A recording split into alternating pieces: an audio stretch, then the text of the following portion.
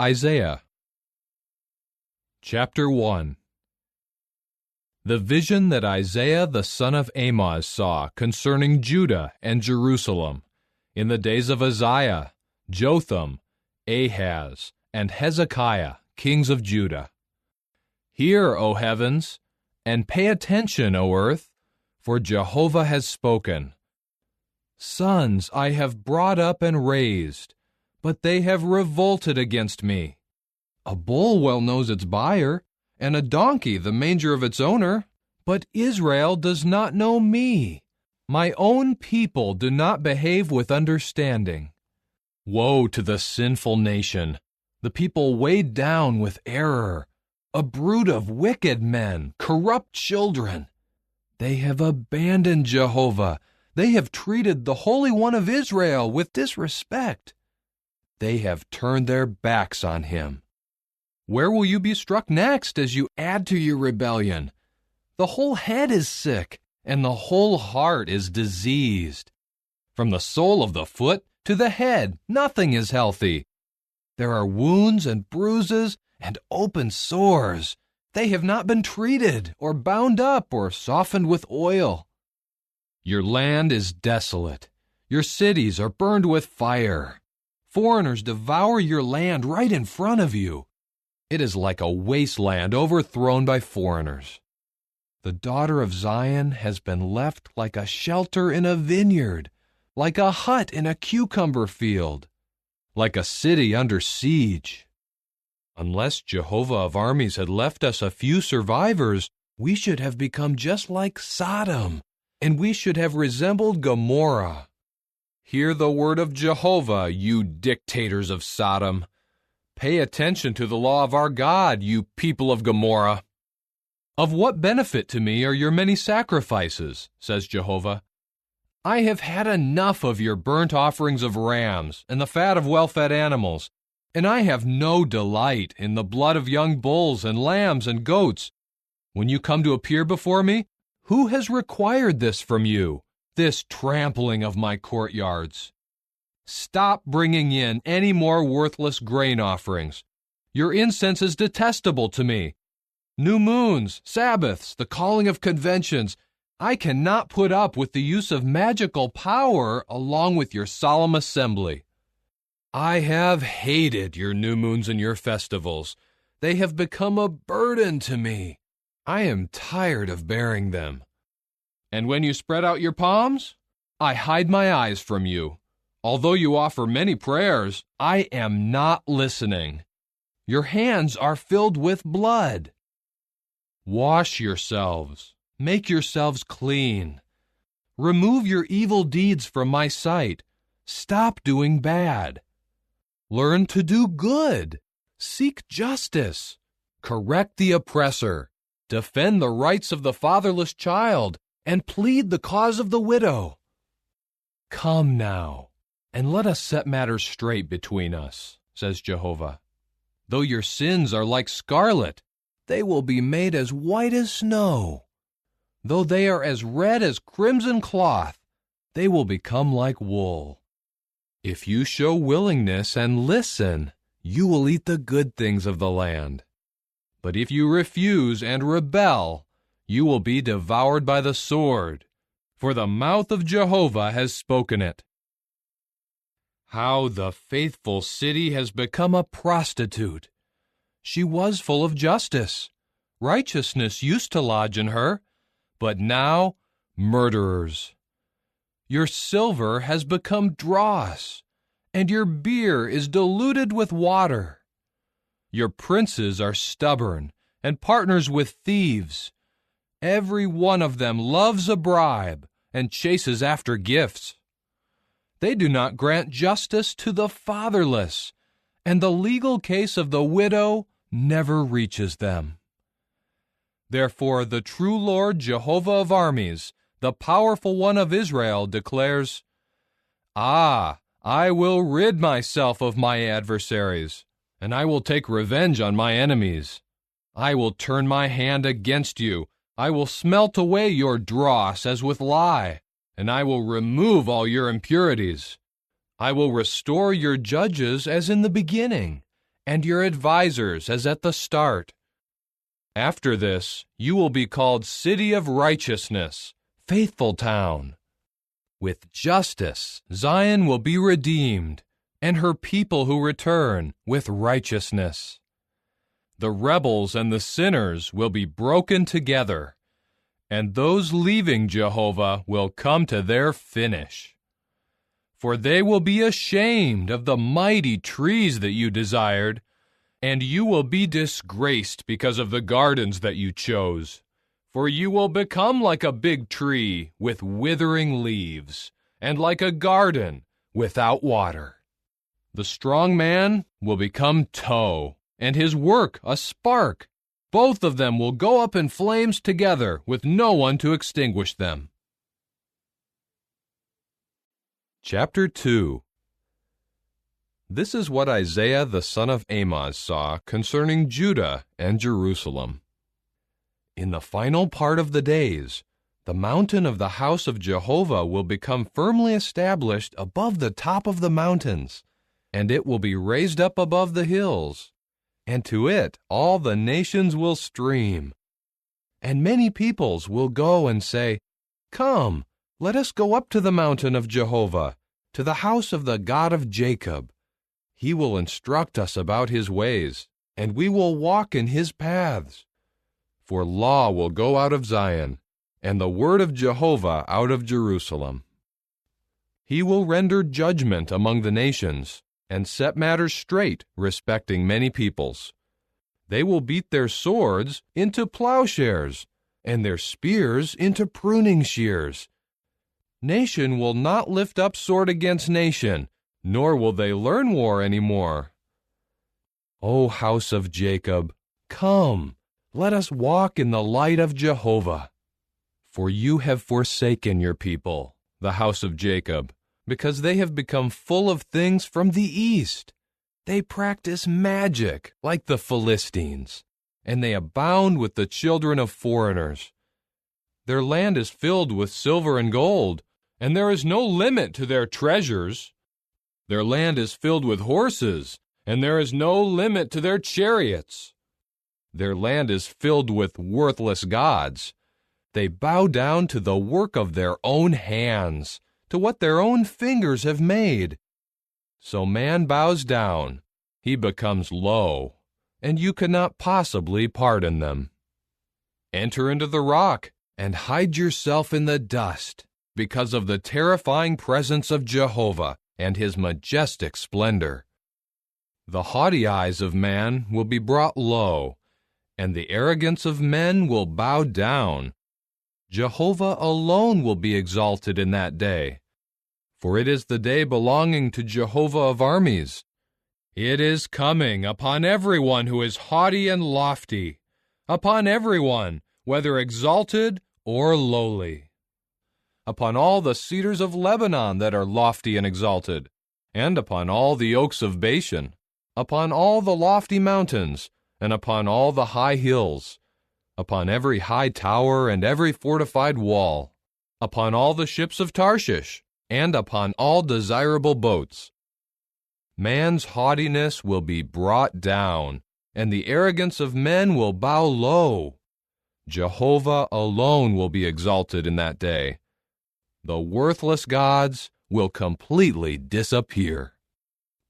And people will enter into the caves of the rocks and into the holes in the ground, because of the terrifying presence of Jehovah and his majestic splendor, when he arises to make the earth tremble in terror. In that day men will take their worthless gods of silver and of gold that they had made for themselves to bow down to, and throw them away to the shrew mice and to the bats, in order to enter into the holes in the rocks and into the clefts of the crags, because of the terrifying presence of Jehovah and his majestic splendor, when he arises to make the earth tremble in terror. For your own sakes, quit trusting in mere man, who is only the breath in his nostrils. Why should he be taken into account? Chapter 3. For look, The true Lord Jehovah of armies is removing from Jerusalem and Judah every kind of support and supply, all support of bread and water, mighty man and warrior, judge and prophet, diviner and elder, chief of 50, dignitary and adviser, the expert magician and the skilled charmer. I will make boys their princes, and the unstable will rule over them. The people will oppress one another, each one his fellow man. The boy will assault the old man, and the lightly esteemed one will defy the respected one. Each one will take hold of his brother in his father's house, and say, "You have a cloak, you be our commander. Take charge of this overthrown pile of ruins." But he will protest in that day, "I will not be your wound dresser. I have no food or clothing in my house. Do not make me commander over the people." For Jerusalem has stumbled, and Judah has fallen, because in word and deed they are against Jehovah. They behave defiantly in his glorious presence. The expression of their faces testifies against them, and they proclaim their sin like Sodom. They do not try to hide it. Woe to them, for they are bringing disaster on themselves. Tell the righteous that it will go well for them. They will be rewarded for what they do. Woe to the wicked one. Disaster will befall him, for what his hands have done will be done to him. As for my people, their taskmasters are abusive, and women rule over them. My people, your leaders are causing you to wander, and they confuse the direction of your paths. Jehovah is taking his position to accuse. He is standing up to pass sentence on peoples. Jehovah will enter into judgment with the elders and princes of his people. You have burned down the vineyard, and what you have stolen from the poor is in your houses. How dare you crush my people and grind the faces of the poor in the dirt, declares the sovereign Lord Jehovah of armies. Jehovah says, because the daughters of Zion are haughty, walking with their heads high, flirting with their eyes, skipping along, making a tinkling sound with their anklets. Jehovah will also strike the head of the daughters of Zion with scabs, and Jehovah will make their forehead bare. In that day Jehovah will take away the beauty of their bangles, the headbands, and the crescent-shaped ornaments, the earrings, the bracelets, and the veils, the headdresses, the ankle chains, and the breastbands, the perfume receptacles, and the charms, the finger rings, and the nose rings, the ceremonial robes, the overtunics, the cloaks, and the purses, the hand mirrors, and the linen garments, the turbans, and the veils. Instead of balsam oil, there will be a rotten smell. Instead of a belt, a rope. Instead of a beautiful hairstyle, baldness. Instead of a rich garment, a garment of sackcloth, and a brand mark instead of beauty. By the sword your men will fall, and your mighty men in battle. Her entrances will mourn and grieve, and she will sit on the ground desolate. Chapter 4. And 7 women will grab hold of one man in that day, saying, we will eat our own bread and wear our own clothing. Only let us be called by your name to take away our disgrace. In that day, what Jehovah makes sprout will be splendid and glorious, and the fruitage of the land will be the pride and beauty of the survivors of Israel. Whoever remains in Zion and is left over in Jerusalem will be called holy, all of those in Jerusalem written down for life. When Jehovah washes away the filth of the daughters of Zion and rinses away the bloodshed of Jerusalem from her midst, by the spirit of judgment and by a spirit of burning, Jehovah will also create over the whole site of Mount Zion and over the place of her conventions a cloud and smoke by day, and a bright flaming fire by night. For over all the glory there will be a shelter, and there will be a booth for shade by day from the heat, and for refuge and protection from storms and the rain. Chapter 5. Let me sing, please, to my beloved, a song about my loved one and his vineyard. My beloved had a vineyard on a fruitful hillside. He dug it up and rid it of stones. He planted it with a choice red vine, built a tower in the middle of it, and hewed out a winepress in it. Then he kept hoping for it to produce grapes, but it produced only wild grapes. And now, you inhabitants of Jerusalem and men of Judah, please judge between me and my vineyard. What more could I have done for my vineyard that I have not already done? Why, when I hoped for grapes, did it produce only wild grapes? Now, please, let me tell you what I will do to my vineyard. I will remove its hedge, and it will be burned down. I will break down its stone wall, and it will be trampled on. I will make it a wasteland. It will not be pruned or hoed. It will be overgrown with thorn bushes and weeds, and I will command the clouds not to send any rain on it. For the vineyard of Jehovah of armies is the house of Israel. The men of Judah are the plantation he was fond of. He kept hoping for justice, but look, there was injustice. For righteousness, but look, a cry of distress. Woe to those who join one house to another house, and who annex one field to another field until there is no more room, and you live by yourselves on the land. Jehovah of armies has sworn in my ears that many houses, though great and beautiful, will become an object of horror, without an inhabitant. For 10 acres of vineyard will produce but 1 bath measure, and a homer measure of seed will produce only an ephah. Woe to those who get up early in the morning to drink alcohol, who linger late into the evening darkness until wine inflames them. They have harp and stringed instrument, tambourine, flute, and wine at their feasts, but they do not consider the activity of Jehovah, and they do not see the work of his hands. So my people will go into exile for lack of knowledge. Their glorious men will go hungry, and all their people will be parched with thirst. So the grave has enlarged itself, and has opened its mouth wide without limit, and her splendor, her noisy multitudes, and her revelers will certainly go down into it. And man will bow down, man will be brought low, and the eyes of the haughty will be brought low. Jehovah of armies will be exalted by his judgment. The true God, the Holy One, will sanctify himself through righteousness.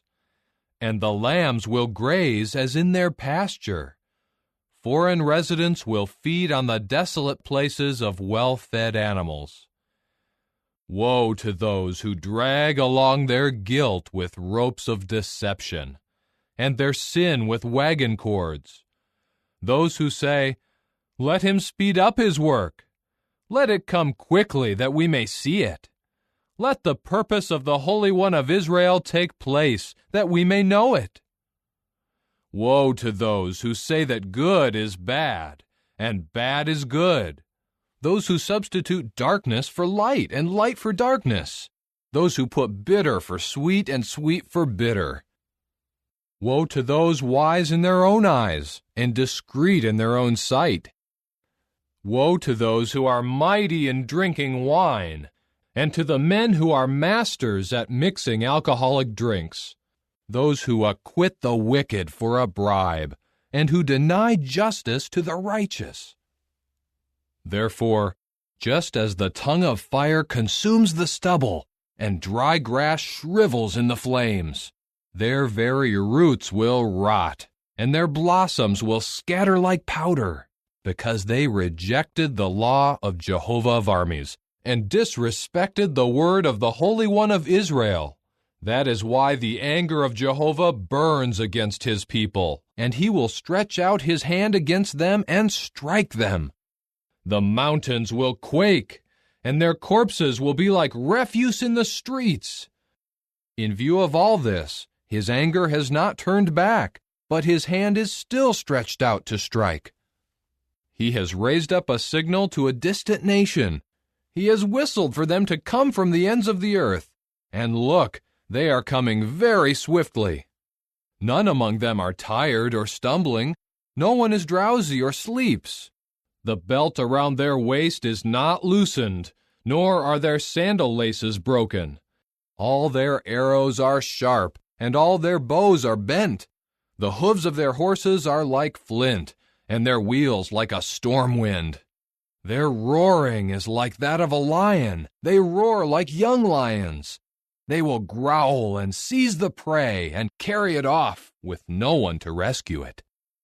In that day they will growl over it like the growling of the sea.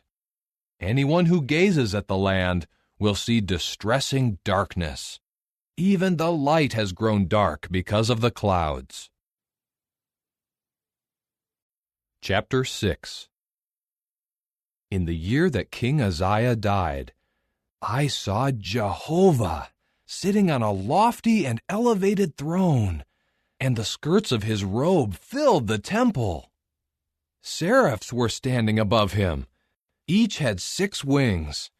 Each covered his face with 2, and covered his feet with 2, and each of them would fly about with 2. And one called to the other, Holy, holy, holy is Jehovah of armies. The whole earth is filled with his glory. And the pivots of the thresholds quivered at the sound of the shouting, and the house was filled with smoke. Then I said, Woe to me! I am as good as dead, for I am a man of unclean lips, and I live among a people of unclean lips. For my eyes have seen the King, Jehovah of armies himself. At that, one of the seraphs flew to me, and in his hand was a glowing coal that he had taken with tongs from the altar. He touched my mouth and said, Look, this has touched your lips. Your guilt is removed, and your sin is atoned for. Then I heard the voice of Jehovah saying, Whom shall I send? And who will go for us? And I said, Here I am, send me. And he replied, Go, and say to this people, You will hear again and again, but you will not understand. You will see again and again, but you will not get any knowledge. Make the heart of this people unreceptive. Make their ears unresponsive, and pace their eyes together, so that they may not see with their eyes and hear with their ears, so that their heart may not understand, and they may not turn back and be healed.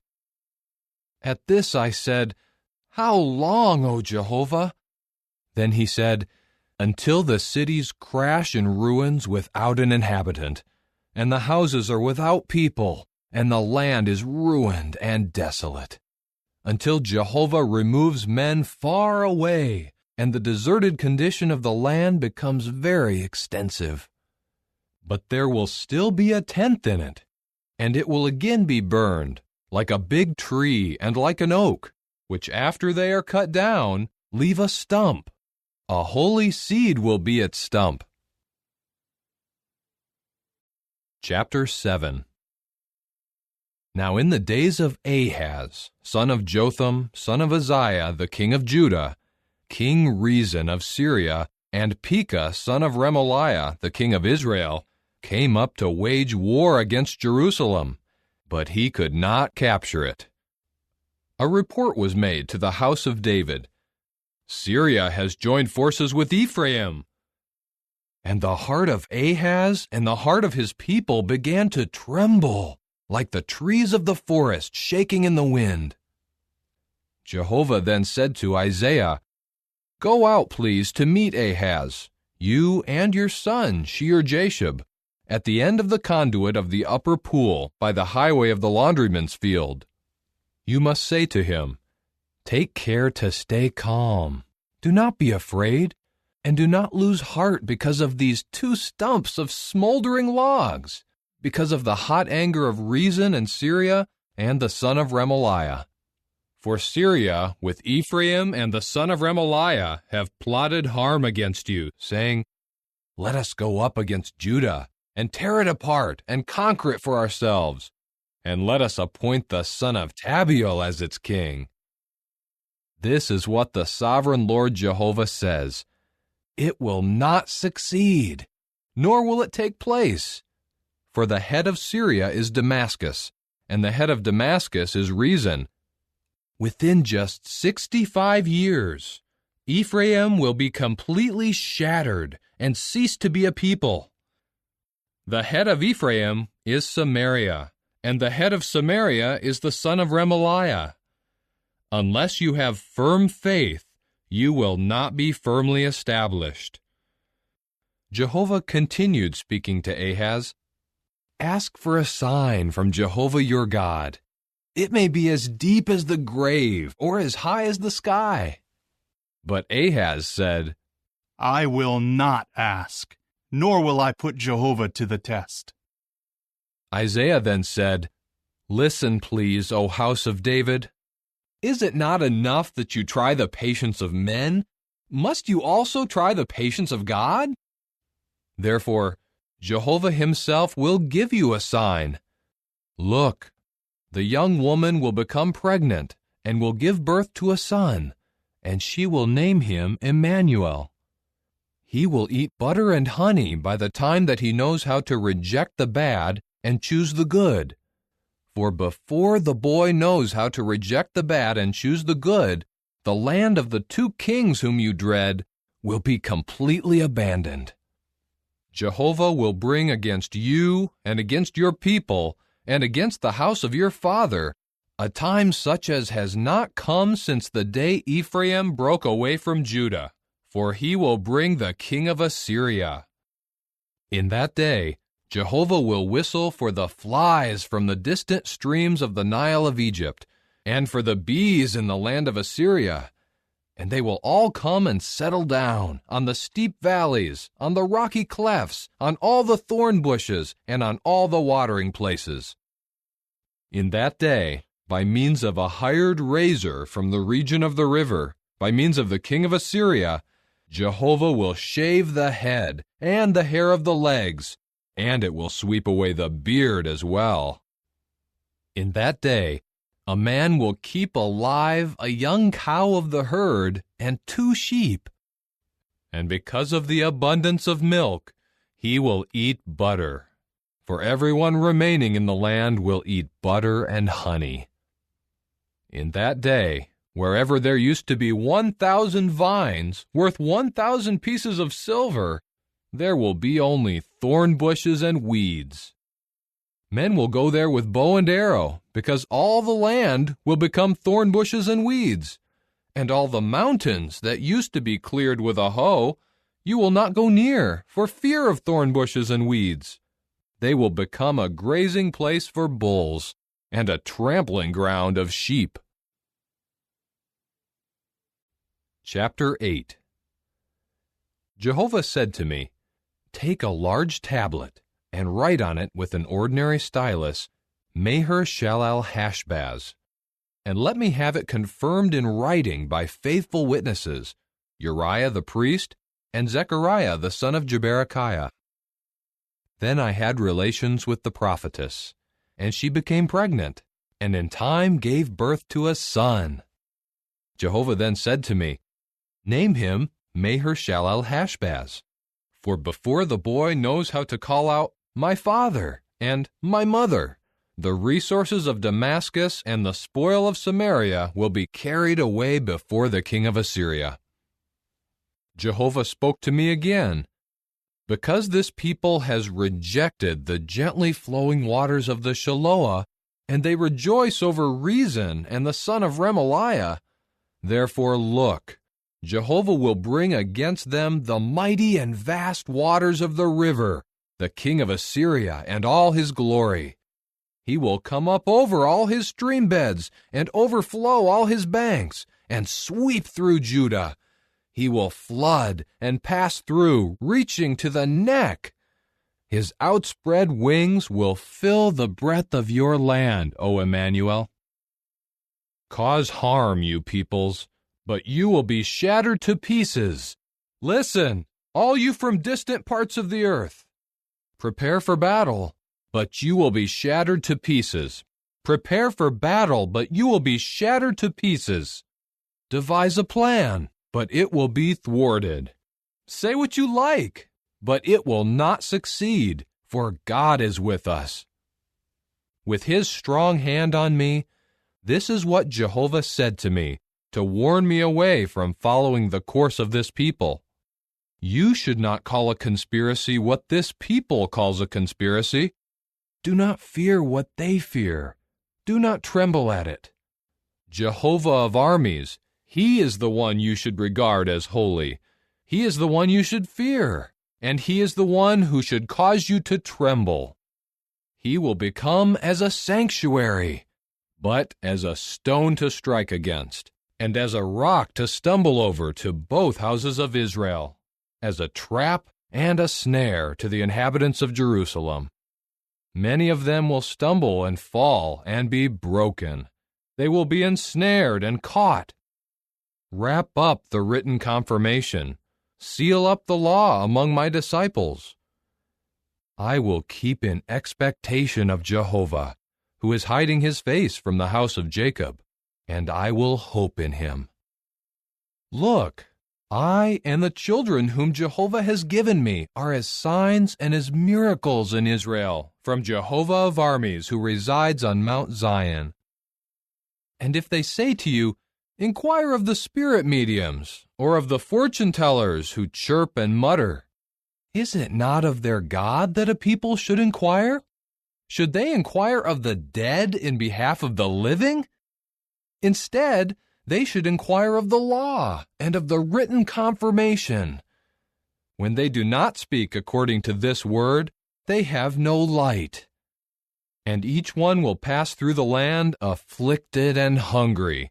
And because he is hungry and indignant, he will curse his king and his God as he looks upward. Then he will look to the earth and see only distress and darkness, obscurity and hard times, gloom and no brightness. Chapter 9. However, the gloom will not be as when the land had distress, as in former times, when the land of Zebulun and the land of Naphtali were treated with contempt.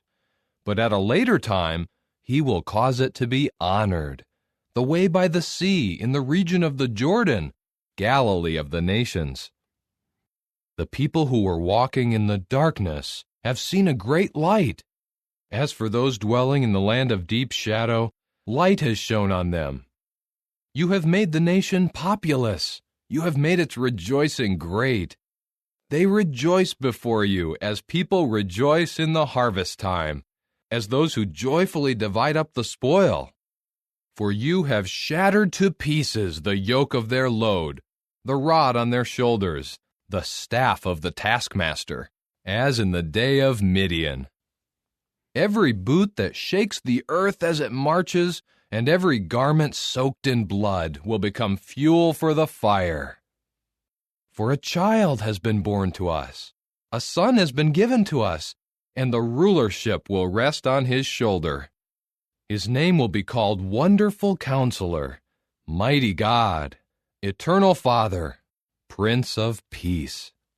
To the increase of his rulership and to peace there will be no end, on the throne of David and on his kingdom, in order to establish it firmly and to sustain it through justice and righteousness, from now on and forever.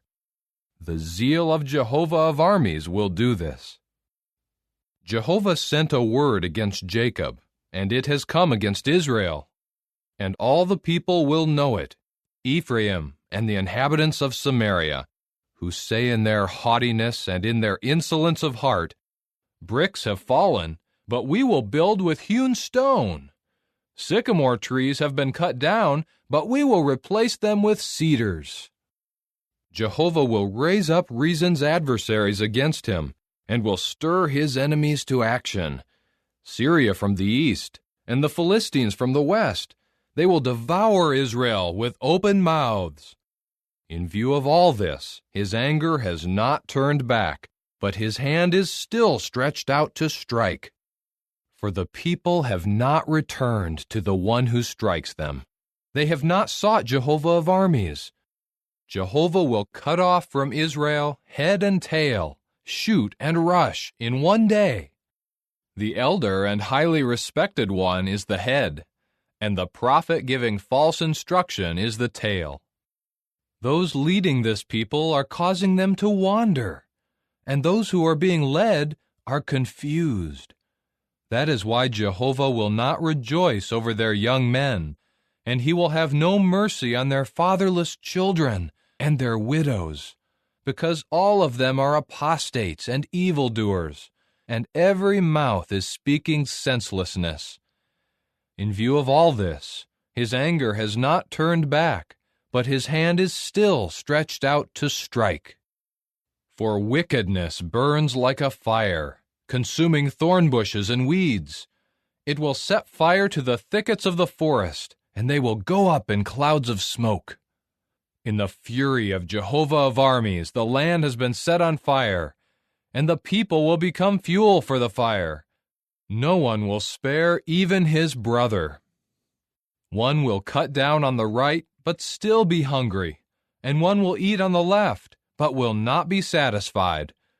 Each will devour the flesh of his own arm. Manasseh will devour Ephraim, and Ephraim Manasseh. Together they will be against Judah. In view of all this, his anger has not turned back, but his hand is still stretched out to strike. Chapter 10. Woe to those who enact harmful regulations, who constantly draft oppressive decrees, to deny the legal claim of the poor, to deprive the lowly among my people of justice, making widows their spoil, and fatherless children their plunder. What will you do on the day of reckoning, when destruction comes from afar? To whom will you flee for assistance, and where will you leave your wealth? Nothing remains except to crouch among the prisoners, or to fall among the slain. In view of all this, his anger has not turned back, but his hand is still stretched out to strike.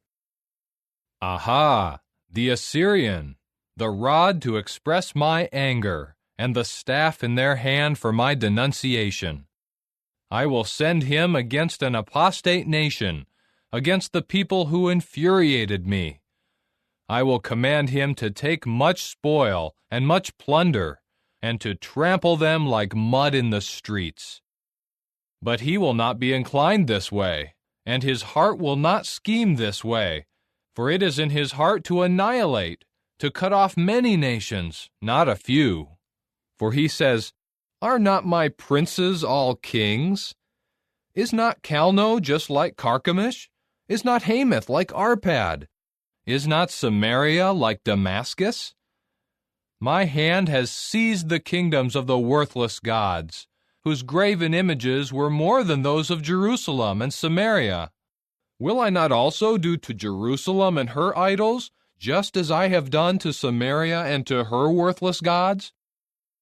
When Jehovah finishes all his work on Mount Zion and in Jerusalem, he will punish the king of Assyria for his insolent heart and his proud, arrogant gaze. For he says, "I will do this by the strength of my hand, and with my wisdom, for I am wise. I will remove the boundaries of peoples and pillage their treasures, and I will subdue the inhabitants like a mighty one. Like a man reaching into a nest, my hand will seize the resources of the peoples, and like one gathering abandoned eggs, I will gather the whole earth. No one will flutter his wings or open his mouth or chirp. Will the axe exalt itself over the one who chops with it? Will the saw exalt itself over the one who saws with it? Could a staff wave the one who lifts it? Or could a rod lift up the one who is not made of wood? Therefore, the true Lord Jehovah of armies will inflict emaciation on his fat ones, and beneath his glory he will kindle a blazing fire. Israel's light will become a fire, and his Holy One a flame. It will blaze up and consume his weeds and his thorn bushes in one day. He will utterly do away with the glory of his forest and his orchard. It will be as when a sick man wastes away. The rest of the trees of his forest will be so few that a boy could list them. In that day, those remaining of Israel and the survivors of the house of Jacob will no longer support themselves on the one who struck them, but they will support themselves on Jehovah, the Holy One of Israel, with faithfulness. Only a remnant will return, the remnant of Jacob, to the mighty God. For though your people, O Israel, are as the grains of sand of the sea, only a remnant of them will return. An extermination has been decided on, and justice will engulf them. Yes, the extermination decided on by the sovereign Lord Jehovah of armies will be carried out in the entire land. Therefore, this is what the sovereign Lord Jehovah of armies says. Do not be afraid, my people who are dwelling in Zion, because of the Assyrian, who used to strike you with the rod and to lift up his staff against you, as Egypt did. For in a very little while the denunciation will come to an end. My anger will be directed to their destruction.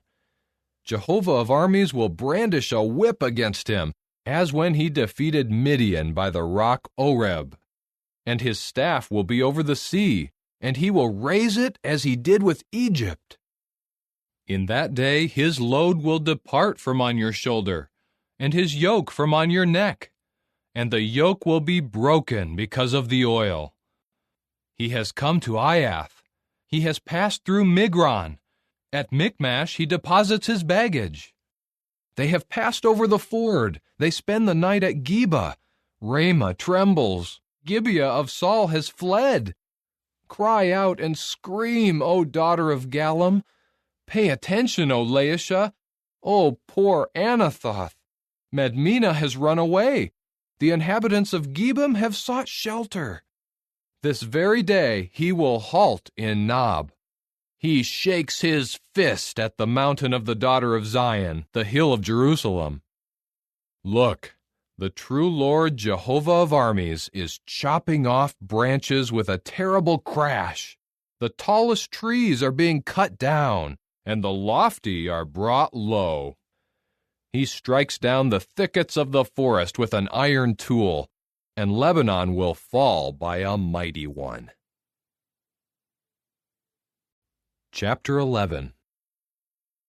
A twig will grow out of the stump of Jesse, and a sprout from his roots will bear fruit. And the Spirit of Jehovah will settle upon him, the Spirit of wisdom and of understanding, the Spirit of counsel and of mightiness, the Spirit of knowledge and of the fear of Jehovah. And he will find delight in the fear of Jehovah. He will not judge by what appears to his eyes, nor reprove simply according to what his ears hear. He will judge the lowly with fairness, and with uprightness he will give reproof in behalf of the meek ones of the earth. He will strike the earth with the rod of his mouth, and put the wicked to death with the breath of his lips. Righteousness will be the belt around his waist, and faithfulness the belt of his hips. The wolf will reside for a while with the lamb, and with the young goat the leopard will lie down. And the calf and the lion and the fattened animal will all be together, and a little boy will lead them. The cow and the bear will feed together, and their young will lie down together.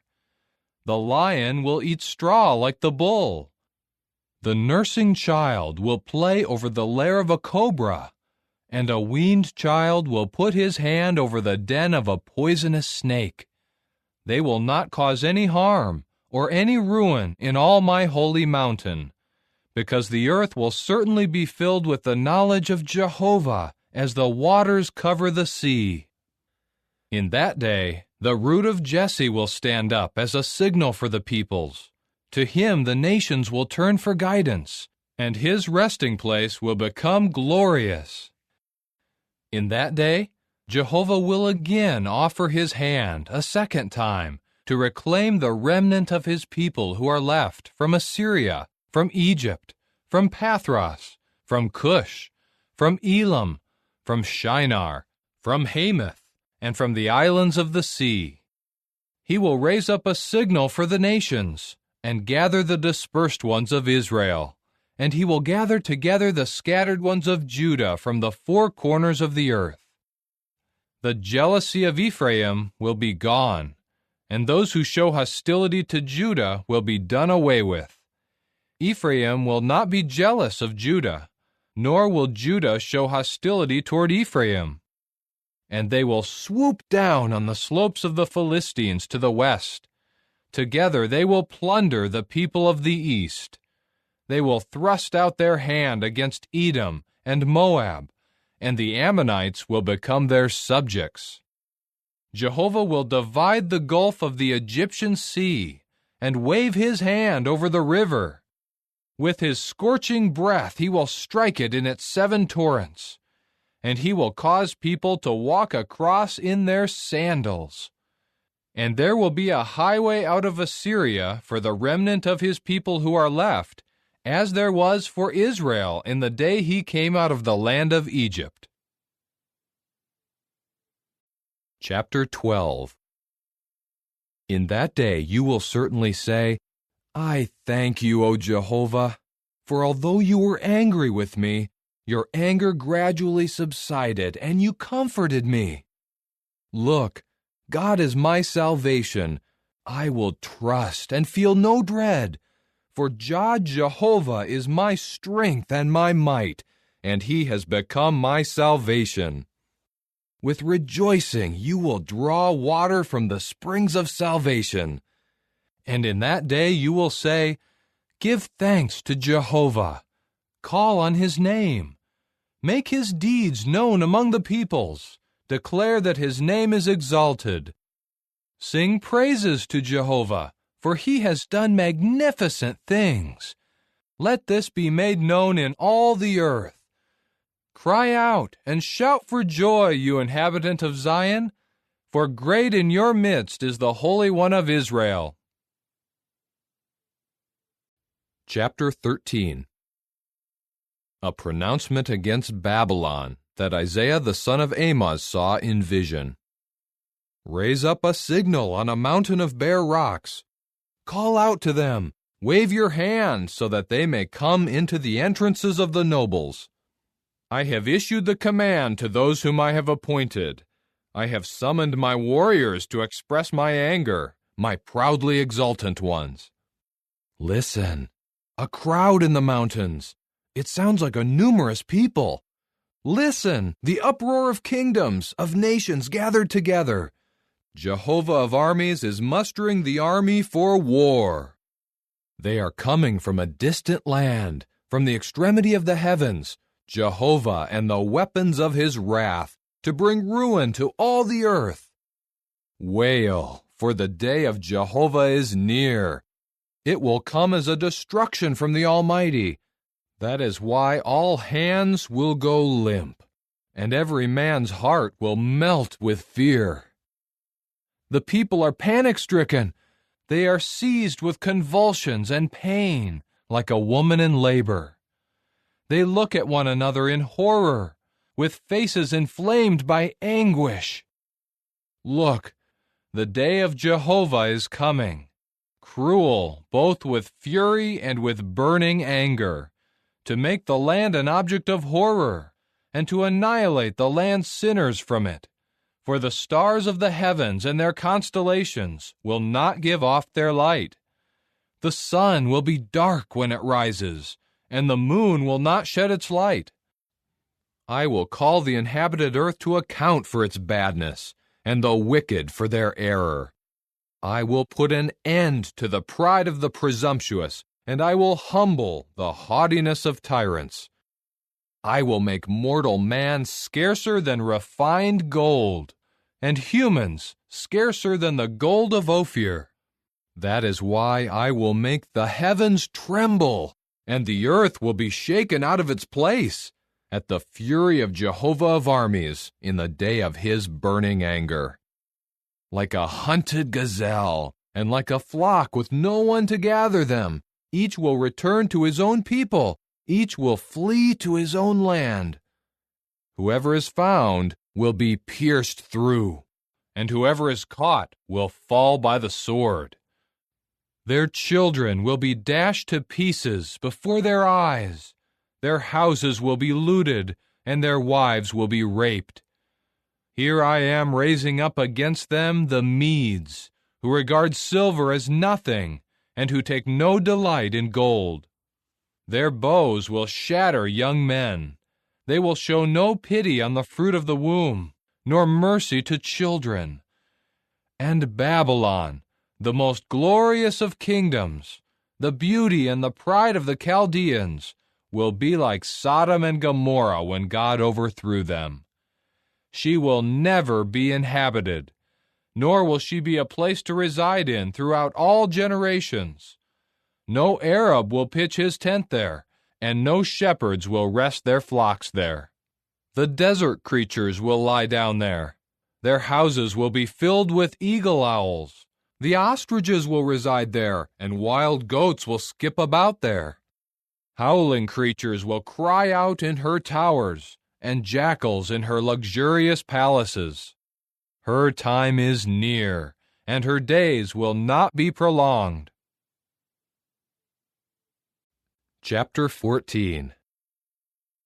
For Jehovah will show mercy to Jacob, and he will again choose Israel. He will settle them in their land, and the foreign residents will join them and attach themselves to the house of Jacob. And peoples will take them and bring them to their own place, and the house of Israel will possess them as male and female servants in Jehovah's land. And they will be the captors of those who held them captive, and they will have in subjection those who were forcing them to work. In the day when Jehovah gives you rest from your pain and from your turmoil and from the hard slavery imposed on you, you will recite this proverb against the king of Babylon. How the one forcing others to work has met his end. How the oppression has ended.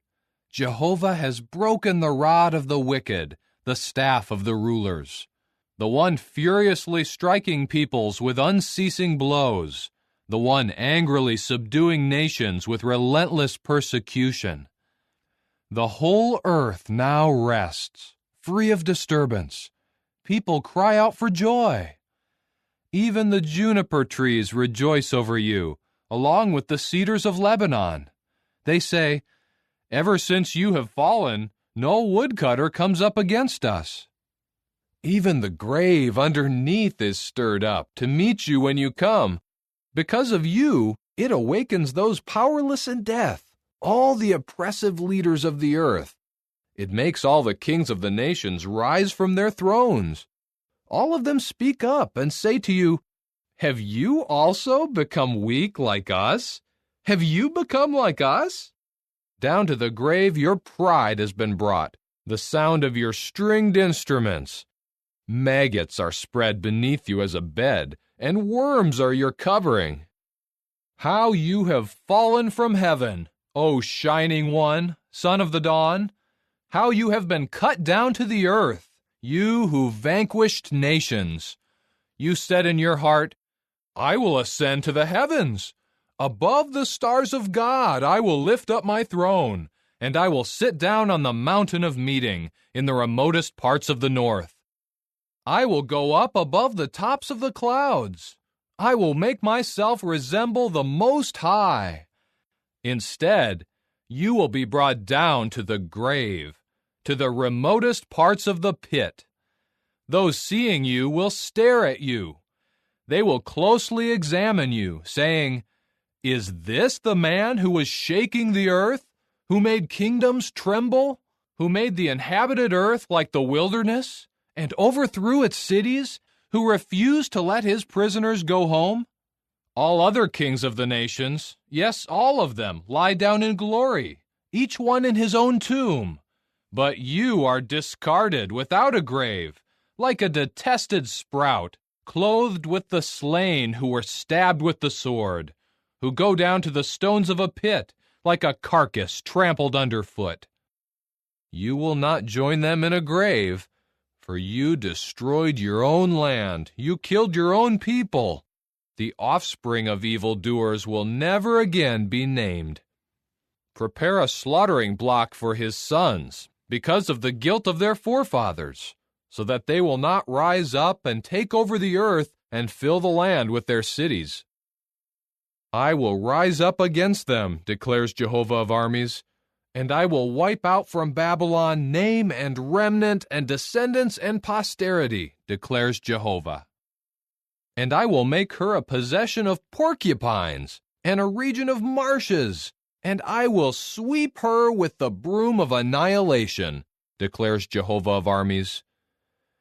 Jehovah of armies has sworn, just as I have intended, so it will occur. And just as I have decided, that is what will come true. I will crush the Assyrian in my land, and I will trample him on my mountains. His yoke will be removed from them, and his load will be removed from their shoulder. This is what has been decided against all the earth, and this is the hand that is stretched out against all the nations. For Jehovah of armies has decided, and who can thwart it? His hand is stretched out, and who can turn it back? In the year that King Ahaz died, this pronouncement was made. Do not rejoice, Philistia, any of you, just because the staff of the one striking you has been broken. For from the root of the serpent will come a poisonous snake, and its offspring will be a flying, fiery snake. While the firstborn of the lowly feed, and the poor lie down in security, I will put your root to death with famine, and what is left of you will be killed.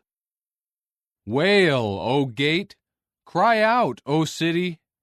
All of you will lose heart, O Philistia, for a smoke is coming from the north, and there are no stragglers in his ranks. How should they answer the messengers of the nation? That Jehovah has laid the foundation of Zion, and that the lowly ones of his people will take refuge in her. Chapter 15. A pronouncement against Moab. Because it has been devastated in a night, Ar of Moab has been silenced. Because it has been devastated in a night, Kir of Moab has been silenced. He has gone up to the house and to Dibon, to the high places to weep. Moab wails over Nebo and over Medeba. Every head is shaved bald. Every beard is clipped. In its streets they have put on sackcloth. On their roofs and in their public squares they all wail. They go down weeping. Heshbon and Elealeh cry out. Their voice is heard as far as Jahaz. That is why the armed men of Moab keep shouting. He is trembling. My heart cries out over Moab. Its fugitives have fled as far as Zoar and Eglath-Shalishah. On the ascent of Luhith they weep as they go up. On the way to Horonaim they cry out over the catastrophe. For the waters of Nimrim are desolate. The green grass has dried up. The grass is gone, and nothing green is left. That is why they are carrying away what is left of their stores and their riches. They are crossing the valley of poplars. For the outcry echoes throughout the territory of Moab. The wailing reaches to Eglaim. The wailing reaches to Beer Elam. for the waters of Dimon are full of blood. And I have more in store for Dimon, a lion for those of Moab who escape, and for those remaining in the land. Chapter 16. Send a ram to the ruler of the land, from Selah through the wilderness to the mountain of the daughter of Zion. Like a bird chased away from its nest, so the daughters of Moab will be at the fords of Arnon. Offer counsel, carry out the decision. Make your shadow at high noon like the night. Conceal the dispersed and do not betray those fleeing. May my dispersed ones reside in you, O Moab. Become a place of concealment to them because of the destroyer. The oppressor will reach his end. The destruction will come to an end, and those trampling others down will perish from the earth. Then a throne will be firmly established in loyal love. The one who sits on it in the tent of David will be faithful. He will judge fairly and will swiftly execute righteousness. We have heard about the pride of Moab. He is very proud, his haughtiness and his pride and his fury, but his empty talk will come to nothing. So Moab will wail for Moab. They will all wail. Those who are stricken will moan for the raisin cakes of Kirharaseth. For the terraces of Heshbon have withered. The vine of Sibmah, the rulers of the nations have trampled its bright red branches. They had reached as far as Jazer. They had extended into the wilderness. Its shoots had spread out and gone as far as the sea. That is why I will weep over the vine of Sibmah, as I weep for Jazer. With my tears I will drench you, O Heshbon and Elealeh, because the shouting over your summer fruit and your harvest has ended. Rejoicing and joyfulness have been taken away from the orchard, and there are no songs of joy or shouting in the vineyards. The treader no longer treads out wine in the presses, for I have caused the shouting to cease. That is why deep within me I am boisterous over Moab, like the strumming of a harp, and my innermost being over Kirharaseth. Even when Moab wears himself out on the high place and goes to pray in his sanctuary, he will accomplish nothing. This is the word that Jehovah previously spoke concerning Moab. And now Jehovah says, within 3 years, like the years of a hired worker, the glory of Moab will be disgraced with much tumult of every sort, and those who remain will be very few and insignificant. Chapter 17. A pronouncement against Damascus. Look, Damascus will cease to be a city, and it will become a heap of ruins. The cities of Aroer will be abandoned. They will become places for flocks to lie down, with no one to make them afraid. Fortified cities will disappear from Ephraim, and the kingdom from Damascus. And those remaining of Syria will be like the glory of the Israelites, declares Jehovah of armies. In that day the glory of Jacob will diminish, and his healthy body will grow thin. It will be as when the harvester is gathering the standing grain, and his arm harvests the ears of grain, like when one gleans grain in the valley of Rephaim. Only gleanings will be left, as when an olive tree is beaten. Only 2 or 3 ripe olives remain on the highest branch, only 4 or 5 on its fruit-bearing branches, declares Jehovah, the God of Israel. In that day, man will look up to his Maker, and his eyes will gaze at the Holy One of Israel. He will not look to the altars, the work of his hands, and he will not gaze at what his fingers have made, either the sacred poles or the incense stands. In that day, his fortress cities will become like an abandoned site in the woodland. Like a branch that was abandoned before the Israelites, it will become a wasteland. For you have forgotten the God of your salvation. You have failed to remember the rock of your fortress. That is why you plant beautiful plantations and set it with the shoot of a stranger. In the day you carefully fence in your plantation. In the morning you make your seed sprout. But the harvest will vanish in the day of disease and incurable pain. Listen, there is a commotion of many peoples who are as boisterous as the seas. There is an uproar of nations whose sound is like the roar of mighty waters. The nations will make a sound like the roar of many waters. He will rebuke them, and they will flee far away. Chased like the chaff of the mountains before a wind, like a whirling thistle before a storm wind. In the evening there is terror. Before morning they are no more. This is the share of those pillaging us, and the lot of those plundering us. Chapter 18. Woe to the land of whirring insect wings, in the region of the rivers of Ethiopia.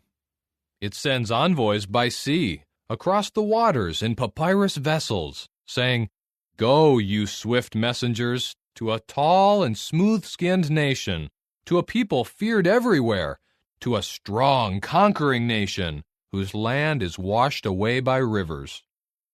All you inhabitants of the land and you residents of the earth, what you see will be like a signal raised on the mountains, and you will hear a sound like the blowing of a horn. For this is what Jehovah said to me, I will remain undisturbed and look on my established place, like the shimmering heat along with the sunlight, like the cloud of dew in the heat of harvest. For before the harvest, when the blossom is finished, and the bloom becomes a ripening grape, the shoots will be cut off with pruning shears, and the tendrils will be lopped off and removed. They will all be left for the birds of prey of the mountains, and for the beasts of the earth. The birds of prey will spend the summer on them, and all the beasts of the earth will spend the harvest time on them. At that time a gift will be brought to Jehovah of armies, from a tall and smooth-skinned nation, from a people feared everywhere, from a strong, conquering nation, whose land is washed away by rivers, to the place that bears the name of Jehovah of armies, Mount Zion. Chapter 19. A pronouncement against Egypt.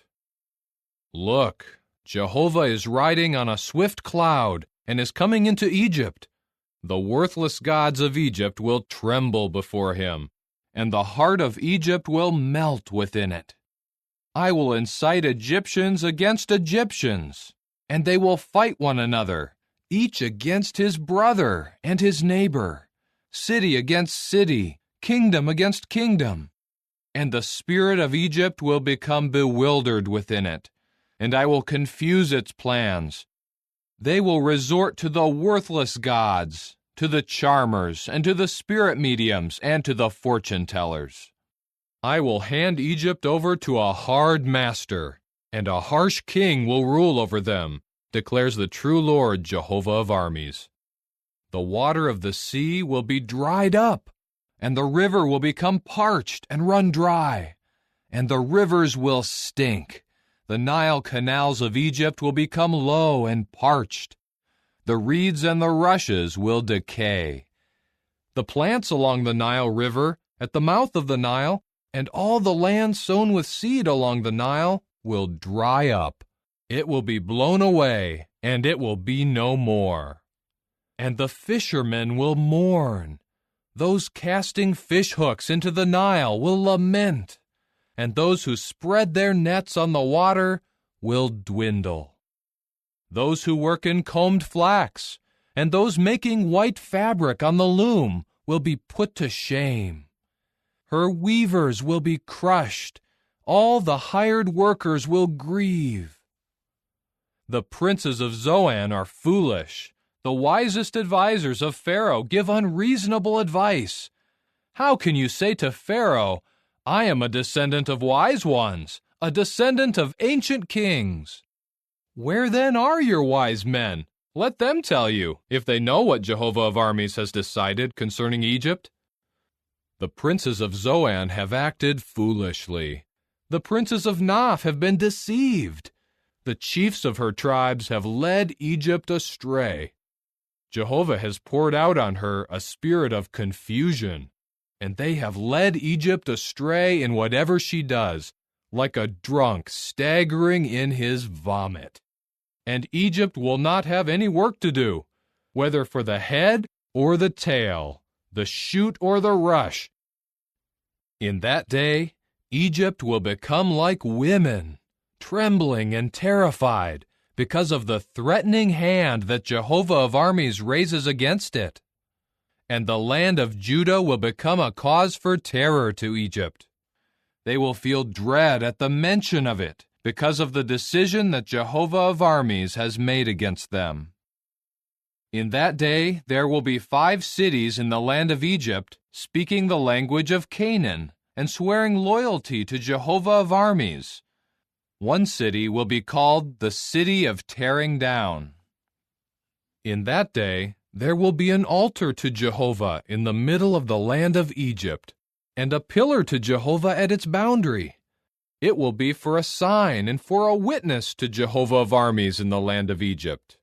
For they will cry out to Jehovah because of the oppressors, and he will send them a Savior, a grand one, who will save them. And Jehovah will become known to the Egyptians, and the Egyptians will know Jehovah in that day.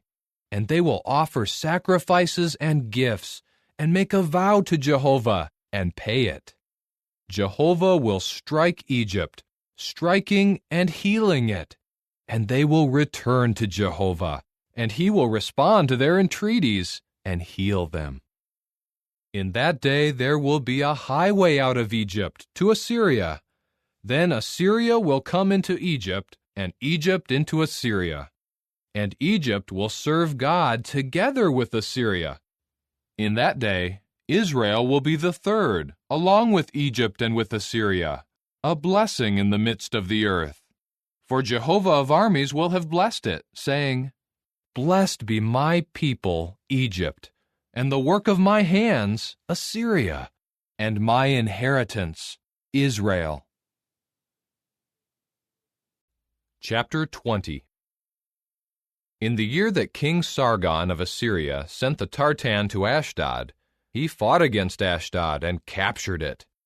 At that time Jehovah spoke through Isaiah the son of Amoz, saying, Go, remove the sackcloth from your hips, and take your sandals off your feet. And he did so, walking about naked and barefoot. Jehovah then said, Just as my servant Isaiah has walked about naked and barefoot for 3 years, as a sign and a portent against Egypt and Ethiopia, so the king of Assyria will lead the captives of Egypt and the exiles of Ethiopia, boys and old men, naked and barefoot, and with exposed buttocks, the nakedness of Egypt. And they will be terrified, and will be ashamed of Ethiopia, their hope, and of Egypt, their pride. The inhabitants of this coastland will say in that day, Look at what happened to our hope, to which we fled for help and rescue from the king of Assyria. How will we escape now? Chapter 21. A pronouncement against the wilderness of the sea. It is coming, like storm winds that sweep through in the south, from the wilderness, from a fearsome land. A harsh vision has been told to me. The treacherous one is acting treacherously, and the destroyer is destroying. Go up, O Elam! Lay siege, O Media! I will put an end to all the sighing she caused. That is why I am in great anguish.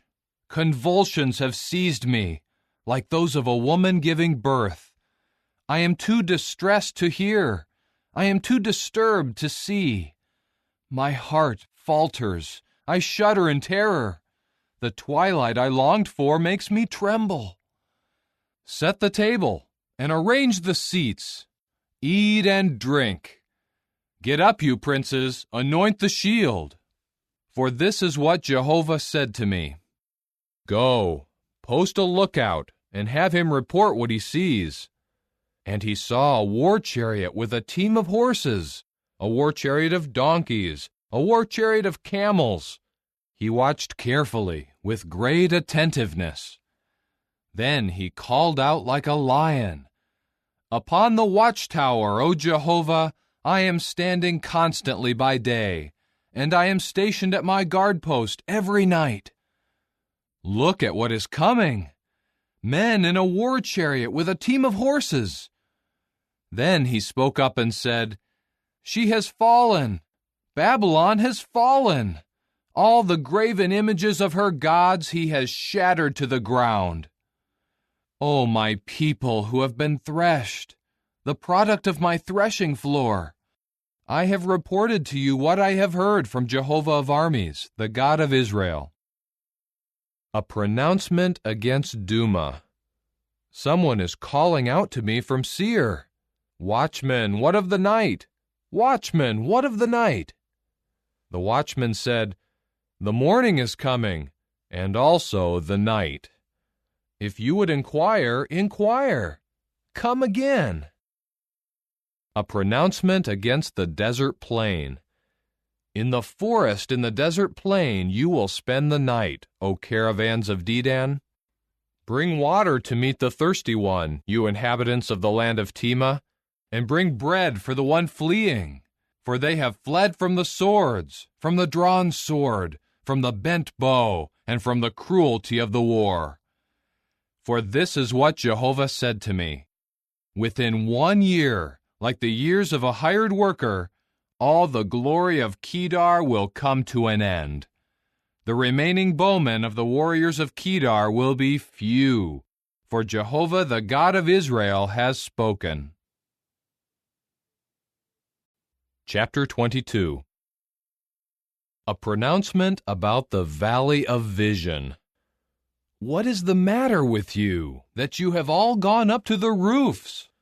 You were full of turmoil, a boisterous city, an exultant town.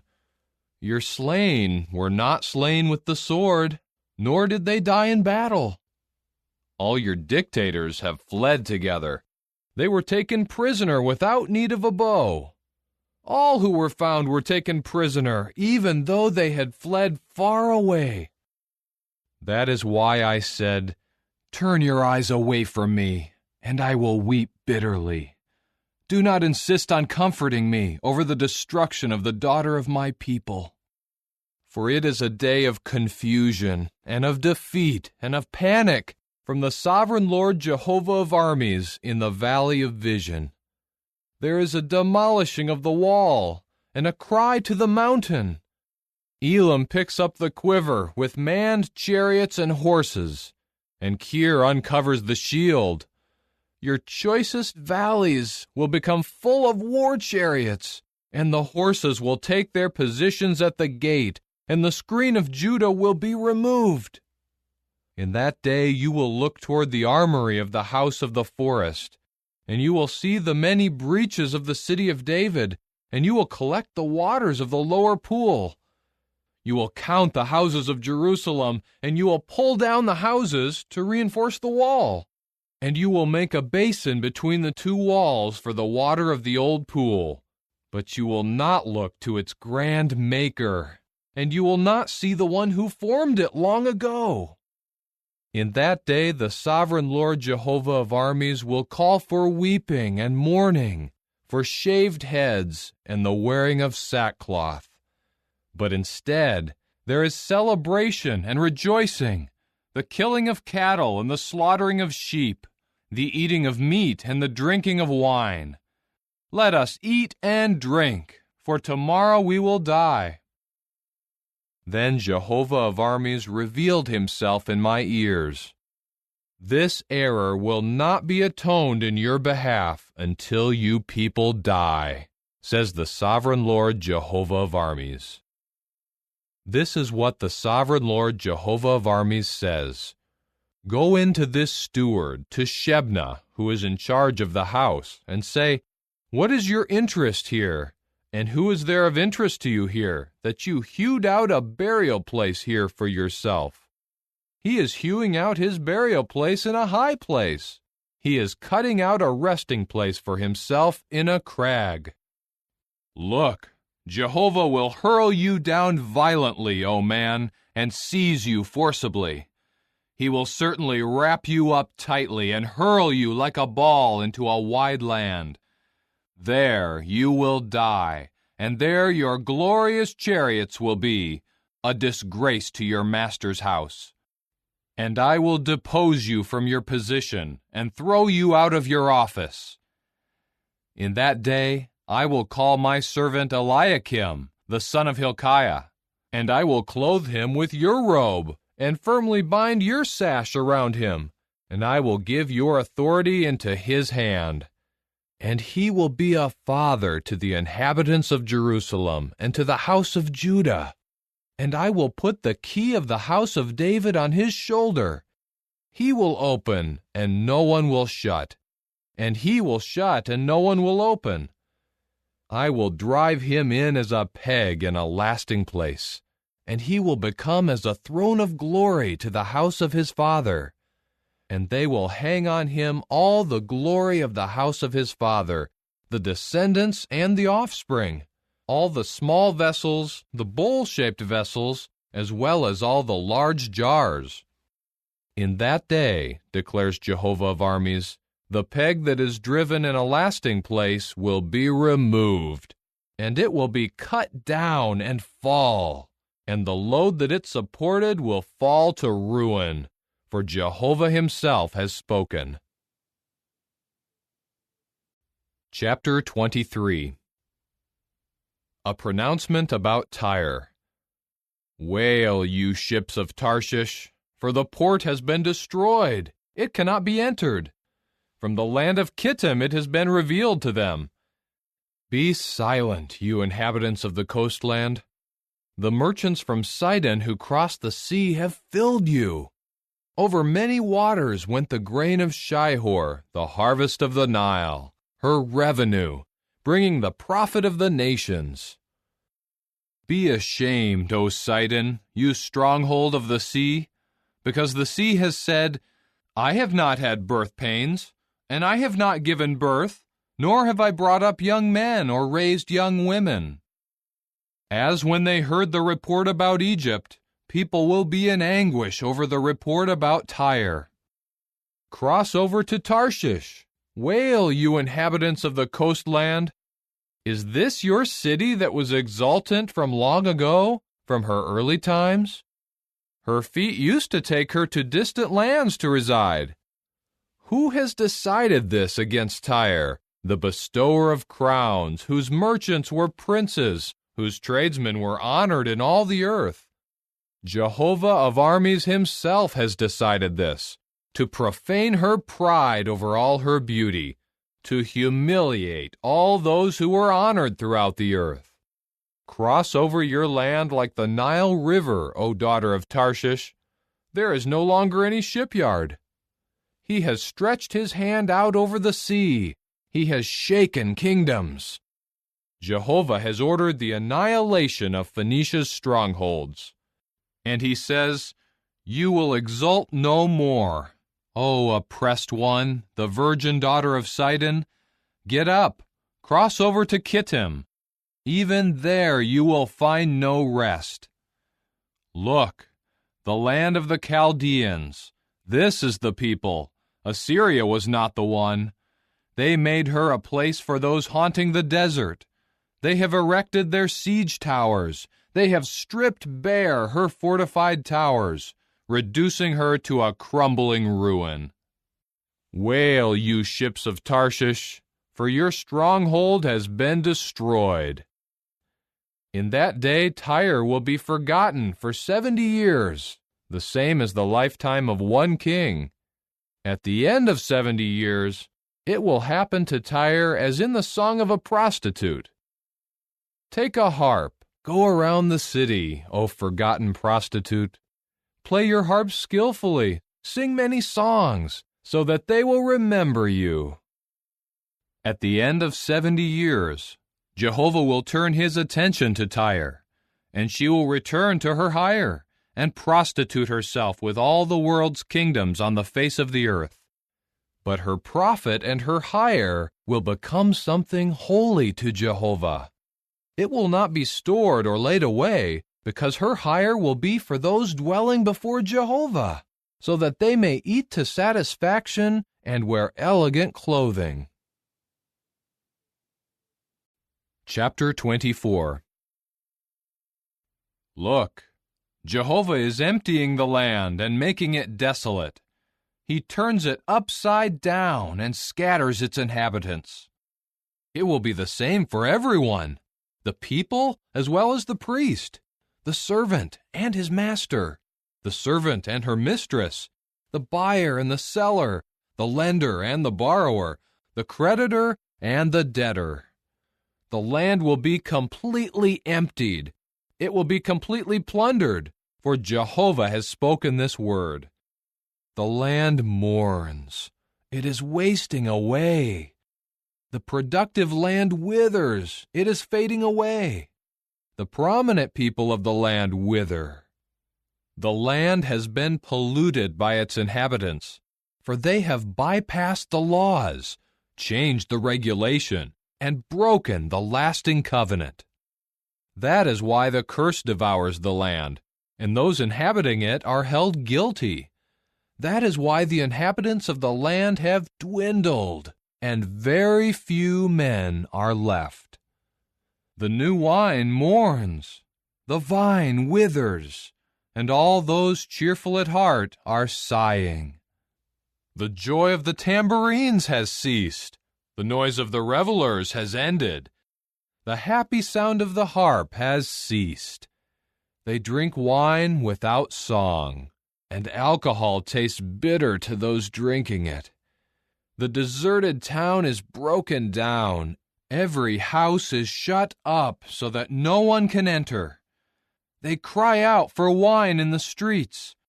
All rejoicing has disappeared. The joy of the land has gone. The city is left in ruins. The gate has been crushed to a heap of rubble. For this is how it will be in the land among the peoples, as when an olive tree is beaten, like the gleaning when the grape harvest comes to an end. They will raise their voice. They will shout joyfully. From the sea they will proclaim the majesty of Jehovah. That is why they will glorify Jehovah in the region of light. In the islands of the sea they will glorify the name of Jehovah, the God of Israel. From the ends of the earth we hear songs, "Glory to the Righteous One." But I say, I am wasting away. I am wasting away. Woe to me! The treacherous have acted treacherously. With treachery the treacherous have acted treacherously. Terror and pits and traps await you, inhabitant of the land. Anyone fleeing from the sound of terror will fall into the pit, and anyone coming up from the pit will be caught in the trap. For the floodgates above will be opened, and the foundations of the land will quake. The land has burst apart. The land has been shaken up. The land convulses violently. The land staggers like a drunken man, and it sways back and forth like a hut in the wind. Its transgression weighs heavily on it, and it will fall, so that it will not rise up again. In that day Jehovah will turn his attention to the army of the heights above, and to the kings of the earth upon the earth. And they will be gathered together like prisoners gathered into a pit, and they will be shut up in the dungeon. After many days, they will be given attention. The full moon will be abashed, and the shining sun will be ashamed. For Jehovah of armies has become king in Mount Zion and in Jerusalem, glorious before the elders of his people. Chapter 25. O Jehovah, you are my God. I exalt you, I praise your name, for you have done wonderful things, things purposed from ancient times, in faithfulness, in trustworthiness.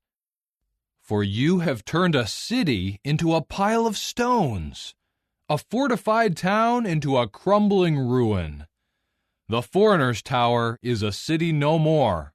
It will never be rebuilt. That is why a strong people will glorify you. The city of tyrannical nations will fear you. For you have become a stronghold to the lowly, a stronghold to the poor in his distress, a refuge from the rainstorm, and a shade from the heat.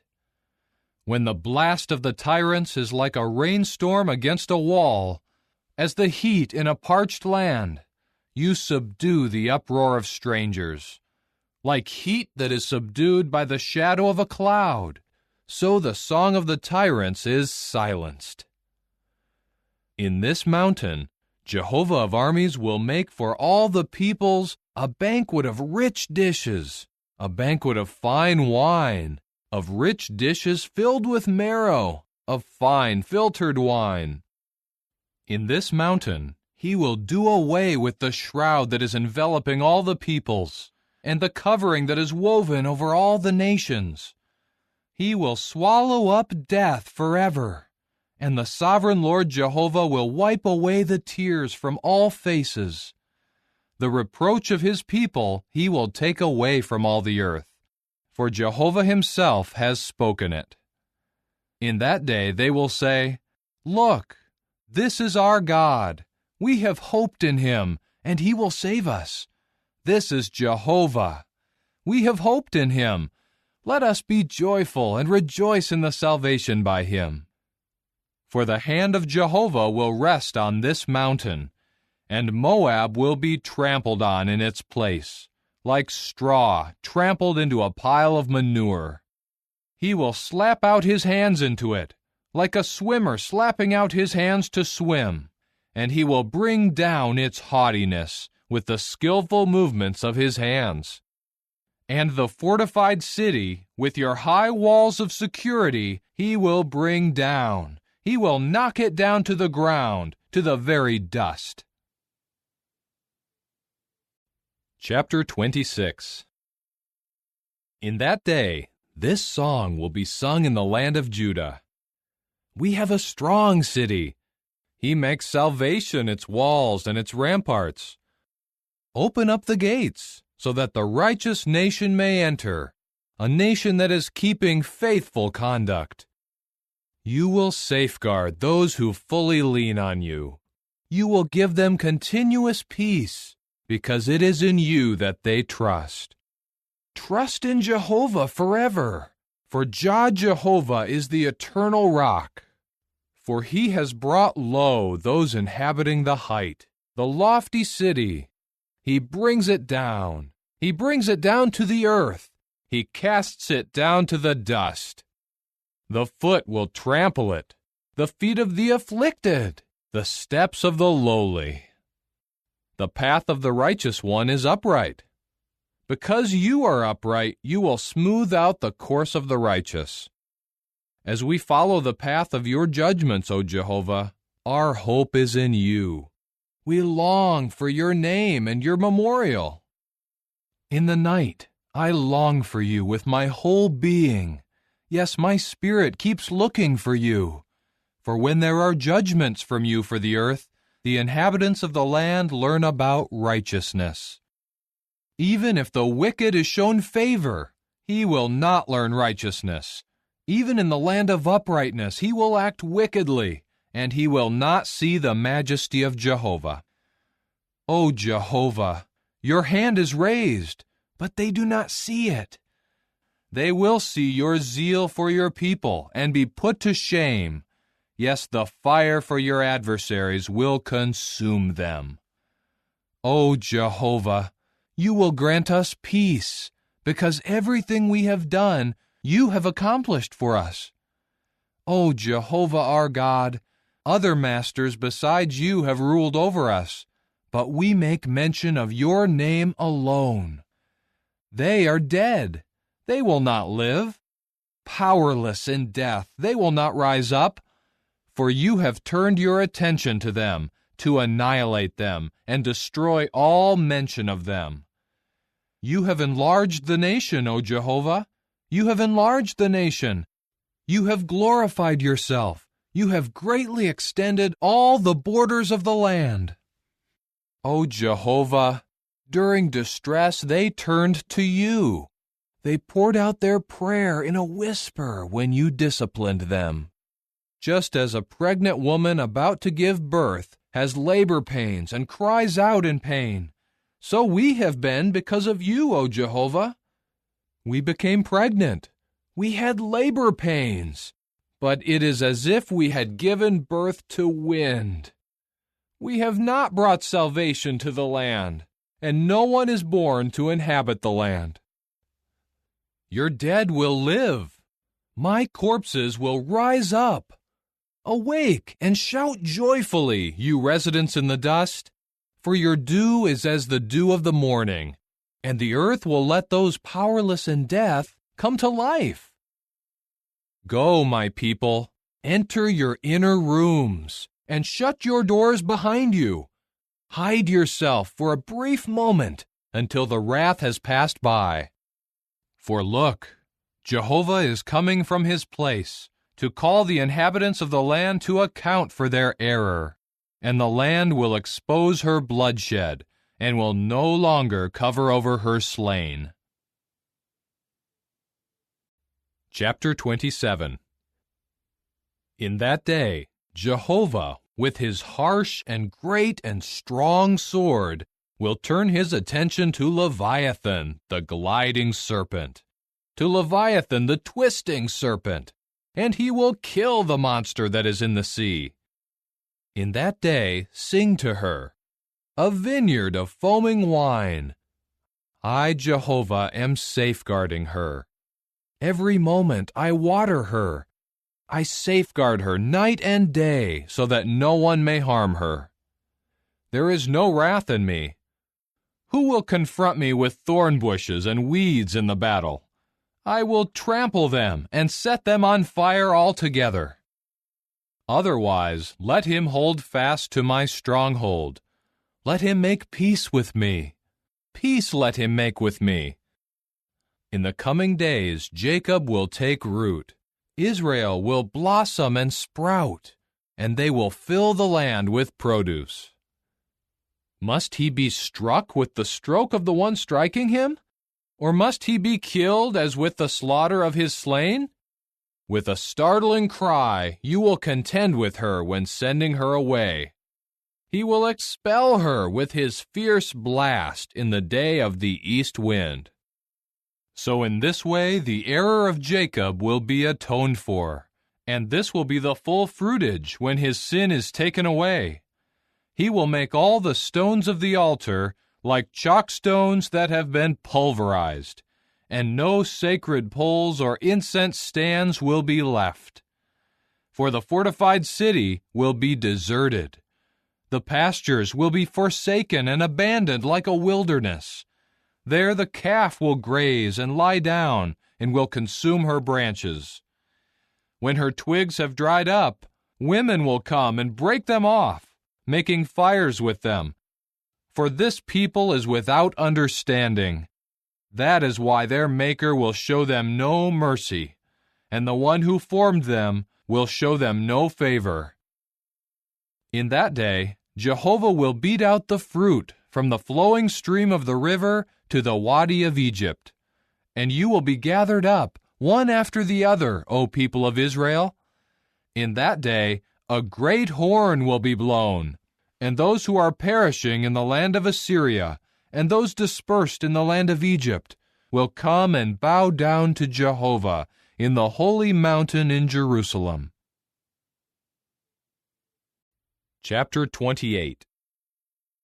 Woe to the showy crown of the drunkards of Ephraim, and the fading blossom of its glorious beauty, which is on the head of the fertile valley of those overcome with wine. Look, Jehovah has someone strong and mighty, like a thundering hailstorm, a destructive windstorm, Like a thunderstorm of powerful floodwaters, he will forcefully hurl it down to the earth. The showy crowns of the drunkards of Ephraim will be trampled underfoot, and the fading flower of its glorious beauty, which is on the head of the fertile valley, will become like the early fig before summer. When someone sees it, he swallows it as soon as it is in his hand. In that day, Jehovah of armies will become a glorious crown and a beautiful garland to those left of his people. And he will become a spirit of justice to the one who sits in judgment, and a source of mightiness to those who repel the attack at the gate.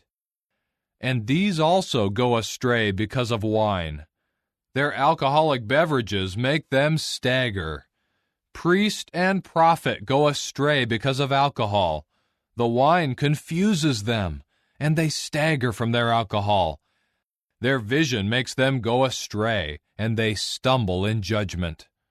For their tables are full of filthy vomit. There is no place without it. To whom will one impart knowledge? And to whom will one explain the message? To those who have just been weaned from milk? Those just taken away from the breasts? For it is command after command, command after command, line by line, line by line, a little here, a little there. So by means of those with stammering speech and a foreign language, he will speak to this people. He once told them, "This is the resting place. Let the weary one rest. This is the place of refreshment." But they refuse to listen. So to them, the word of Jehovah will be command after command, command after command, line by line, line by line, a little here, a little there, so that when they walk, they will stumble and fall backward and be broken and ensnared and caught. So hear the word of Jehovah, you boasters, you rulers of this people in Jerusalem. For you men say, "We have made a covenant with death, and with the grave we have made an agreement. When the raging flash flood passes through, it will not reach us, for we have made a lie our refuge, and we have hidden ourselves in falsehood." Therefore, this is what the sovereign Lord Jehovah says. Here I am laying as a foundation in Zion a tested stone, the precious cornerstone of a sure foundation. No one exercising faith will panic. And I will make justice the measuring line, and righteousness the leveling tool. The hail will sweep away the refuge of lies, and the waters will flood out the hiding place. Your covenant with death will be dissolved, and your agreement with the grave will not stand. When the raging flash flood passes through, you will be crushed by it.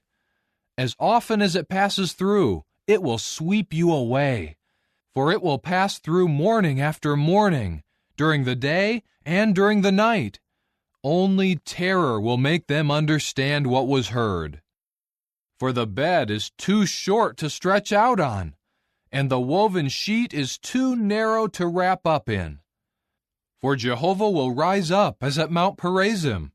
He will rouse himself as in the valley near Gibeon, that he may do his deed, his strange deed, and that he may carry out his work, his unusual work. Now do not scoff, so that your bonds may not be further tightened. For I have heard from the sovereign Lord Jehovah of armies that an extermination has been determined for all the land. Give ear and listen to my voice. Pay attention and listen to what I say. Does the plower keep plowing all day before he sows seed? Does he continually break up and harrow his ground? When he has smoothed out its surface, does he not then scatter black cumin and sow cumin?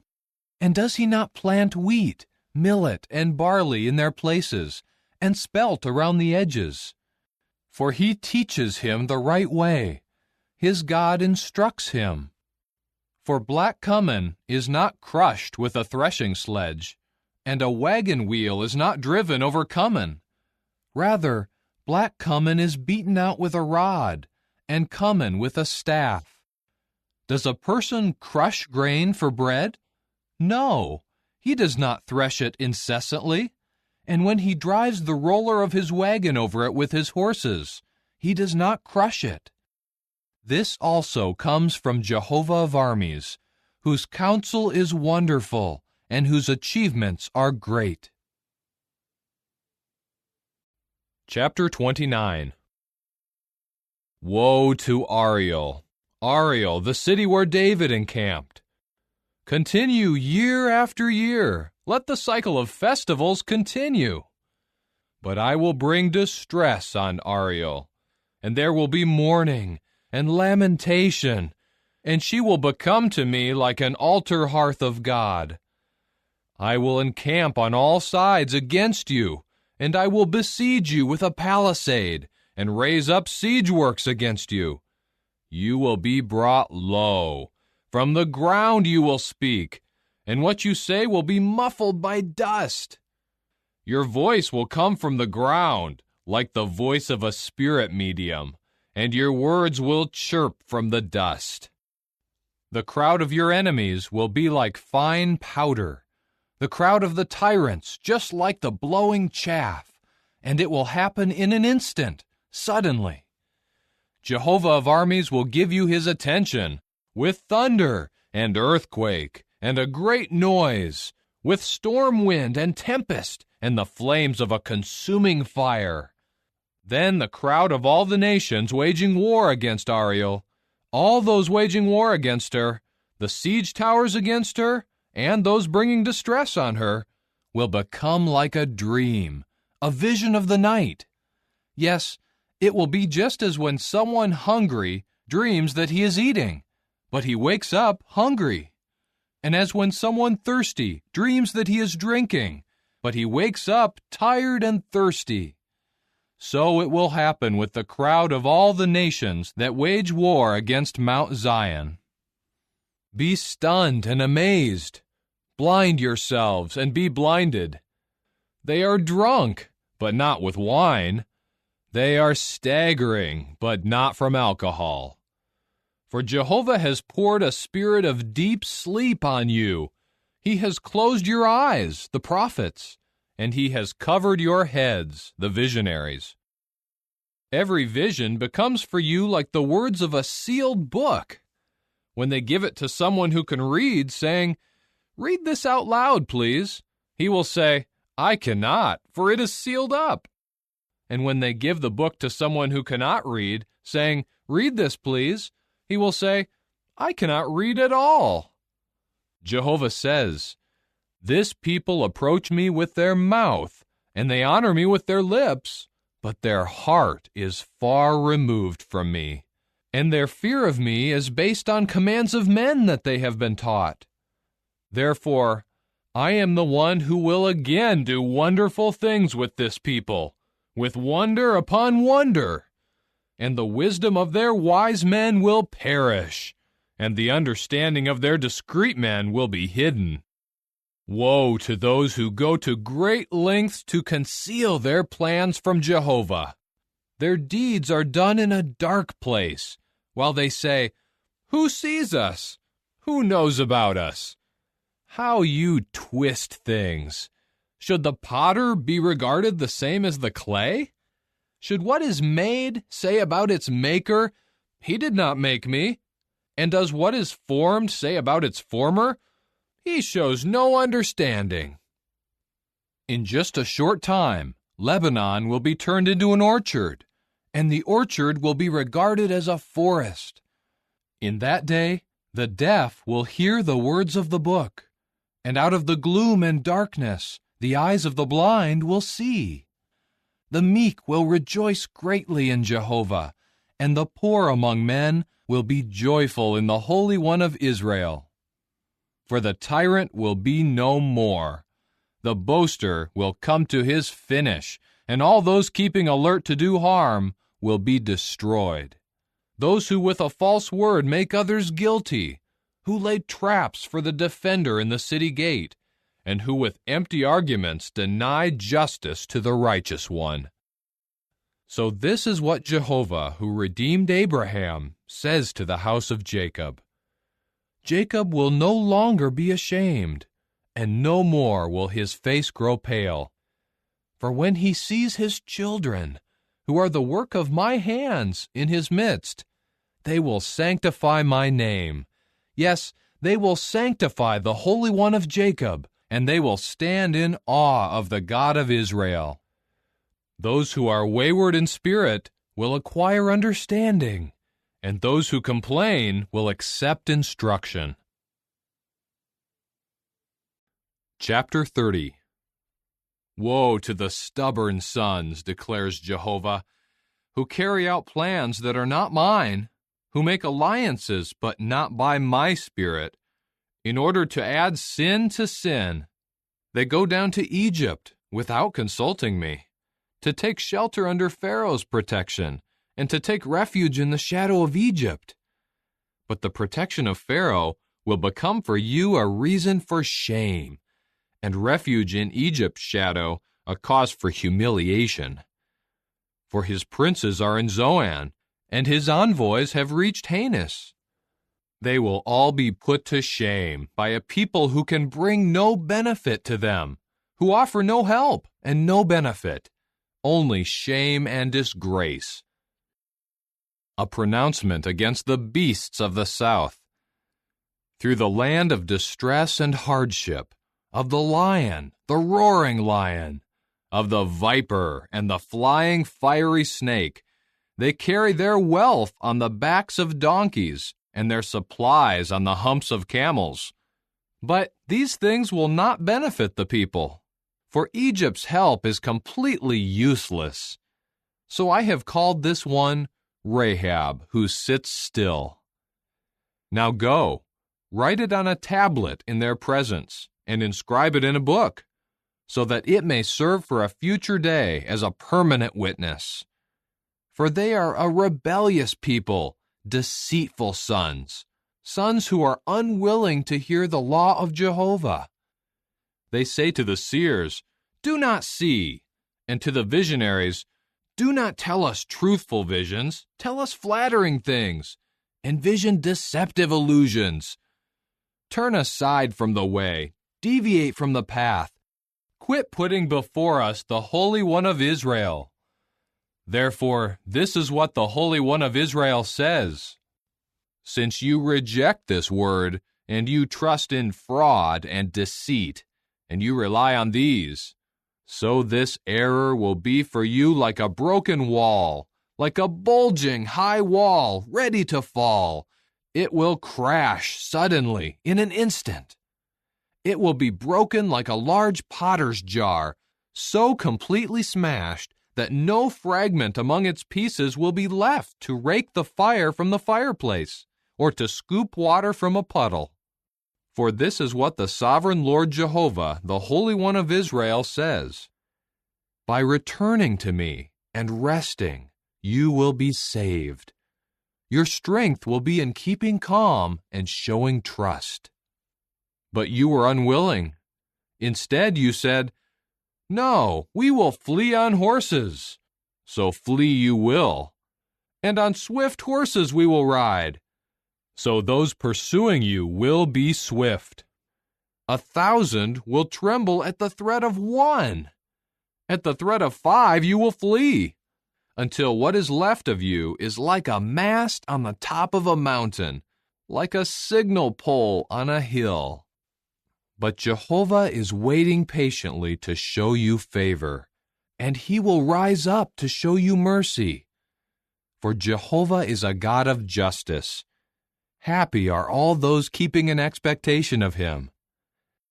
When the people dwell in Zion, in Jerusalem, you will by no means weep.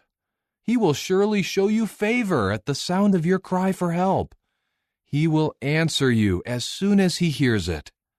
Though Jehovah will give you bread in the form of distress and water in the form of oppression, your grand instructor will no longer hide himself, and you will see your grand instructor with your own eyes, and your own ears will hear a word behind you saying, "This is the way, walk in it," in case you should go to the right, or in case you should go to the left. And you will defile the silver overlay of your graven images, and the golden plating of your metal statues. You will cast them away like a menstrual cloth, and say to them, "Be gone." And he will give the rain for the seed you sow in the ground, and the bread that the ground produces will be abundant and rich. In that day your livestock will graze in spacious pastures, and the cattle and the donkeys that work the ground will eat fodder seasoned with sorrel, which was winnowed with the shovel and the pitchfork. And on every tall mountain and on every high hill will be streams and watercourses in the day of the great slaughter, when the towers fall. And the light of the full moon will become like the light of the sun, and the light of the sun will become 7 times stronger, like the light of 7 days, in the day that Jehovah binds up the breakdown of his people, and heals the severe wound from the blow he inflicted. Look, the name of Jehovah is coming from far away, burning with his anger and with heavy clouds. His lips are full of indignation, and his tongue is like a consuming fire. His spirit is like a flooding torrent that reaches clear to the neck, to shake the nations in a sieve of destruction, and the peoples will have a bridle in their jaws that leads them astray. But your song will be like the one sung in the night when you prepare for a festival, and your heart will rejoice like one who walks with a flute on his way to the mountain of Jehovah, to the rock of Israel. Jehovah will make his majestic voice heard, and reveal his arm as it descends in the heat of anger, with the flame of a consuming fire, a cloudburst, and a thunderstorm, and hailstones. For because of the voice of Jehovah, Assyria will be struck with terror. He will strike it with a rod. And every swing of his rod of punishment that Jehovah will bring down on Assyria will be accompanied by tambourines and harps, as he brandishes his arm against them in battle. For his Topheth is already prepared. It is also made ready for the king. He has made the wood pile deep and wide, with an abundance of fire and wood. The breath of Jehovah, like a torrent of sulfur, will set fire to it. Chapter 31. Woe to those who go down to Egypt for assistance, who rely on horses, who trust in war chariots because they are numerous, and in war horses because they are mighty. But they do not look to the Holy One of Israel, and they do not search for Jehovah. But he is also wise, and will bring calamity, and he will not take back his words. He will rise up against the house of evildoers, and against those who help wrongdoers. The Egyptians, though, are mere men, and not God. Their horses are flesh, and not spirit. When Jehovah stretches out his hand, whoever offers help will stumble, and whoever is helped will fall. They will all perish at the same time. For this is what Jehovah has said to me. Just as the lion growls, a strong young lion over its prey, when a whole group of shepherds is called together against it, and it is not terrified by their voice, or daunted by their commotion, so will Jehovah of armies come down to wage war over Mount Zion and over her hill. Like swooping birds, so Jehovah of armies will defend Jerusalem. He will defend her and save her. He will spare her and rescue her. Return to the one against whom you have blatantly revolted, O people of Israel. For in that day each one will reject his worthless gods of silver and his valueless gods of gold, which your own hands sinfully made. And the Assyrian will fall by the sword, not of a man, and a sword, not of a human, will devour him. He will flee because of the sword, and his young men will be put to forced labor.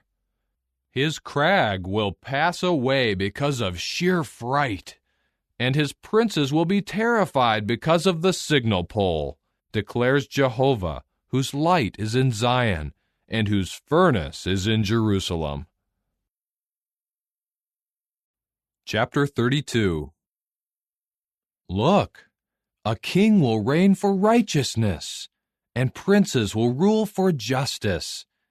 And each one will be like a hiding place from the wind, a place of concealment from the rainstorm, like streams of water in a waterless land, like the shadow of a massive crag in a parched land. Then the eyes of those seeing will no longer be pasted shut, and the ears of those hearing will pay attention. The heart of those who are impetuous will ponder over knowledge, and the stammering tongue will speak fluently and clearly. The senseless one will no longer be called generous, and the unprincipled man will not be called noble.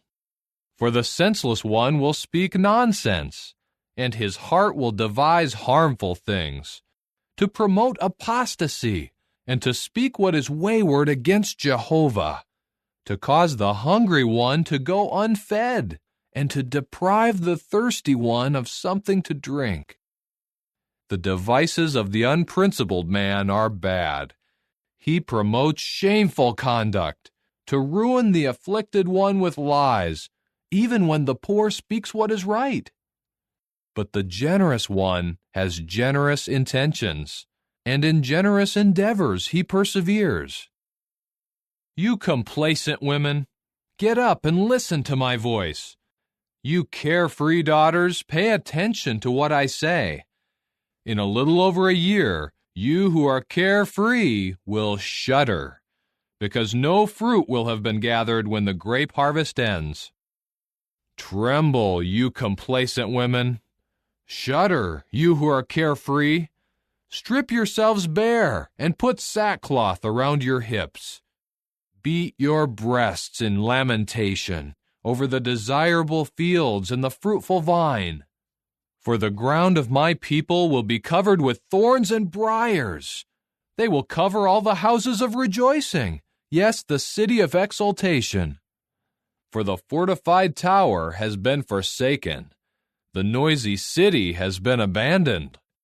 Ophel and the watchtower have become a permanent wasteland, a delight for wild donkeys, a pasture for the flocks, until the Spirit is poured out on us from above, and the wilderness becomes an orchard, and the orchard is regarded as a forest. Then justice will reside in the wilderness, and righteousness will dwell in the orchard. The result of true righteousness will be peace, and the fruitage of true righteousness will be lasting tranquility and security. My people will dwell in a peaceful abiding place, in secure dwellings, and in tranquil resting places. But the hail will flatten the forest, and the city will be completely leveled. Happy are you who sow seed alongside all waters, who send out the bull and the donkey. Chapter 33. Woe to you, you destroyer who has not been destroyed, you betrayer who has not been betrayed. When you finish destroying, you will be destroyed. When you finish betraying, you will be betrayed. O Jehovah, show us favor. Our hope is in you. Become our arm every morning. Yes, our salvation in the time of distress. At the sound of turmoil, peoples flee. When you rise up, nations scatter. As the voracious locusts gather, so your spoil will be gathered. People will rush on it like swarms of locusts. Jehovah will be exalted, for he resides in the heights above. He will fill Zion with justice and righteousness. He is the stability of your times, an abundance of salvation, wisdom, knowledge, and the fear of Jehovah. This is his treasure. Look, their heroes cry out in the street. The messengers of peace weep bitterly. The highways are deserted. There is no one traveling on the pathways. He has broken the covenant. He has rejected the cities. He shows no regard for mortal man. The land mourns and withers away. Lebanon is ashamed. It has decayed. Sharon has become like the desert, and Bashan and Carmel shake off their leaves. Now I will rise up, says Jehovah. Now I will exalt myself. Now I will magnify myself. You conceive dried grass and give birth to stubble.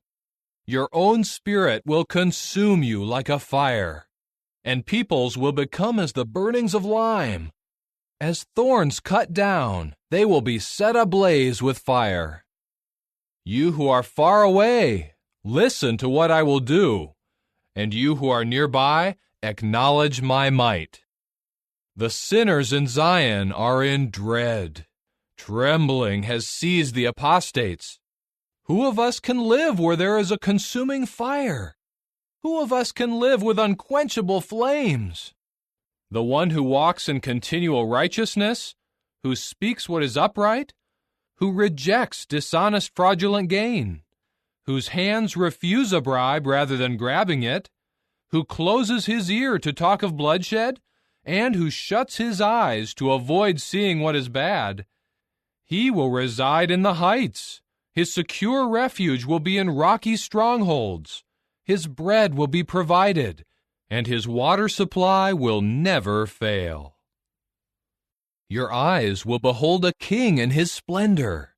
They will see a land far away. In your heart you will recall the terror. Where is the secretary?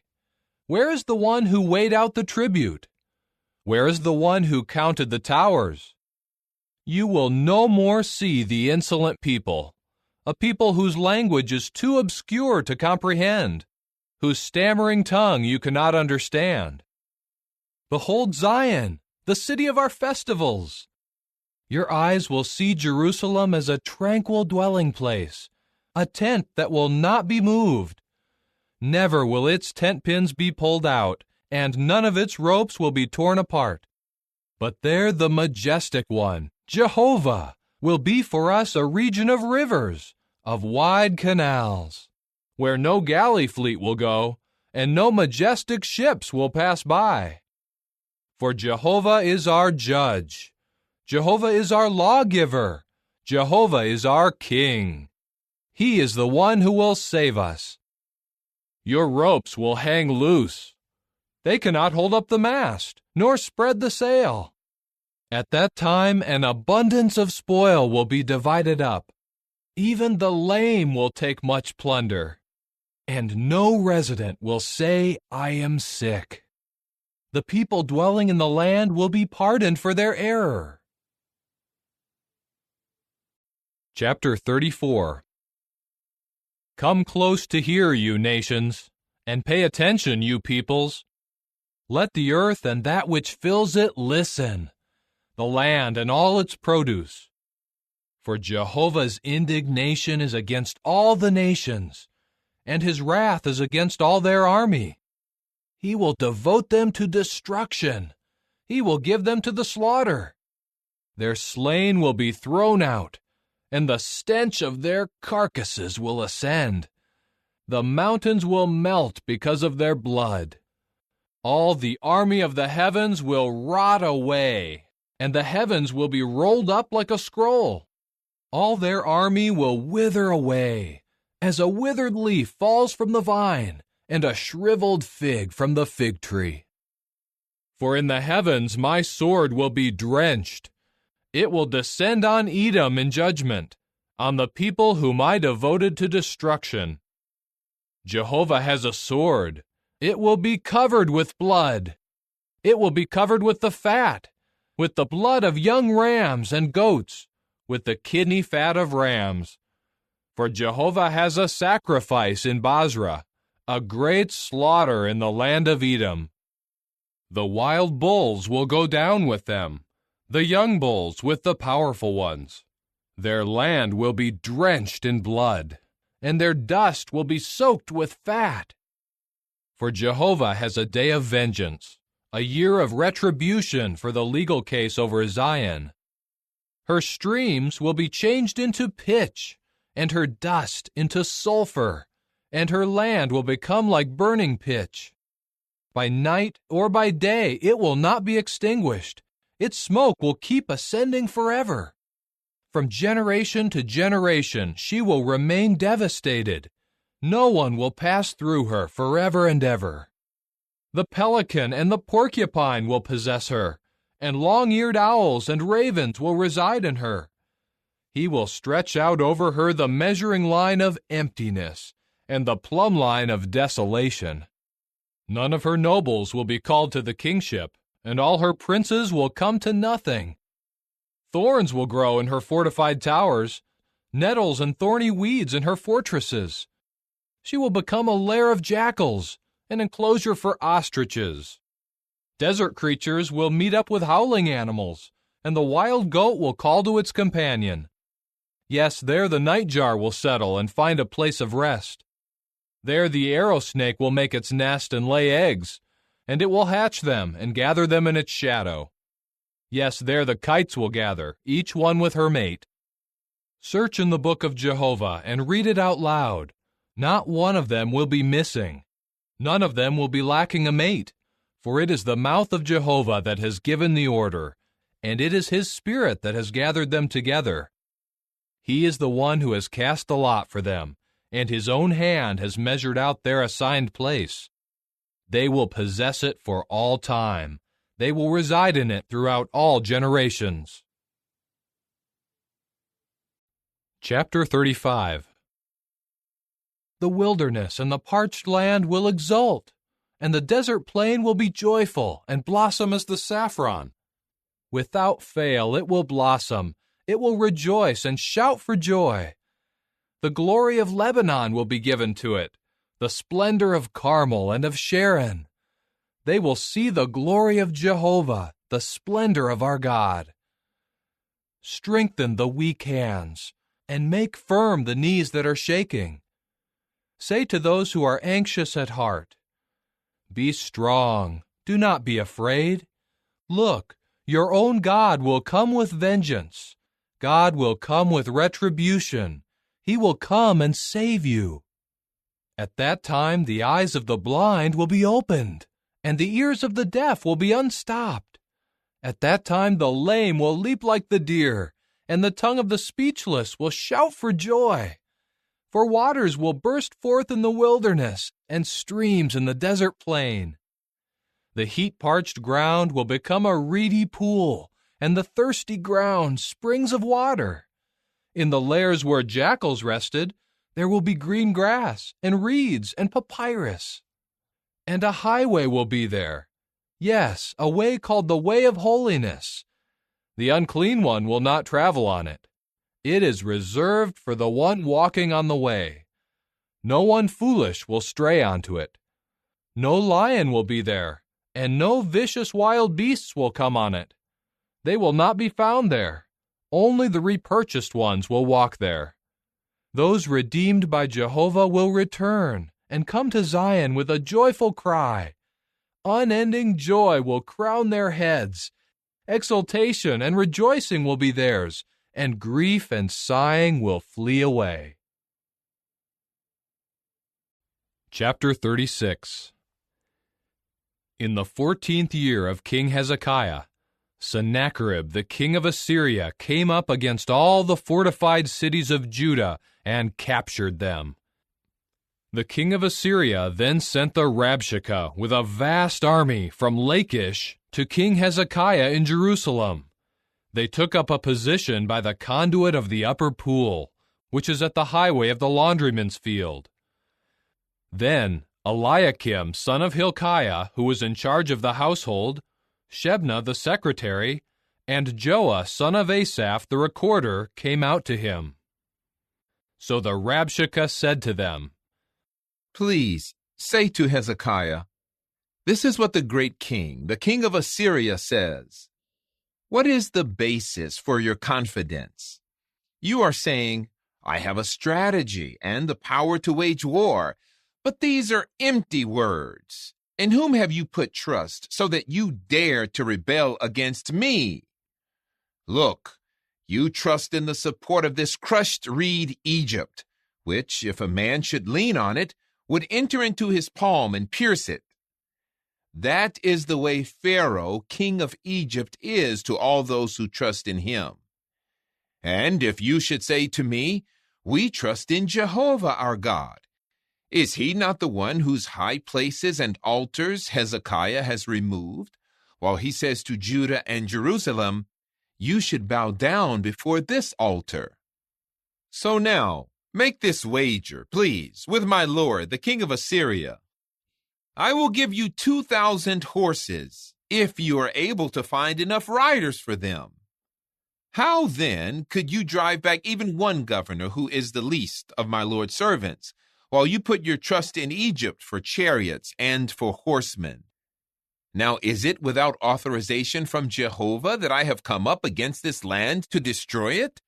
Jehovah himself said to me, go up against this land and destroy it.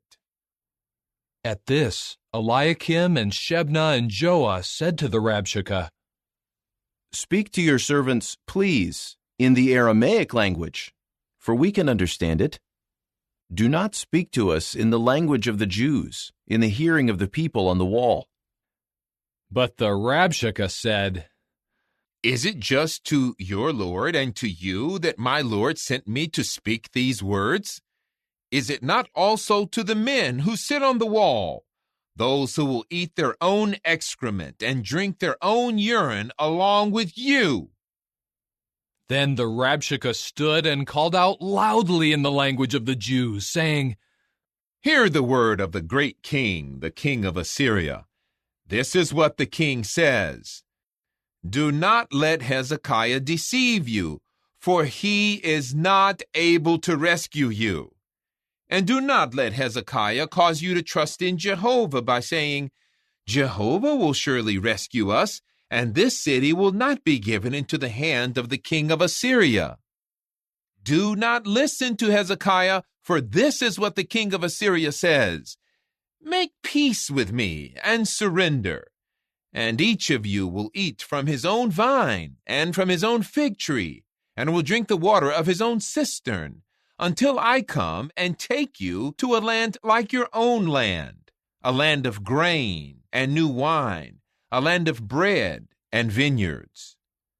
Do not let Hezekiah mislead you by saying, Jehovah will rescue us.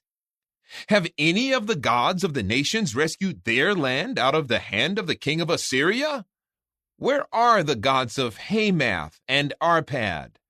Where are the gods of Sepharvaim? And have they rescued Samaria out of my hand? Who, among all the gods of these lands, have rescued their land out of my hand, so that Jehovah should rescue Jerusalem out of my hand? But they kept silent, and did not say a word to him in reply, for the order of the king was, You must not answer him. But Eliakim son of Hilkiah, who was in charge of the household, Shebna the secretary, and Joah son of Asaph the recorder, came to Hezekiah with their garments ripped apart, and told him the words of the Rabshakeh. Chapter 37. As soon as King Hezekiah heard this, he ripped his garments apart, and covered himself with sackcloth, and went into the house of Jehovah. Then he sent Eliakim, who was in charge of the household, Shebna the secretary, and the elders of the priests covered with sackcloth, to the prophet Isaiah the son of Amoz. They said to him, This is what Hezekiah says. This day is a day of distress, of rebuke, and of disgrace. For the children are ready to be born, but there is no strength to give birth. Perhaps Jehovah your God will hear the words of the Rabshakeh, whom the king of Assyria his lord sent to taunt the living God. and he will call him to account for the words that Jehovah your God has heard. So offer up a prayer in behalf of the remnant who have survived." So the servants of King Hezekiah went in to Isaiah, and Isaiah said to them, "This is what you should say to your Lord. This is what Jehovah says. Do not be afraid because of the words that you heard, the words with which the attendants of the king of Assyria blasphemed me.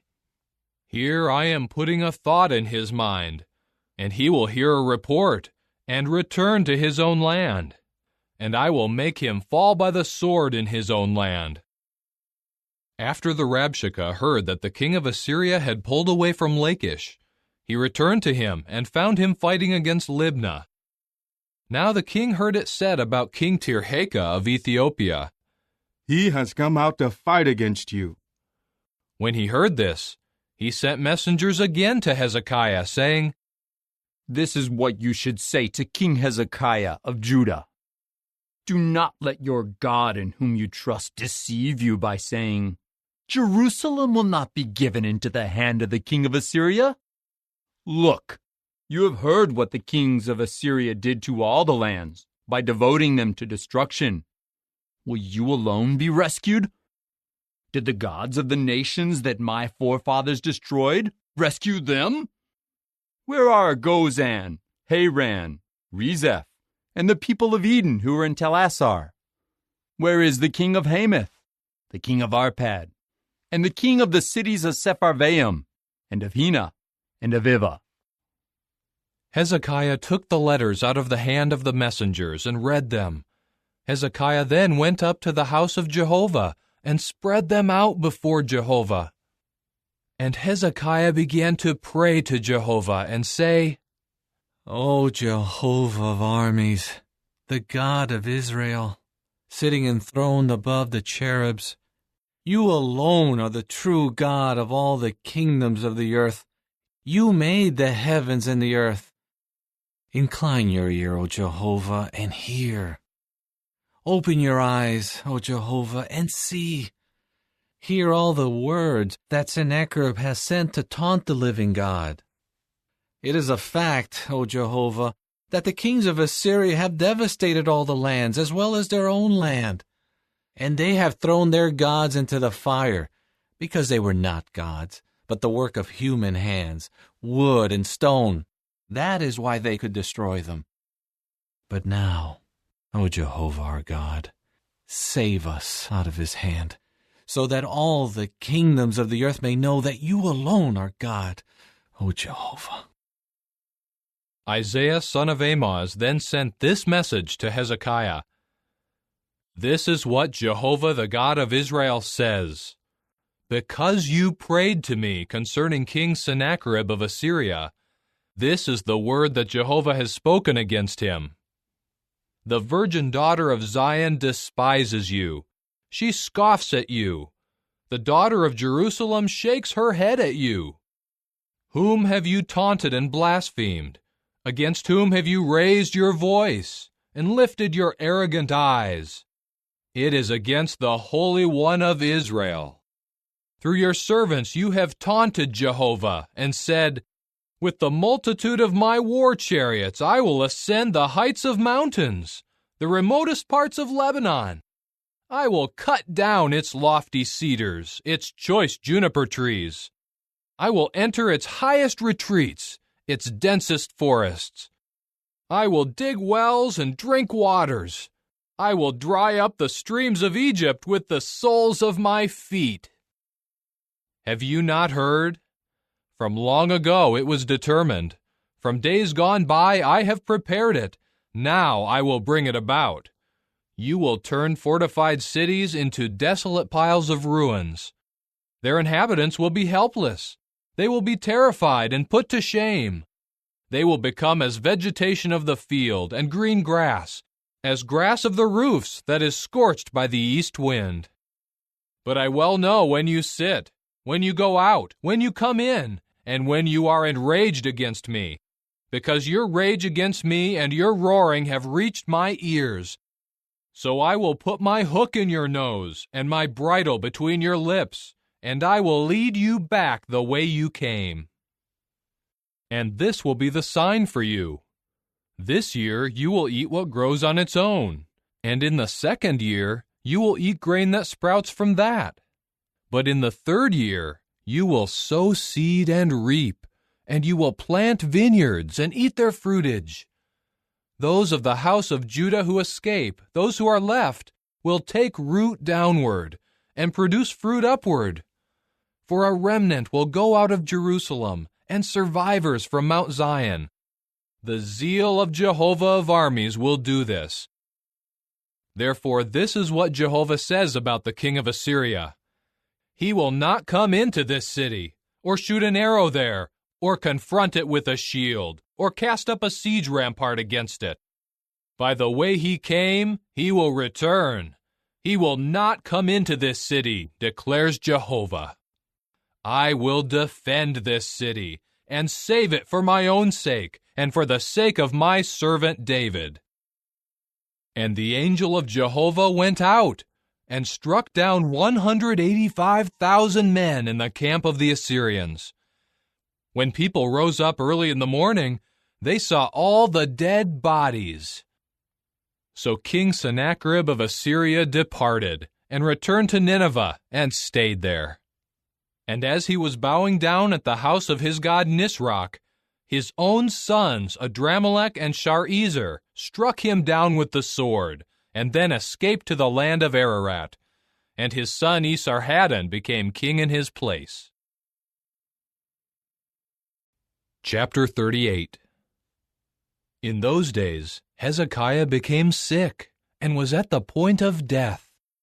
The prophet Isaiah the son of Amoz came and said to him, This is what Jehovah says, Give instructions to your household, for you will die. You will not recover. At that Hezekiah turned his face to the wall and began to pray to Jehovah. I beg you, O Jehovah, remember, please, how I have walked before you faithfully and with a complete heart, and I have done what was good in your eyes. And Hezekiah began to weep profusely. Then the word of Jehovah came to Isaiah, saying, Go back and say to Hezekiah, This is what Jehovah the God of David your forefather says. I have heard your prayer. I have seen your tears. Here I am adding 15 years to your life. And I will rescue you and this city out of the hand of the king of Assyria, and I will defend this city. This is the sign from Jehovah, to show you that Jehovah will carry out the word that he has spoken. Here I will make the declining shadow of the sun on the stairway of Ahaz go back 10 steps. So the sun went back 10 steps on the stairway that it had already descended. A writing of King Hezekiah of Judah, when he became sick and recovered from his sickness. I said, In the middle of my life, I must go into the gates of the grave. I will be deprived of my remaining years. I said, I will not see Jah in the land of the living. I will look no more on mankind when I am with the inhabitants of the place where everything ceases. My own dwelling has been pulled out and removed from me. Like the tent of a shepherd, I have rolled up my life like a loom worker. He cuts me off like the threads of the warp. From daylight to nightfall, you keep bringing me to an end. I calm myself until the morning. Like a lion, he keeps breaking all my bones. From daylight to nightfall, you keep bringing me to an end. Like the swift or the thrush, so I keep chirping. I keep cooing like the dove. My eyes look wearily to the height. O Jehovah, I am in great distress. Be my support. What can I say? He has spoken to me and acted. I will walk humbly all my years, because of my bitter distress. O Jehovah, by these things every man lives, and in them is the life of my spirit. You will restore me to health and preserve me alive. Look, instead of peace, I had great bitterness, but in your fondness for me, you preserved me from the pit of destruction. You have thrown all my sins behind your back. For the grave cannot glorify you. Death cannot praise you. Those who go down into the pit cannot hope for your faithfulness. The living can praise you, just as I can this day. A father can give his sons knowledge about your faithfulness. O Jehovah, save me, and we will play my songs on stringed instruments all the days of our life at the house of Jehovah. Isaiah then said, "Bring a cake of pressed dried figs and apply it to the boil, so that he may recover." Hezekiah had asked, "What is the sign that I will go up to the house of Jehovah?" Chapter 39. At that time, the king of Babylon, Merodach-Baladan, son of Baladan, sent letters and a gift to Hezekiah, for he had heard that he had been sick and had recovered. Hezekiah gladly welcomed them and showed them his treasure house, the silver, the gold, the balsam oil, and other precious oil, his whole armory, and everything that was to be found in his treasuries. There was nothing that Hezekiah did not show them in his own house and in all his dominion. After that, Isaiah the prophet came in to King Hezekiah and asked him, "What did these men say? And where did they come from?" So Hezekiah said, "They came from a distant land, from Babylon." Next he asked, "What did they see in your house?" Hezekiah replied, "They saw everything in my house. There was nothing that I did not show them in my treasuries." Isaiah now said to Hezekiah, "Hear the word of Jehovah of armies. Look, days are coming, and all that is in your house, and all that your forefathers have stored up to this day, will be carried off to Babylon. Nothing will be left, says Jehovah. And some of your own sons to whom you will become father will be taken, and will become court officials in the palace of the king of Babylon." At that Hezekiah said to Isaiah, "The word of Jehovah that you have spoken is good." Then he added, "Because there will be peace and stability during my lifetime." Chapter 40. Comfort, comfort my people, says your God. Speak to the heart of Jerusalem, and proclaim to her that her compulsory service has been fulfilled, that her guilt has been paid off. From the hand of Jehovah she has received a full amount for all her sins. A voice of one calling out in the wilderness, "Clear up the way of Jehovah. Make a straight highway through the desert for our God. Let every valley be raised up, and every mountain and hill be made low. The rough ground must become level, and the rugged ground a valley plain. The glory of Jehovah will be revealed, and all flesh will see it together, for the mouth of Jehovah has spoken." Listen, someone is saying, "Call out." Another asks, "What should I call out?" All flesh is green grass. All their loyal love is like the blossom of the field. The green grass dries up, the blossom withers, because the breath of Jehovah blows upon it. Surely the people are but green grass. The green grass dries up, the blossom withers, but the word of our God endures forever. Go up onto a high mountain, you woman bringing good news for Zion. Raise your voice with power, you woman bringing good news for Jerusalem. Raise it, Do not be afraid. Announce to the cities of Judah, here is your God. Look, the sovereign Lord Jehovah will come with power, and his arm will rule for him. Look, his reward is with him, and the wage he pays is before him. Like a shepherd, he will care for his flock. With his arm he will gather together the lambs, and in his bosom he will carry them. He will gently lead those nursing their young. Who has measured the waters in the hollow of his hand, and taken the measurements of the heavens with a span of his hand? Who has gathered in a measure the dust of the earth, or weighed the mountains in the balances, and the hills in the scales? Who has taken the measurements of the Spirit of Jehovah, and who can instruct him as his adviser?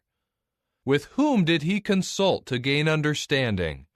Or who teaches him in the path of justice, or teaches him knowledge, or shows him the way of true understanding? Look, the nations are like a drop from a bucket, and as the film of dust on the scales they are regarded. Look, he lifts up the islands like fine dust. Even Lebanon is not sufficient to keep a fire burning, and its wild animals are not sufficient for a burnt offering. All the nations are as something non-existent in front of him. He regards them as nothing, as an unreality. To whom can you compare God? What likeness can you put next to him? The craftsman casts an idol.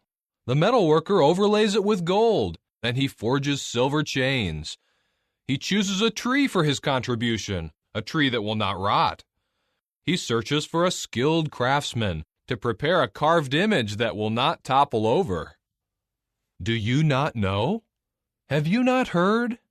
Has it not been told to you from the beginning? Have you not understood from the foundations of the earth? There is one who dwells above the circle of the earth, and its inhabitants are like grasshoppers. He is stretching out the heavens like a fine gauze, and he spreads them out like a tent to dwell in. He reduces high officials to nothing, and makes the judges of the earth an unreality. They are hardly planted. They are hardly sown. Their stem has hardly taken root in the earth, and they are blown on and dry up, and the wind carries them away like stubble. To whom can you liken me, to make me his equal, says the Holy One? Lift up your eyes to heaven and see. Who has created these things? It is the one who brings out their army by number. He calls them all by name. Because of his vast dynamic energy and his awe-inspiring power, not one of them is missing. Why do you say, O Jacob, and why do you declare, O Israel, my way is hidden from Jehovah, and I receive no justice from God? Do you not know? Have you not heard? Jehovah, the creator of the ends of the earth, is a God for all eternity. He never tires out or grows weary. His understanding is unsearchable. He gives power to the tired one, and full might to those lacking strength. Boys will tire out and grow weary, and young men will stumble and fall. But those hoping in Jehovah will regain power. They will soar on wings like eagles. They will run and not grow weary. They will walk and not tire out. Chapter 41. Listen to me in silence, you islands. Let the nations regain their strength. Let them approach, then let them speak. Let us come together for judgment. Who has raised up someone from the sunrise, calling him in righteousness to his feet, to hand over nations to him, and to make him subdue kings? Who reduces them to dust before his sword, like wind-blown stubble before his bow? He pursues them, passing along unhindered over paths that his feet have not traveled. Who has acted and done this, summoning the generations from the beginning? I, Jehovah, am the first one, and with the last ones I am the same. The islands have seen it and have become afraid. The ends of the earth began to tremble. They draw near and come forward. Each one helps his companion and says to his brother, "Be strong." So the craftsman strengthens the metalworker. The one who flattens with the forge hammer strengthens the one hammering at the anvil. He says about the soldering, "It is good." Then it is fastened with nails so that it will not topple over. But you, O Israel, are my servant. You, O Jacob, whom I have chosen, the offspring of Abraham, my friend. You, whom I took from the ends of the earth, and you, whom I called from its most distant parts. I said to you, "You are my servant. I have chosen you. I have not rejected you." Do not be afraid, for I am with you. Do not be anxious, for I am your God. I will fortify you. Yes, I will help you. I will really hold on to you with my right hand of righteousness. Look, all those getting enraged against you will be put to shame and humiliated. Those who fight with you will be brought to nothing and perish. You will search for men who struggle with you, but you will not find them. The men at war with you will become as something non-existent, as nothing at all.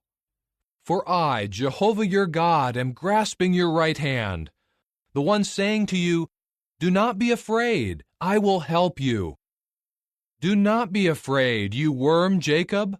You men of Israel, I will help you, declares Jehovah, your repurchaser, the Holy One of Israel. Look, I have made you a threshing sledge, a new threshing instrument with double-edged teeth. You will tread down the mountains and crush them, and make the hills like chaff. You will winnow them, and the wind will carry them away. A windstorm will scatter them.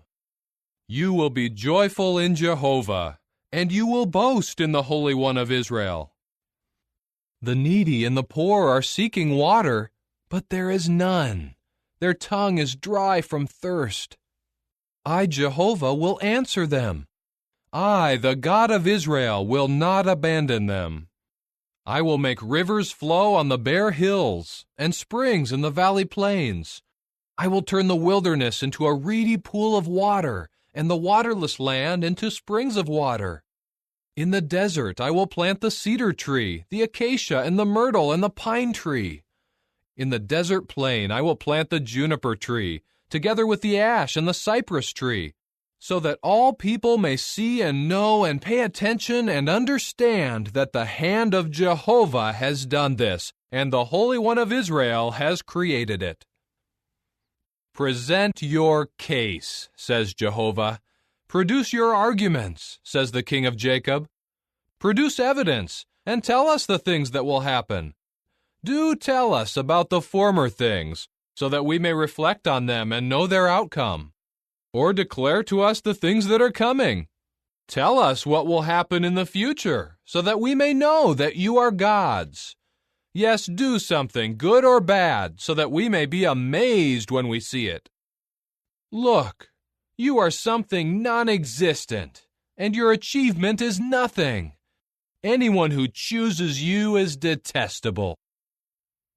I have raised up someone from the north, and he will come, one from the rising of the sun who will call on my name.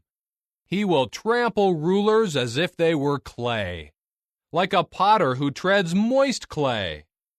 Who told about this from the beginning so that we could know? Or from times past so that we could say, he is right?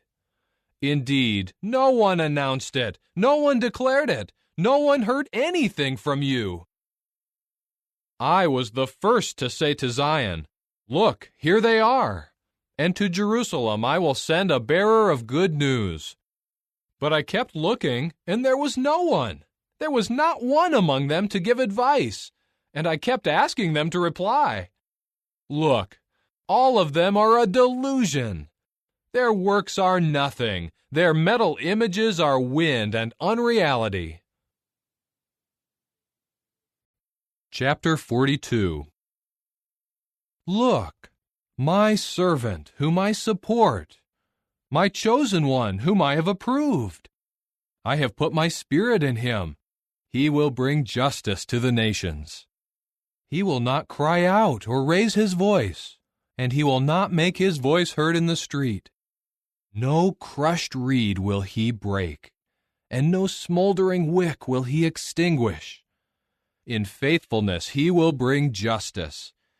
He will not grow dim or be crushed until he establishes justice in the earth, and the islands keep waiting for his law. This is what the true God Jehovah says, the Creator of the heavens and the Grand One who stretched them out, the one who spread out the earth and its produce, the one who gives breath to the people on it and spirit to those who walk on it. I, Jehovah, have called you in righteousness. I have taken hold of your hand. I will safeguard you and give you as a covenant for the people and as a light of the nations, for you to open the blind eyes, to bring the prisoner out of the dungeon, and those sitting in darkness out of the prison. I am Jehovah. That is my name. I give my glory to no one else, nor my praise to graven images. See, the first things have come to pass. Now I am declaring new things.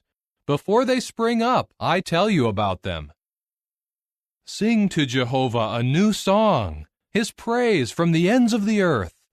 You who go down to the sea and all that fills it, you islands and their inhabitants. Let the wilderness and its cities raise their voice, the settlements where Kedar dwells. Let the inhabitants of the crag shout joyfully. Let them cry out from the top of the mountains. Let them attribute glory to Jehovah and declare his praise in the islands. Jehovah will go out like a mighty man. He will awaken his zeal like a warrior. He will shout. Yes, he will let out a war cry. He will show himself mightier than his enemies. I have kept quiet for a long time. I remained silent and restrained myself.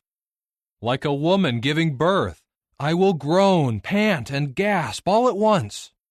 I will devastate mountains and hills and dry up all their vegetation. I will turn rivers into islands and dry up reedy pools of water. I will lead the blind in a way that they do not know, and cause them to tread on unfamiliar paths. I will turn the darkness before them into light, and turn the rugged terrain into level land. This is what I will do for them, and I will not abandon them. They will be turned back, and will be utterly put to shame, those who trust in carved images, those who say to metal statues, "You are our gods." Listen, you who are deaf. Look and see, you who are blind. Who is blind except my servant, so deaf as the messenger I send? Who is so blind as the one rewarded, so blind as the servant of Jehovah? You see many things, but you do not keep watch. You open your ears, but you do not listen. For the sake of his righteousness, Jehovah has taken pleasure in magnifying the law and making it glorious. But this is a people plundered and pillaged. All of them are trapped in the holes and hidden in the prisons. They have been plundered with no one to rescue them, and pillaged with no one to say, "Bring them back." Who among you will hear this? Who will pay attention and listen for the time to come? Who has given Jacob for pillage and Israel to the plunderers? Is it not Jehovah, the one against whom we sinned? In his ways they refused to walk, and his law they would not obey. So he kept pouring out on him wrath, his anger, and the fury of war. It consumed everything around him, but he paid no attention. It blazed up against him, but he would not take it to heart. Chapter 43. Now this is what Jehovah says, your Creator, O Jacob, the one who formed you, O Israel. Do not be afraid, for I have repurchased you. I have called you by your name. You belong to me. When you pass through the waters, I will be with you, and through the rivers, they will not flood over you. When you walk through the fire, you will not be scorched, nor will the flame singe you. For I am Jehovah your God, the Holy One of Israel, your Savior. I have given Egypt as a ransom for you, Ethiopia and Seba in exchange for you. For you became precious in my eyes. You were honored, and I have loved you. So I will give people in place of you, and nations in exchange for your life. Do not be afraid, for I am with you. I will bring your offspring from the east, and gather you together from the west. I will say to the north, give them up, and to the south, do not hold them back. Bring my sons from afar, and my daughters from the ends of the earth, everyone who is called by my name, and whom I created for my own glory, whom I have formed and made. Bring out a people who are blind, though they have eyes, and who are deaf, though they have ears. Let all the nations assemble in one place, and let the peoples be gathered together. Who among them can tell this?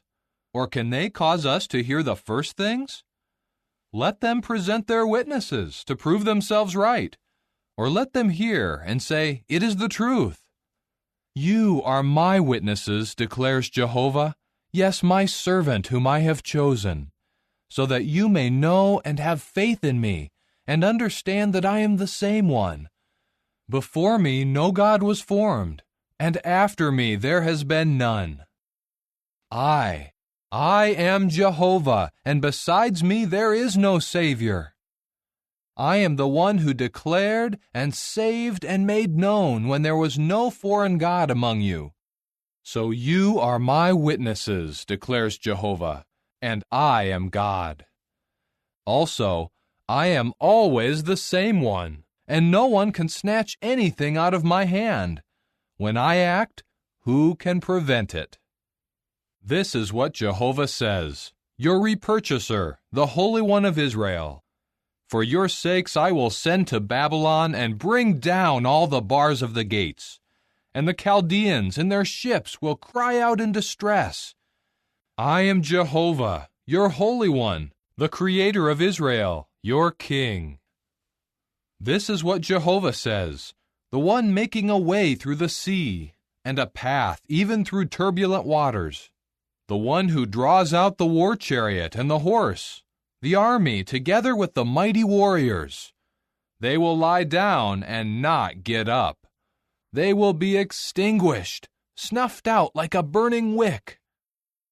Do not remember the former things, and do not dwell on the past. Look, I am doing something new. Even now it is springing up. Do you not recognize it?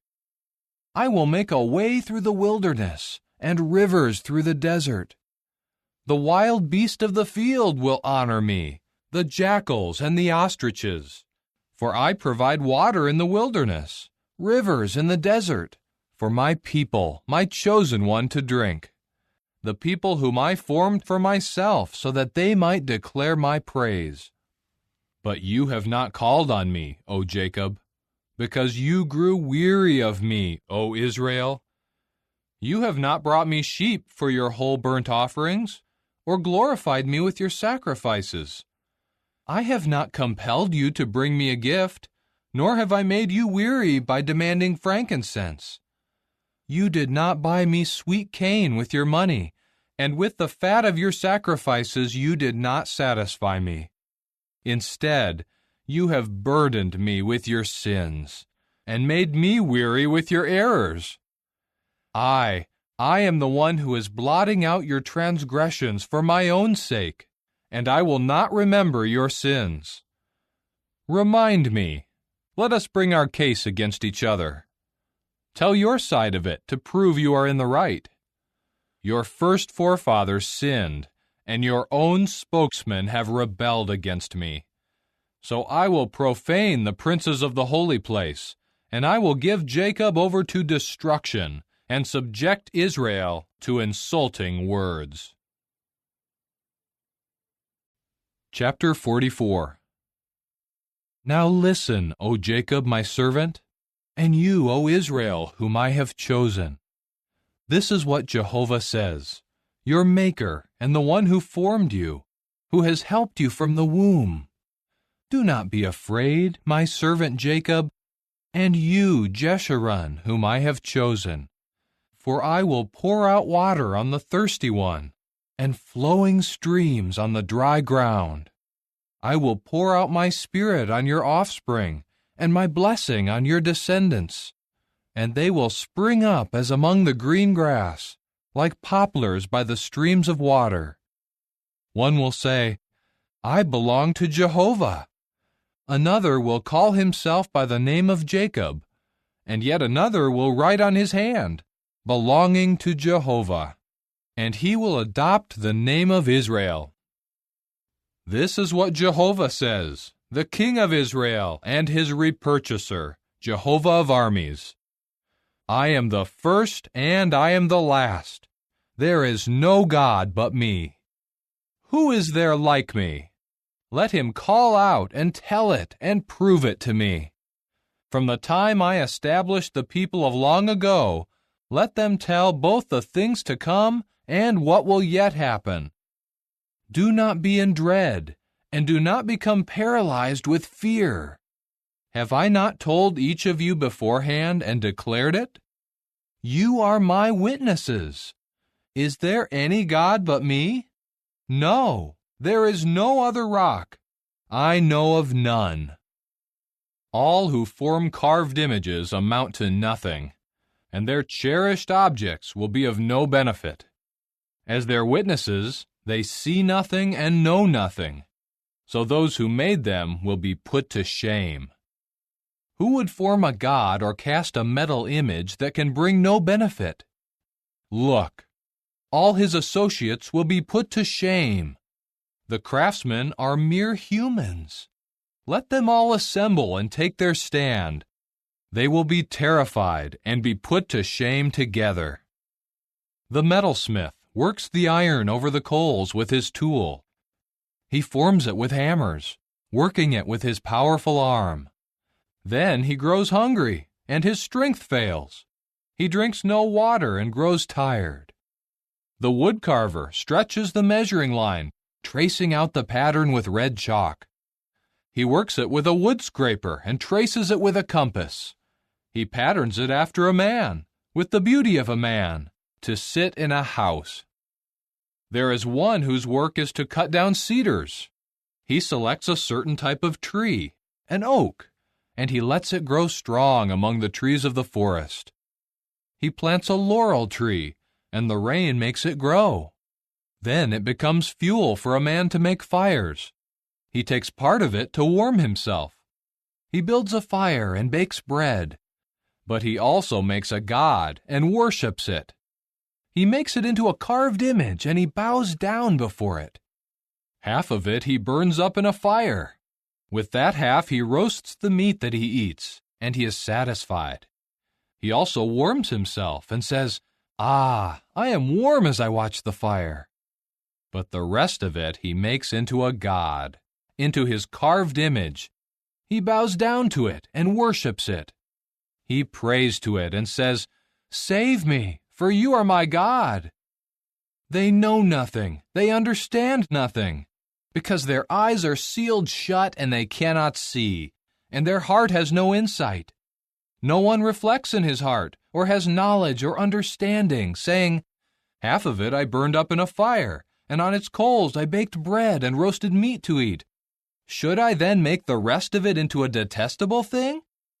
Should I worship a block of wood from a tree?" He feeds on ashes. His own deluded heart has led him astray. He cannot save himself, nor does he say, "Is there not a lie in my right hand?" Remember these things, O Jacob, and you, O Israel, for you are my servant. I formed you, and you are my servant. O Israel, I will not forget you. I will blot out your transgressions as with a cloud, and your sins as with a thick cloud. Return to me, for I will repurchase you. Shout joyfully, you heavens, for Jehovah has acted. Shout in triumph, you depths of the earth. Shout for joy, you mountains, you forest, and all your trees. For Jehovah has repurchased Jacob, and on Israel he displays his splendor. This is what Jehovah says, your repurchaser, who formed you since you were in the womb. I am Jehovah, who made everything. I stretched out the heavens by myself, and I spread out the earth. Who was with me? I am frustrating the signs of the empty talkers, and I am the one who makes diviners act like fools, the one confounding the wise men and turning their knowledge into foolishness, the one making the word of his servant come true and completely fulfilling the predictions of his messengers, the one saying of Jerusalem, she will be inhabited, and of the cities of Judah, they will be rebuilt, and I will restore her ruins. The one saying to the deep waters, be evaporated, and I will dry up all your rivers. The one saying of Cyrus, he is my shepherd, and he will completely carry out all my will. The one saying of Jerusalem, she will be rebuilt, and of the temple, your foundation will be laid. Chapter 45. This is what Jehovah says to his anointed one, to Cyrus, whose right hand I have taken hold of, to subdue nations before him, to disarm kings, to open before him the double doors, so that the gates will not be shut. Before you I will go, and the hills I will level. The copper doors I will break in pieces, and the iron bars I will cut down. I will give you the treasures in the darkness, and the hidden treasures in the concealed places, so that you may know that I am Jehovah, the God of Israel, who is calling you by your name. For the sake of my servant Jacob, and of Israel my chosen one, I am calling you by your name. I am giving you a name of honor, although you did not know me. I am Jehovah, and there is no one else. There is no God except me. I will strengthen you, although you did not know me, in order that people may know from the rising of the sun to its setting that there is none besides me. I am Jehovah, and there is no one else. I form light and create darkness. I make peace and create calamity. I, Jehovah, am doing all these things. You heavens, rain down from above. Let the clouds pour down righteousness. Let the earth open up and be fruitful with salvation, and let it cause righteousness to spring up at the same time. I, Jehovah, have created it. Woe to the one who contends with his Maker, for he is just an earthenware fragment among the other earthenware fragments lying on the ground. Should the clay say to the potter, what are you making? Or should your work say, he has no hands? Woe to the one who says to a father, what do you become father to? And to a woman, what are you giving birth to? This is what Jehovah says, the Holy One of Israel, the one who formed him. Would you question me about the things coming, and command me about my sons and the works of my hands? I made the earth, and created man on it. I stretched out the heavens with my own hands, and I give orders to all their army. I have raised up a man in righteousness, and I will make all his ways straight. He is the one who will build my city and set my exiles free without a price or a bribe, says Jehovah of armies. This is what Jehovah says. The prophet of Egypt, and the merchandise of Ethiopia, and the Sabaeans, tall of stature, will come over to you and become yours. They will walk behind you in chains. They will come over and bow down to you.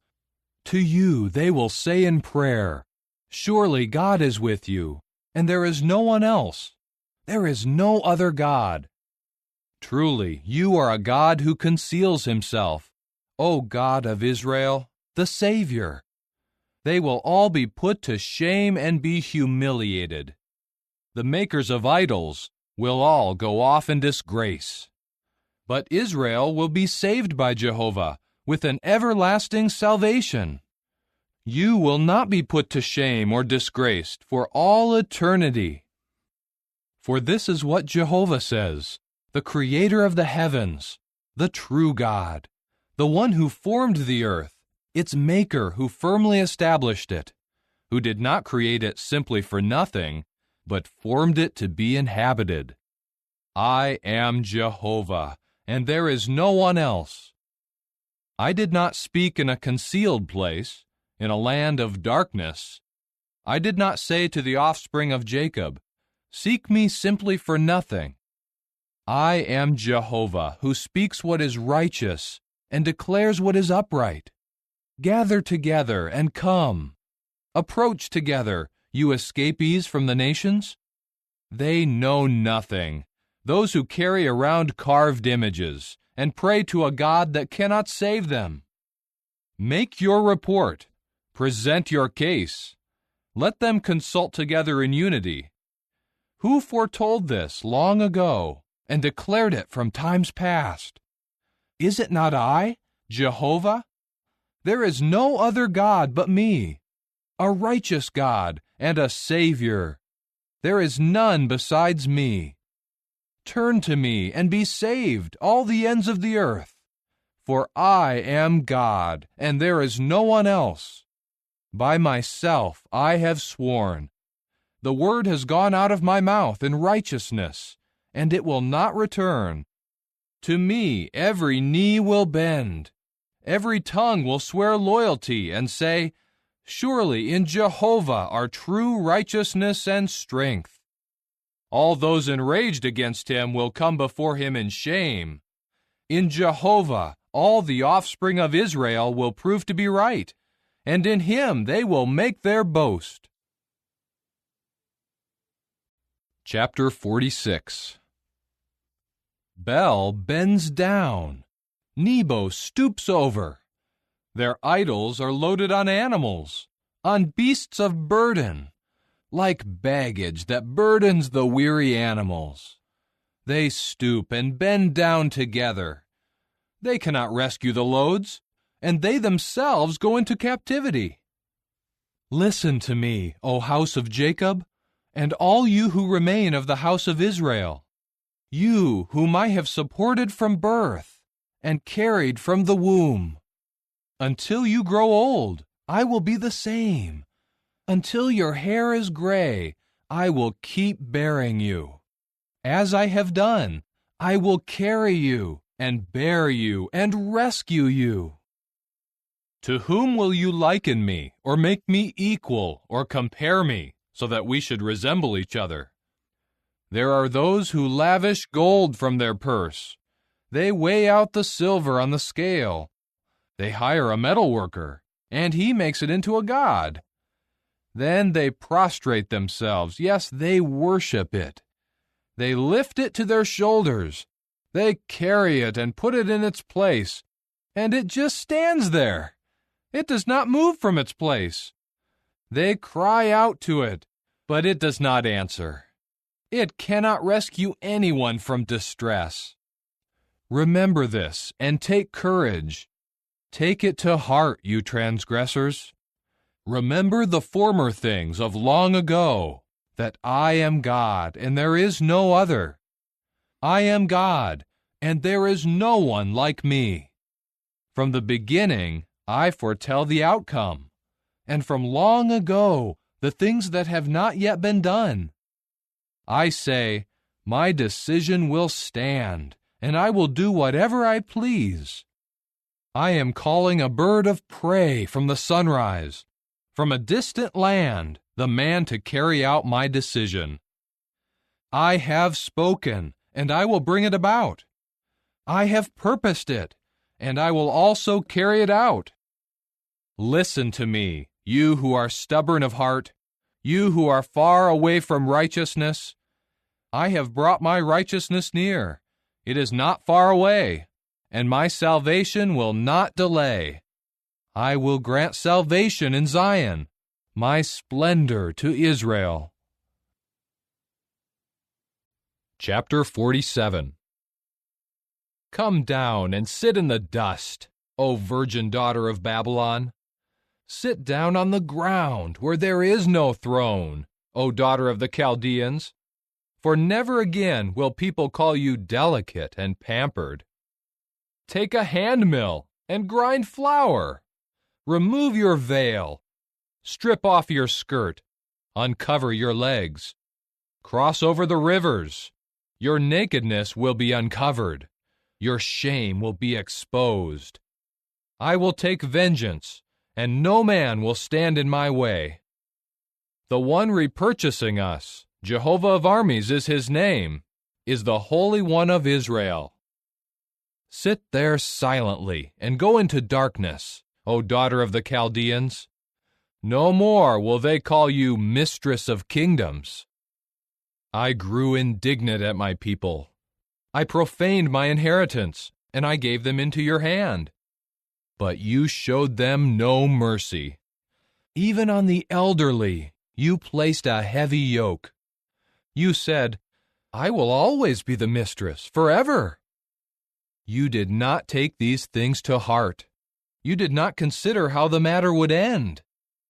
Now hear this, O lover of pleasure, who sits in security, who says in her heart, I am the one, and there is no one else. I will not become a widow. I will never know the loss of children. But these two things will come upon you suddenly, in one day, loss of children and widowhood. In full measure they will come upon you, because of your many sorceries and all your powerful spells. You trusted in your wickedness. You said, no one sees me. Your wisdom and knowledge are what led you astray. And you say in your heart, I am the one, and there is no one else.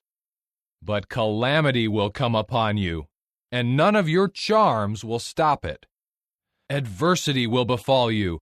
You will not be able to avert it. Sudden ruin will come upon you like you have never known. Go ahead, then, with your spells and your many sorceries, with which you have toiled from your youth. Perhaps you may be able to benefit. Perhaps you may strike people with awe. You have grown weary with the multitude of your advisers. Let them stand up now and save you, those who worship the heavens, who gaze at the stars, those giving out knowledge at the new moons about the things that will come upon you. Look, they are like stubble. A fire will burn them up. They cannot save themselves from the power of the flame. These are not charcoals for keeping warm, and this is not a fire to sit in front of. So your charmers will become to you, those with whom you toiled from your youth. They will wander, each one in his own direction. There will be no one to save you. Chapter 48. Hear this, O house of Jacob, you who call yourselves by the name of Israel, and who have come from the waters of Judah, you who swear by the name of Jehovah, and who call on the God of Israel, though not in truth and righteousness. For they call themselves after the holy city, and seek the support of the God of Israel, whose name is Jehovah of armies. The former things I told you long ago. From my own mouth they went out, and I made them known. Suddenly I took action, and they came about. Because I knew how stubborn you are, that your neck is an iron sinew and your forehead is copper, I told you long ago. before it came about, I caused you to hear it, so that you could not say, 'My idol did this. My carved image and my metal image commanded this.' You have heard and seen all of this. Will you not declare it? From now on, I am announcing new things to you, guarded secrets that you have not known.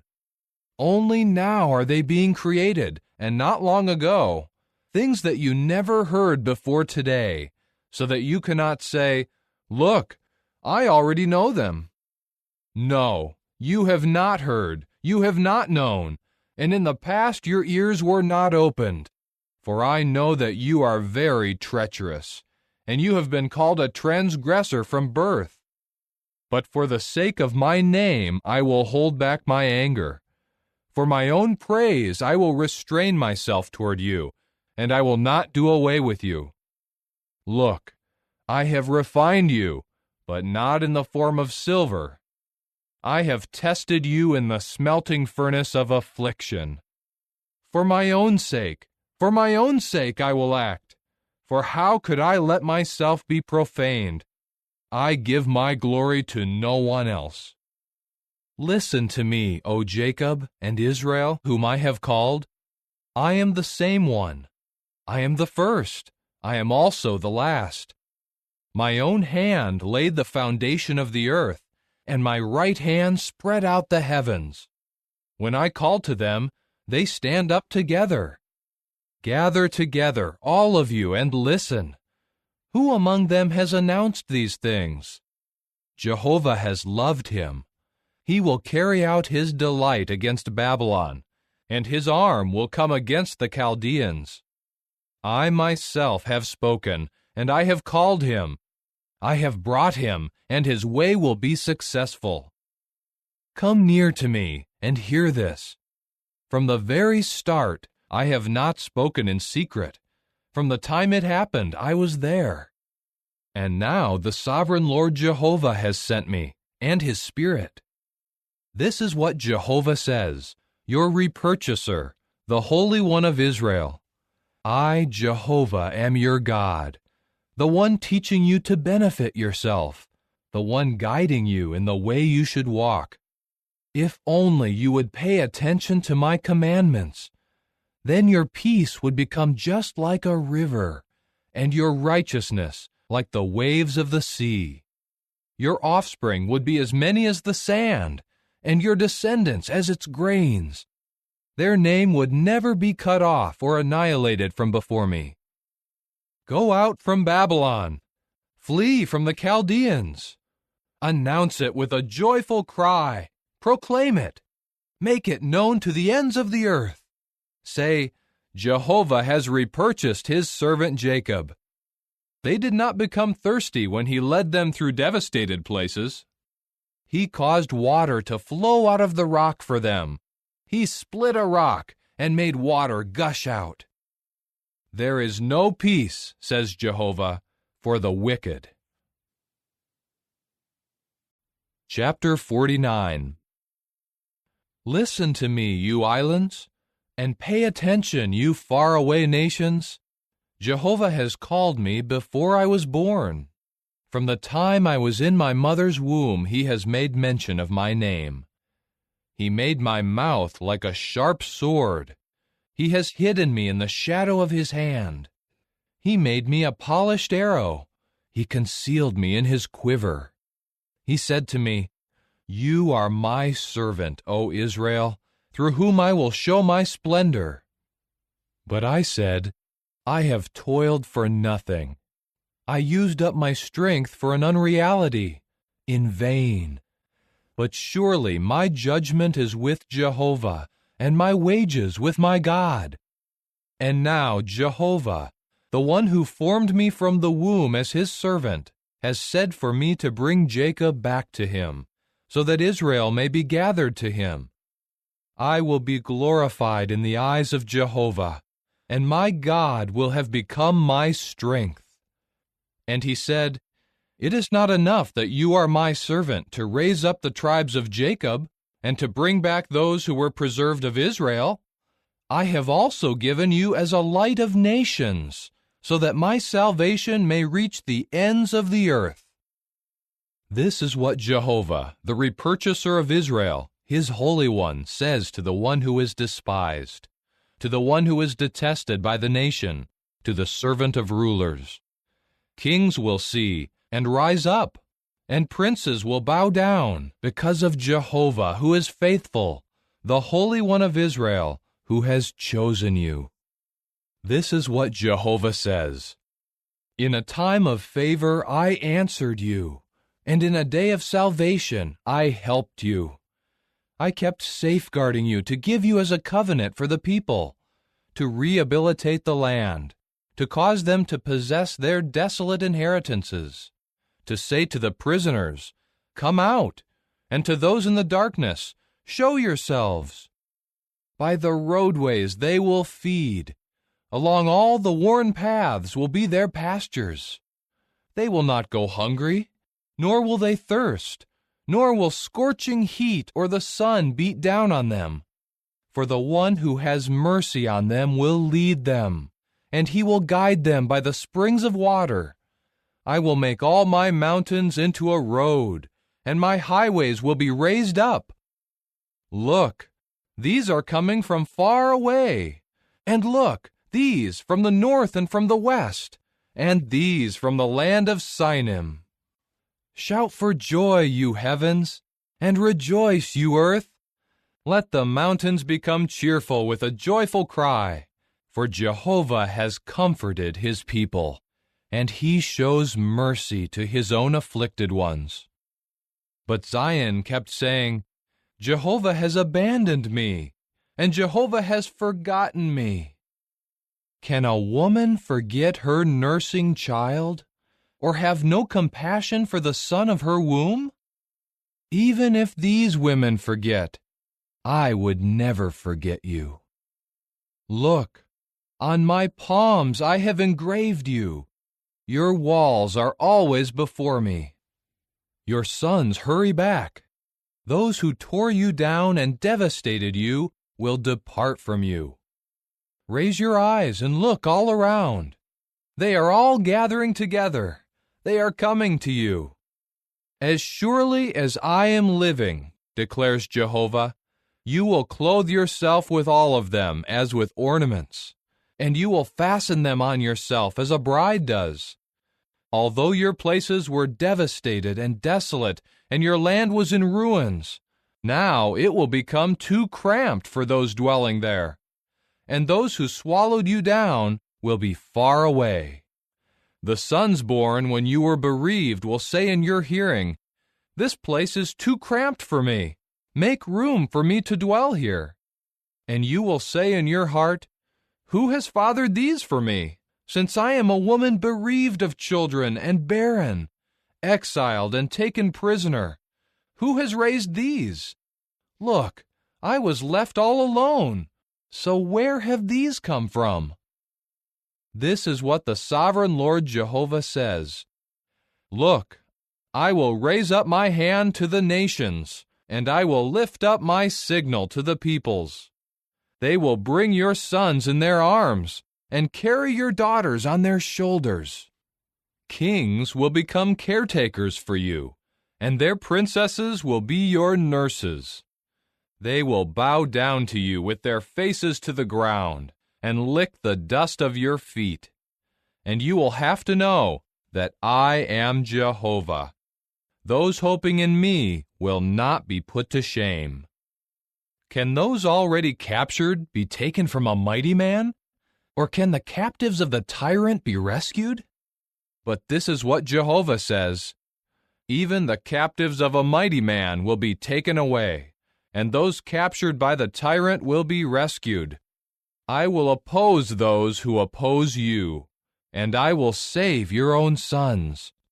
I will make those who mistreat you eat their own flesh, and as with sweet wine, they will become drunk with their own blood.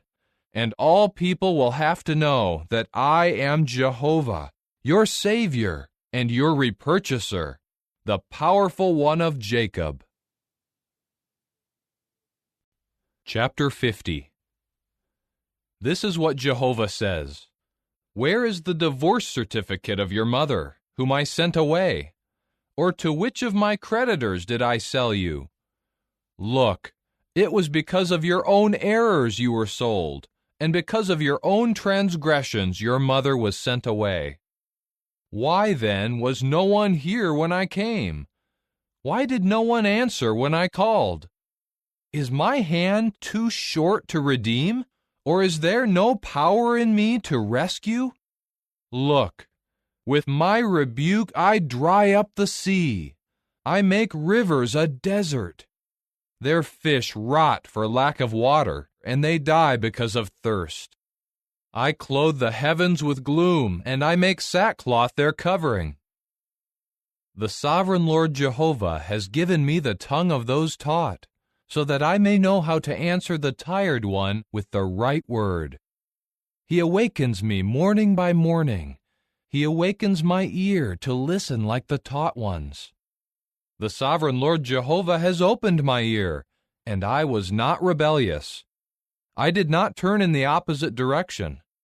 I offered my back to those striking me, and my cheeks to those who plucked them bare. I did not hide my face from humiliating things and from spit. But the sovereign Lord Jehovah will help me. That is why I will not feel humiliated. That is why I have set my face like a flint, and I know that I will not be put to shame. The one who declares me righteous is near. Who can accuse me? Let us stand up together. Who has a case against me? Let him approach me. Look, the sovereign Lord Jehovah will help me. Who will pronounce me guilty? Look, they will all wear out like a garment. A moth will eat them up. Who among you fears Jehovah and listens to the voice of his servant? Who has walked in deep darkness without any brightness? Let him trust in the name of Jehovah and support himself on his God. Look, all of you who are igniting a fire, making sparks fly, walk in the light of your fire, among the sparks you have set ablaze. This is what you will have from my hand. In sheer pain you will lie down. Chapter 51. Listen to me, you who are pursuing righteousness, you who are seeking Jehovah. Look to the rock from which you were hewn, and to the quarry from which you were dug. Look to Abraham your father, and to Sarah who gave birth to you. For he was only one when I called him, and I blessed him and made him many. For Jehovah will comfort Zion. He will bring comfort to all her ruins, and he will make her wilderness like Eden, and her desert plain like the garden of Jehovah. Exultation and rejoicing will be found in her, thanksgiving and melodious song. Pay attention to me, O my people, and give ear to me, my nation. For a law will go out from me, and my justice I will establish as a light to the peoples. My righteousness draws near. My salvation will go out, and my arms will judge the peoples. In me the islands will hope, and for my arm they will wait. Raise your eyes to the heavens, and look at the earth below. For the heavens will disperse in fragments like smoke. The earth will wear out like a garment, and its inhabitants will die like gnats. But my salvation will be eternal, and my righteousness will never fail. Listen to me, you who know righteousness, the people with my law in their heart. Do not be afraid of the taunts of mortal men, and do not be terrified because of their insults. For a moth will eat them up just like a garment. The clothes moth will devour them like wool. But my righteousness will last forever, and my salvation for all generations. Awake, awake, clothe yourself with strength, O arm of Jehovah. Awake as in the days of long ago, as in past generations. Was it not you who broke Rahab to pieces, who pierced the sea monster? Are you not the one who dried up the sea, the waters of the vast deep? The one who made the depths of the sea a roadway for the repurchased ones to cross? The redeemed ones of Jehovah will return. They will come to Zion with a joyful cry, and unending joy will crown them. Exultation and rejoicing will be theirs, and grief and sighing will flee away. I myself am the one comforting you. Why should you be afraid of a mortal man who will die, and of a son of man who will wither like green grass? Why do you forget Jehovah your Maker, the one who stretched out the heavens and laid the foundation of the earth? And all day long you were in constant fear of the rage of the oppressor, as though he were in a position to bring you to ruin. Where now is the rage of the oppressor? The one bent over in chains will soon be set free. He will not die and go into the pit, nor will his bread be lacking. But I am Jehovah your God, who stirs up the sea and makes its waves boisterous. Jehovah of armies is his name.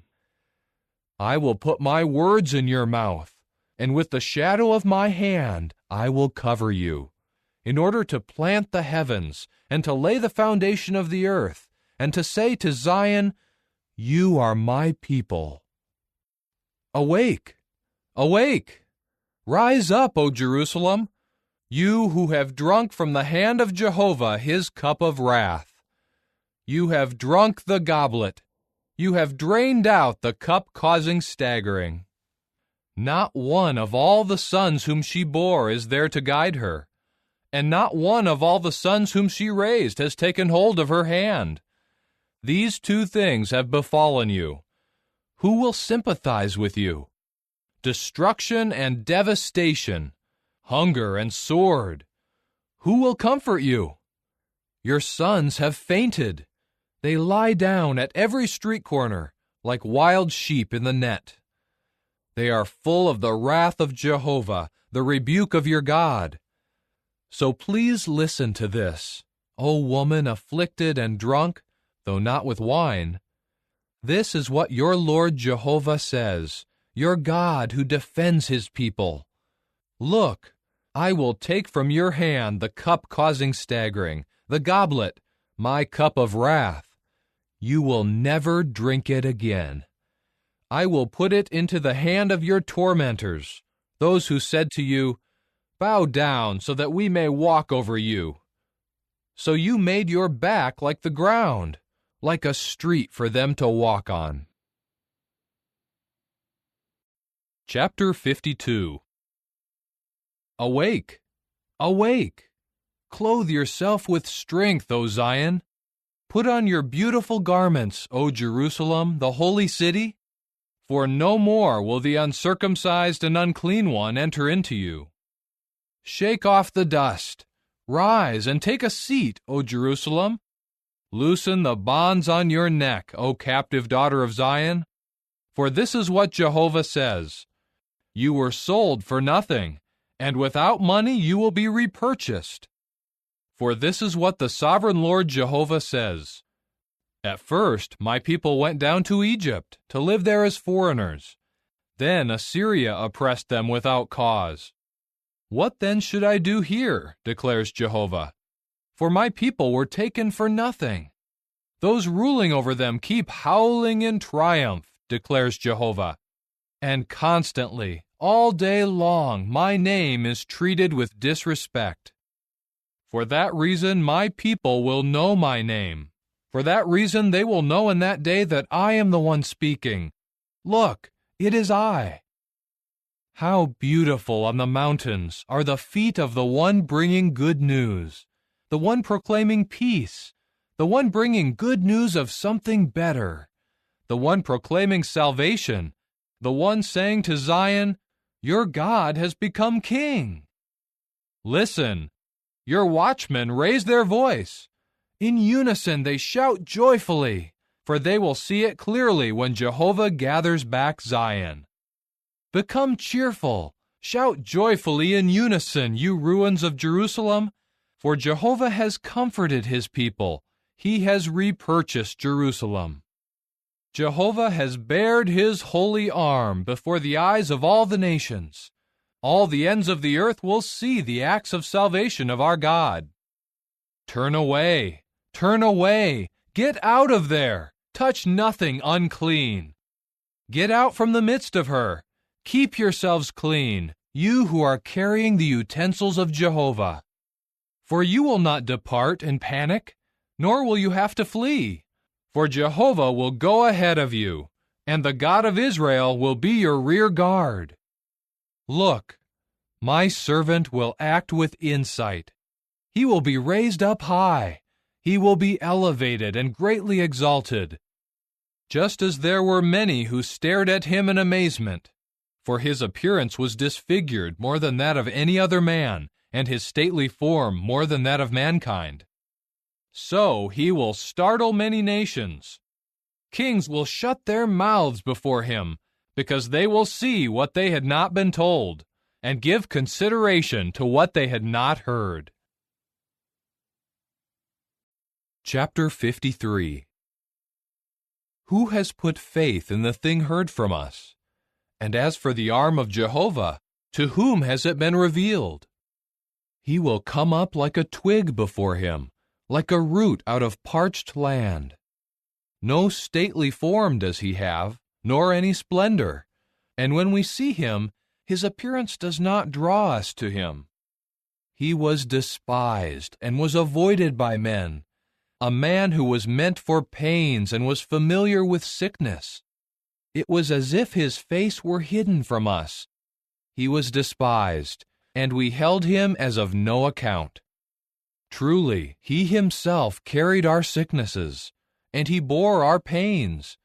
But we considered him as plagued, stricken by God, and afflicted. But he was pierced for our transgression. He was crushed for our errors. He bore the punishment for our peace, and because of his wounds we were healed. Like sheep we have all wandered about.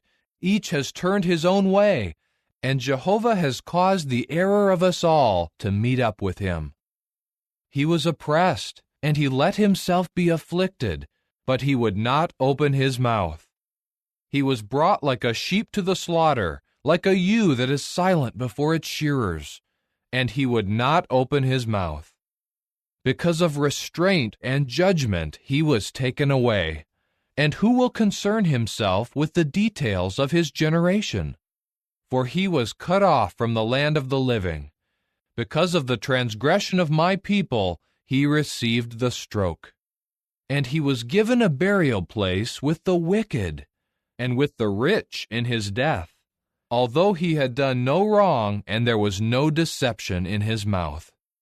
But it was Jehovah's will to crush him, and he let him become sick. If you will present his life as a guilt offering, he will see his offspring. He will prolong his days, and through him the delight of Jehovah will have success. Because of his anguish, he will see and be satisfied. By means of his knowledge, the righteous one, my servant, will bring a righteous standing to many people, and their errors he will bear.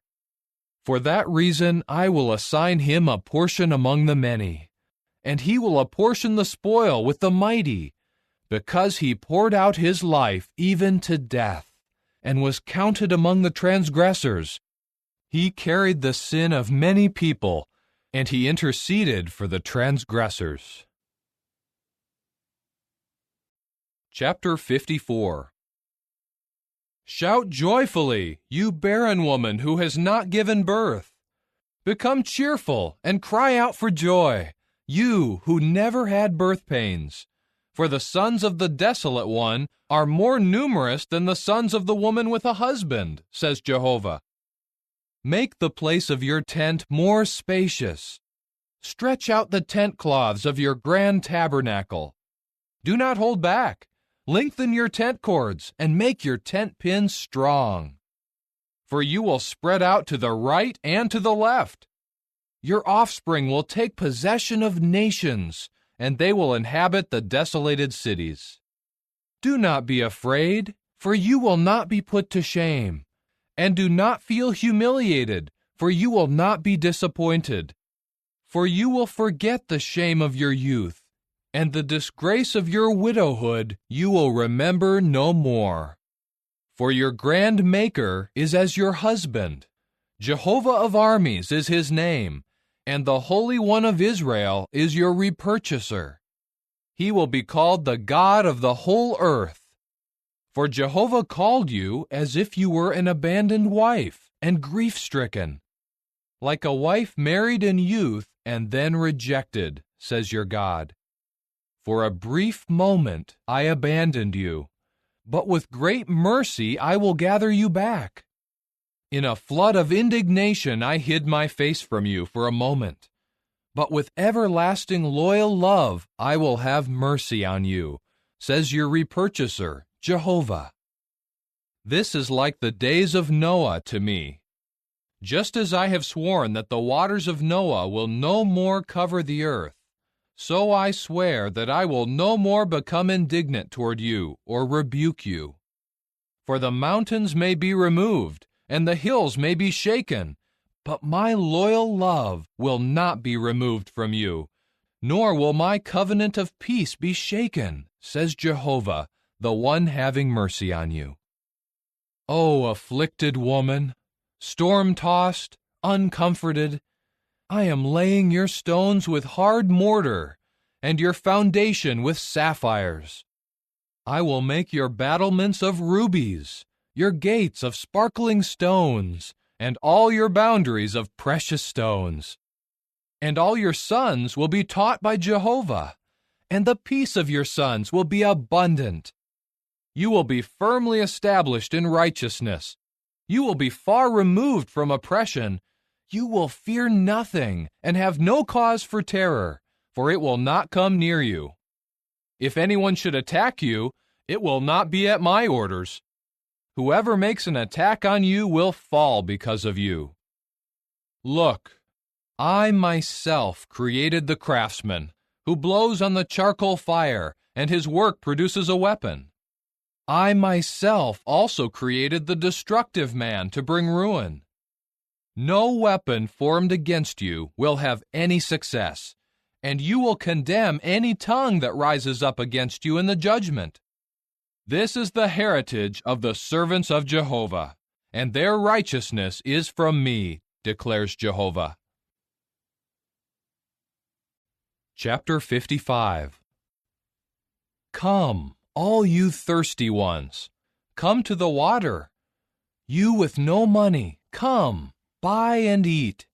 Yes, come, buy wine and milk without money and without cost. Why do you keep paying out money for what is not bread? And why spend your earnings for what brings no satisfaction? Listen intently to me, and eat what is good, and you will find great delight in what is truly rich. Incline your ear and come to me. Listen, and you will keep alive, and I will readily make with you an everlasting covenant, in harmony with the expressions of loyal love to David, which are faithful. Look, I made him a witness to the nations, a leader and commander to the nations. Look, you will call a nation that you do not know, and those of a nation who have not known you will run to you, for the sake of Jehovah your God, the Holy One of Israel, because he will glorify you. Search for Jehovah while he may be found. Call to him while he is near. Let the wicked man leave his way, and the evil man his thoughts. Let him return to Jehovah, who will have mercy on him, to our God, for he will forgive in a large way. For my thoughts are not your thoughts, and your ways are not my ways, declares Jehovah.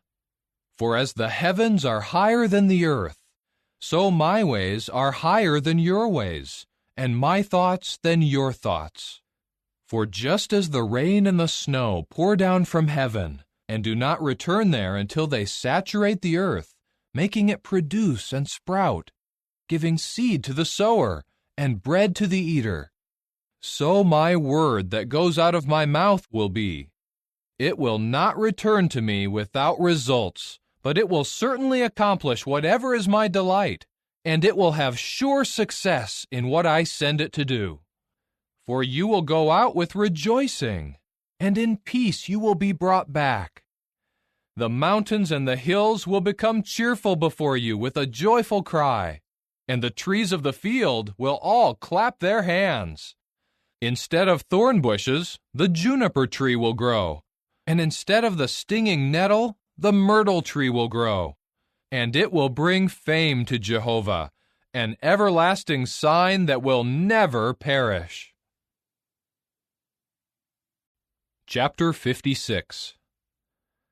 This is what Jehovah says: Uphold justice, and do what is righteous, for my salvation will soon come, and my righteousness will be revealed.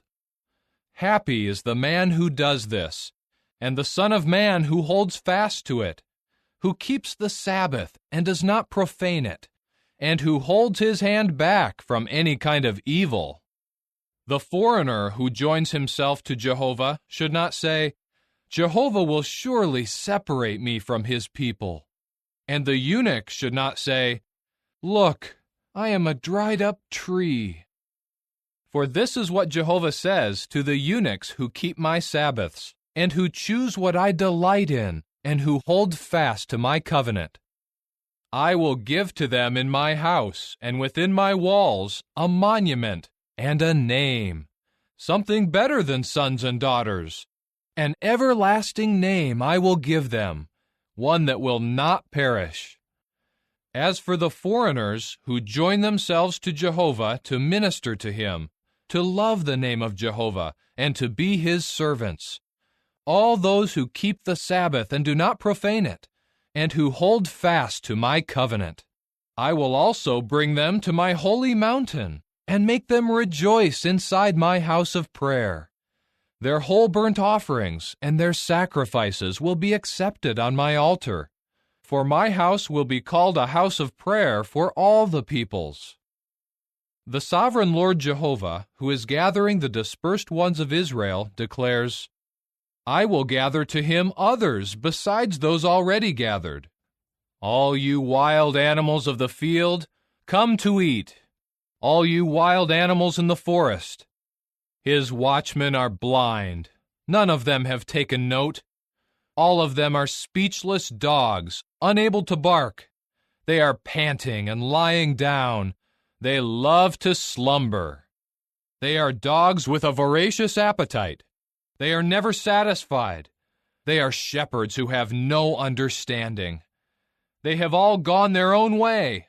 Every last one of them seeks his own dishonest gain and says, Come, let me take some wine, and let us drink our fill of alcohol. And tomorrow will be like today, only far better. Chapter 57. The righteous one has perished, but no one takes it to heart. Loyal men are taken away, with no one discerning that the righteous one has been taken away because of the calamity.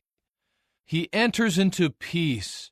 They rest on their beds, all who walk uprightly. But as for you, come closer, you sons of a sorceress, you children of an adulterer and a prostitute. Whom are you making fun of? Against whom do you open your mouth wide and stick out your tongue?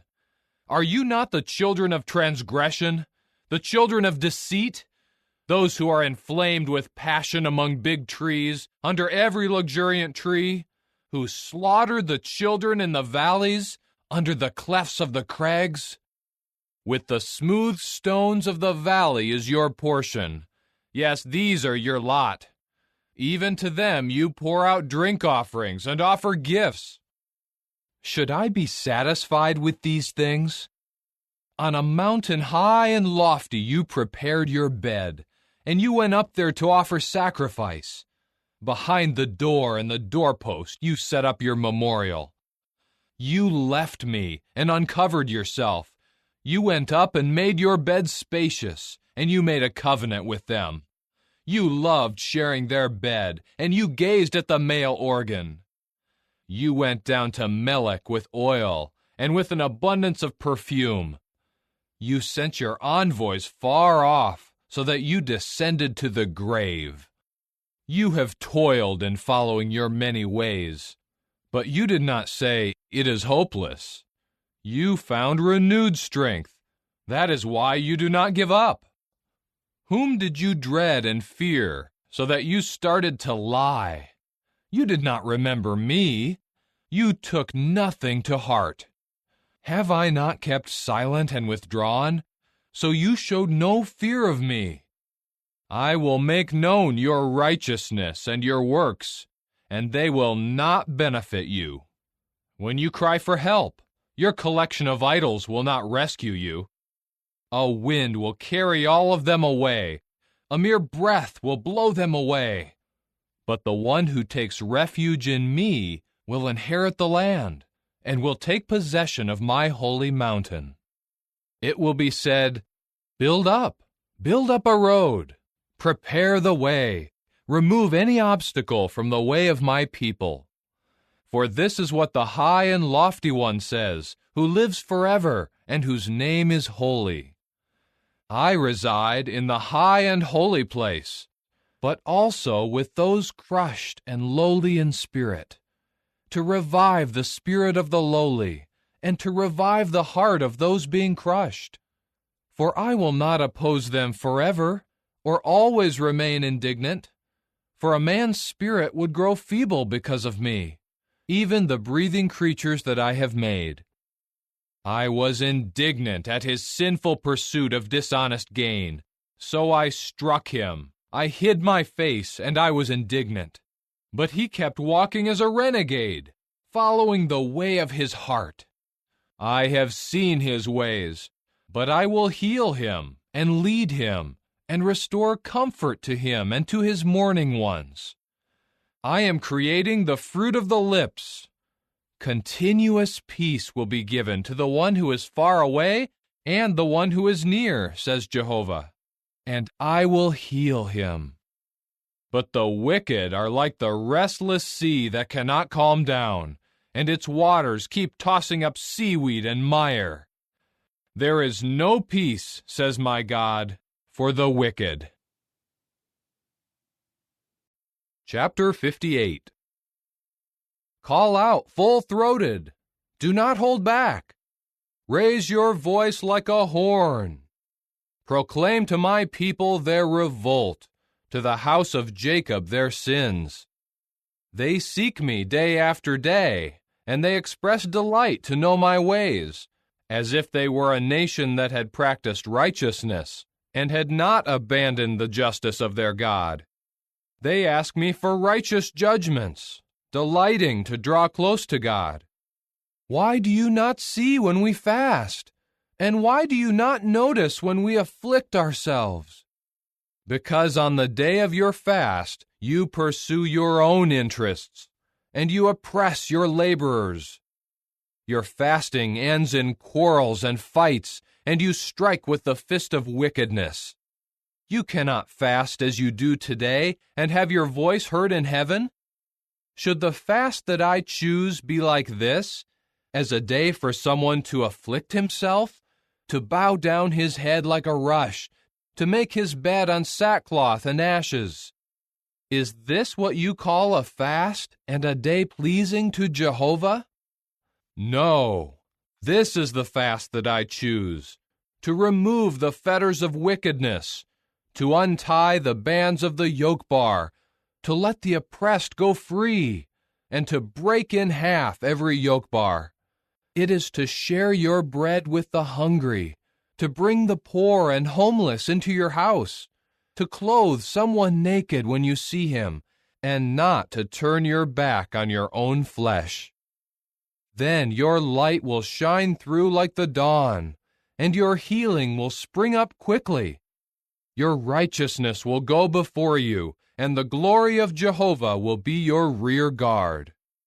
Then you will call, and Jehovah will answer. You will cry for help, and he will say, Here I am. If you remove from among you the yoke bar, and stop pointing your finger and speaking maliciously, if you grant to the hungry what you yourself desire, and satisfy those who are afflicted, then your light will shine even in the darkness, and your gloom will be like midday.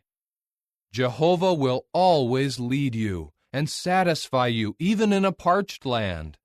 He will invigorate your bones, and you will become like a well-watered garden, like a spring whose waters never fail. They will rebuild ancient ruins on your account, and you will restore the foundations of past generations. You will be called the repairer of the broken walls, the restorer of roadways by which to dwell. If, because of the Sabbath, you refrain from pursuing your own interests on my holy day, and you call the Sabbath an exquisite delight, a holy day of Jehovah, a day to be glorified, and you glorify it rather than pursuing your own interests and speaking idle words, then you will find your exquisite delight in Jehovah, and I will make you ride on the high places of the earth. I will cause you to eat from the inheritance of Jacob your forefather, for the mouth of Jehovah has spoken. Chapter 59. Look, the hand of Jehovah is not too short to save, nor is his ear too dull to hear. No, your own errors have separated you from your God. Your sins have made him hide his face from you, and he refuses to hear you. For your palms are polluted with blood, and your fingers with error. Your lips speak lies, and your tongue mutters unrighteousness. No one calls out for righteousness, and no one goes to court in truthfulness. They trust in unreality and speak what is worthless. They conceive trouble and give birth to what is harmful. They hatch the eggs of a poisonous snake, and they weave the cobweb of a spider. Anyone who eats their eggs would die, and the egg that is crushed hatches a viper. Their cobweb will not serve as a garment, nor will they cover themselves with what they make. Their works are harmful, and deeds of violence are in their hands. Their feet run to do evil, and they hurry to shed innocent blood. Their thoughts are harmful thoughts. Ruin and misery are in their ways. They have not known the way of peace, and there is no justice in their tracks. They make their roadways crooked. No one treading on them will know peace. That is why justice is far away from us, and righteousness does not overtake us. We keep hoping for light, but look, there is darkness. For brightness, but we keep walking in gloom. We grope for the wall like blind men. Like those without eyes, we keep groping. We stumble at high noon as in evening darkness. Among the strong, we are just like the dead. We all keep growling like bears and cooing mournfully like doves. We hope for justice, but there is none. For salvation, but it is far away from us. For our revolts are many before you. Each of our sins testifies against us. For our revolts are with us. We well know our errors. We have transgressed and denied Jehovah. We have turned our backs on our God. We have spoken of oppression and revolt. We have conceived lies and muttered false words from the heart.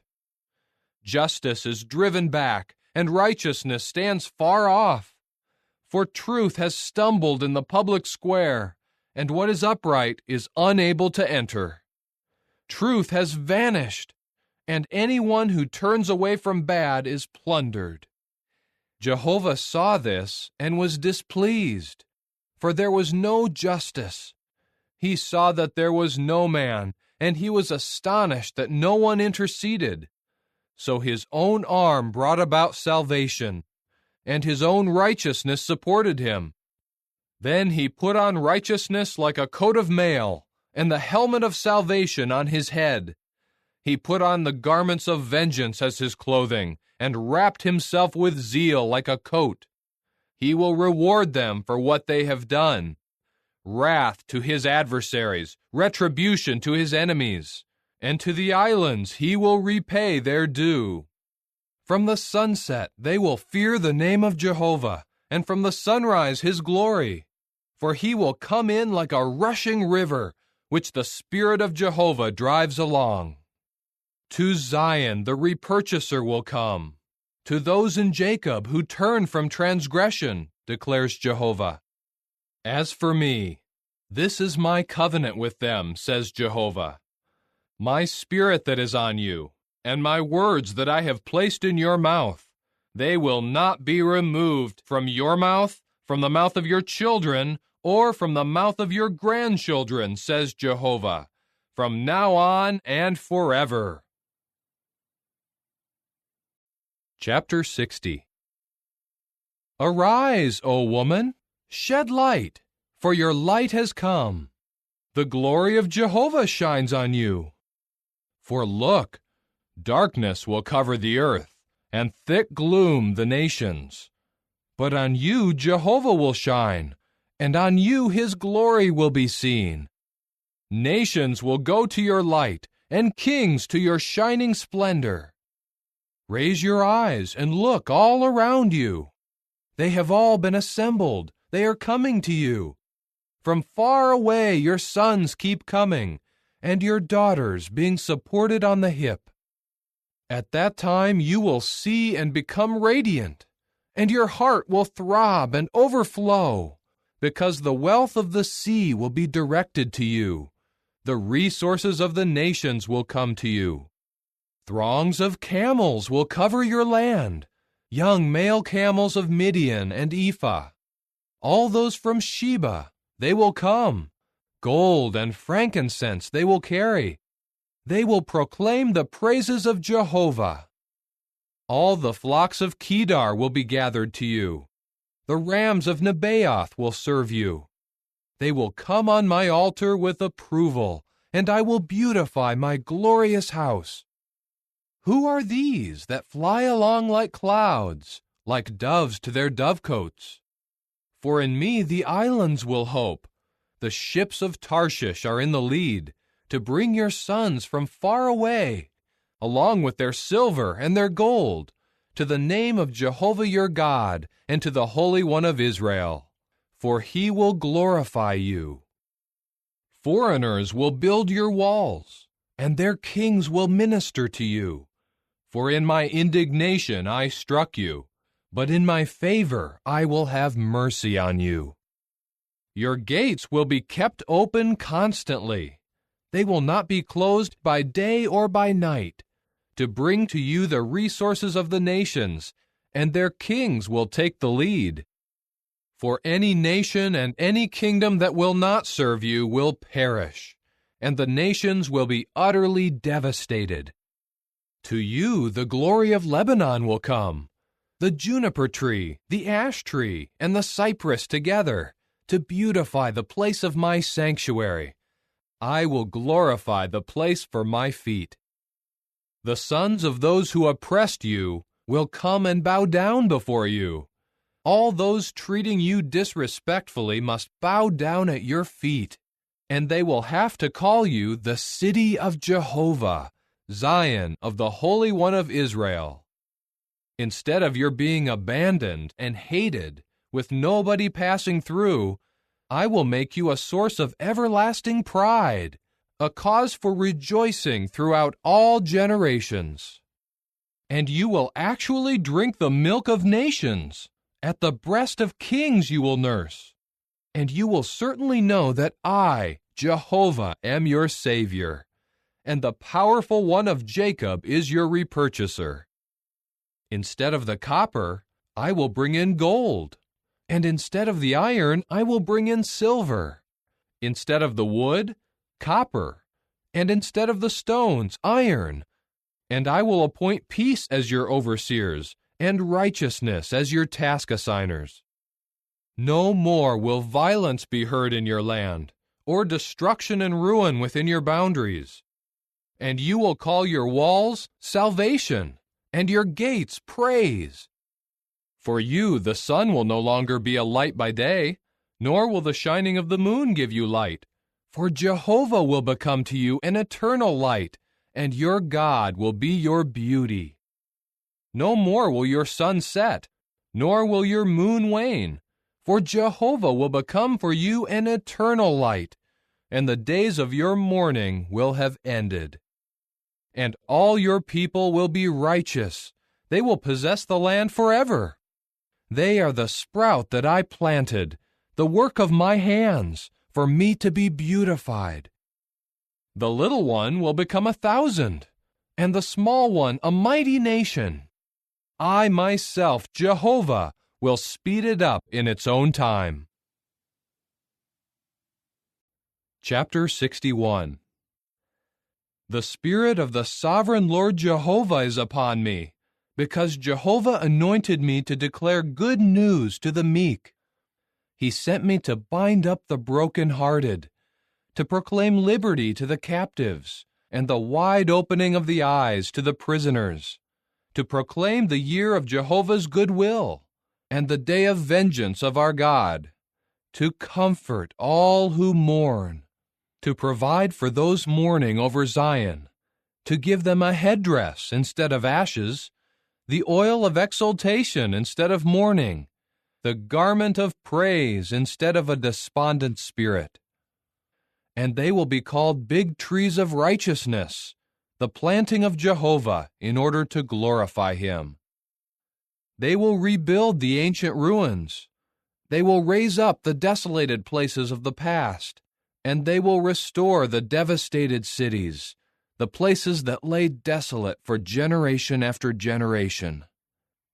Strangers will stand and shepherd your flocks, and foreigners will be your farmers and your vine dressers. As for you, you will be called the priests of Jehovah. They will call you the ministers of our God. You will eat the resources of the nations, and about their glory you will boast. Instead of shame, you will have a double portion, and instead of humiliation, they will shout joyfully over their share.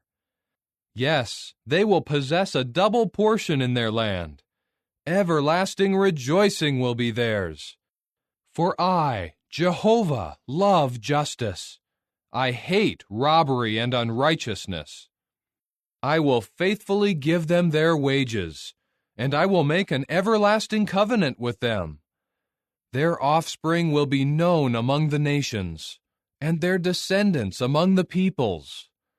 All who see them will recognize them, that they are the offspring whom Jehovah has blessed.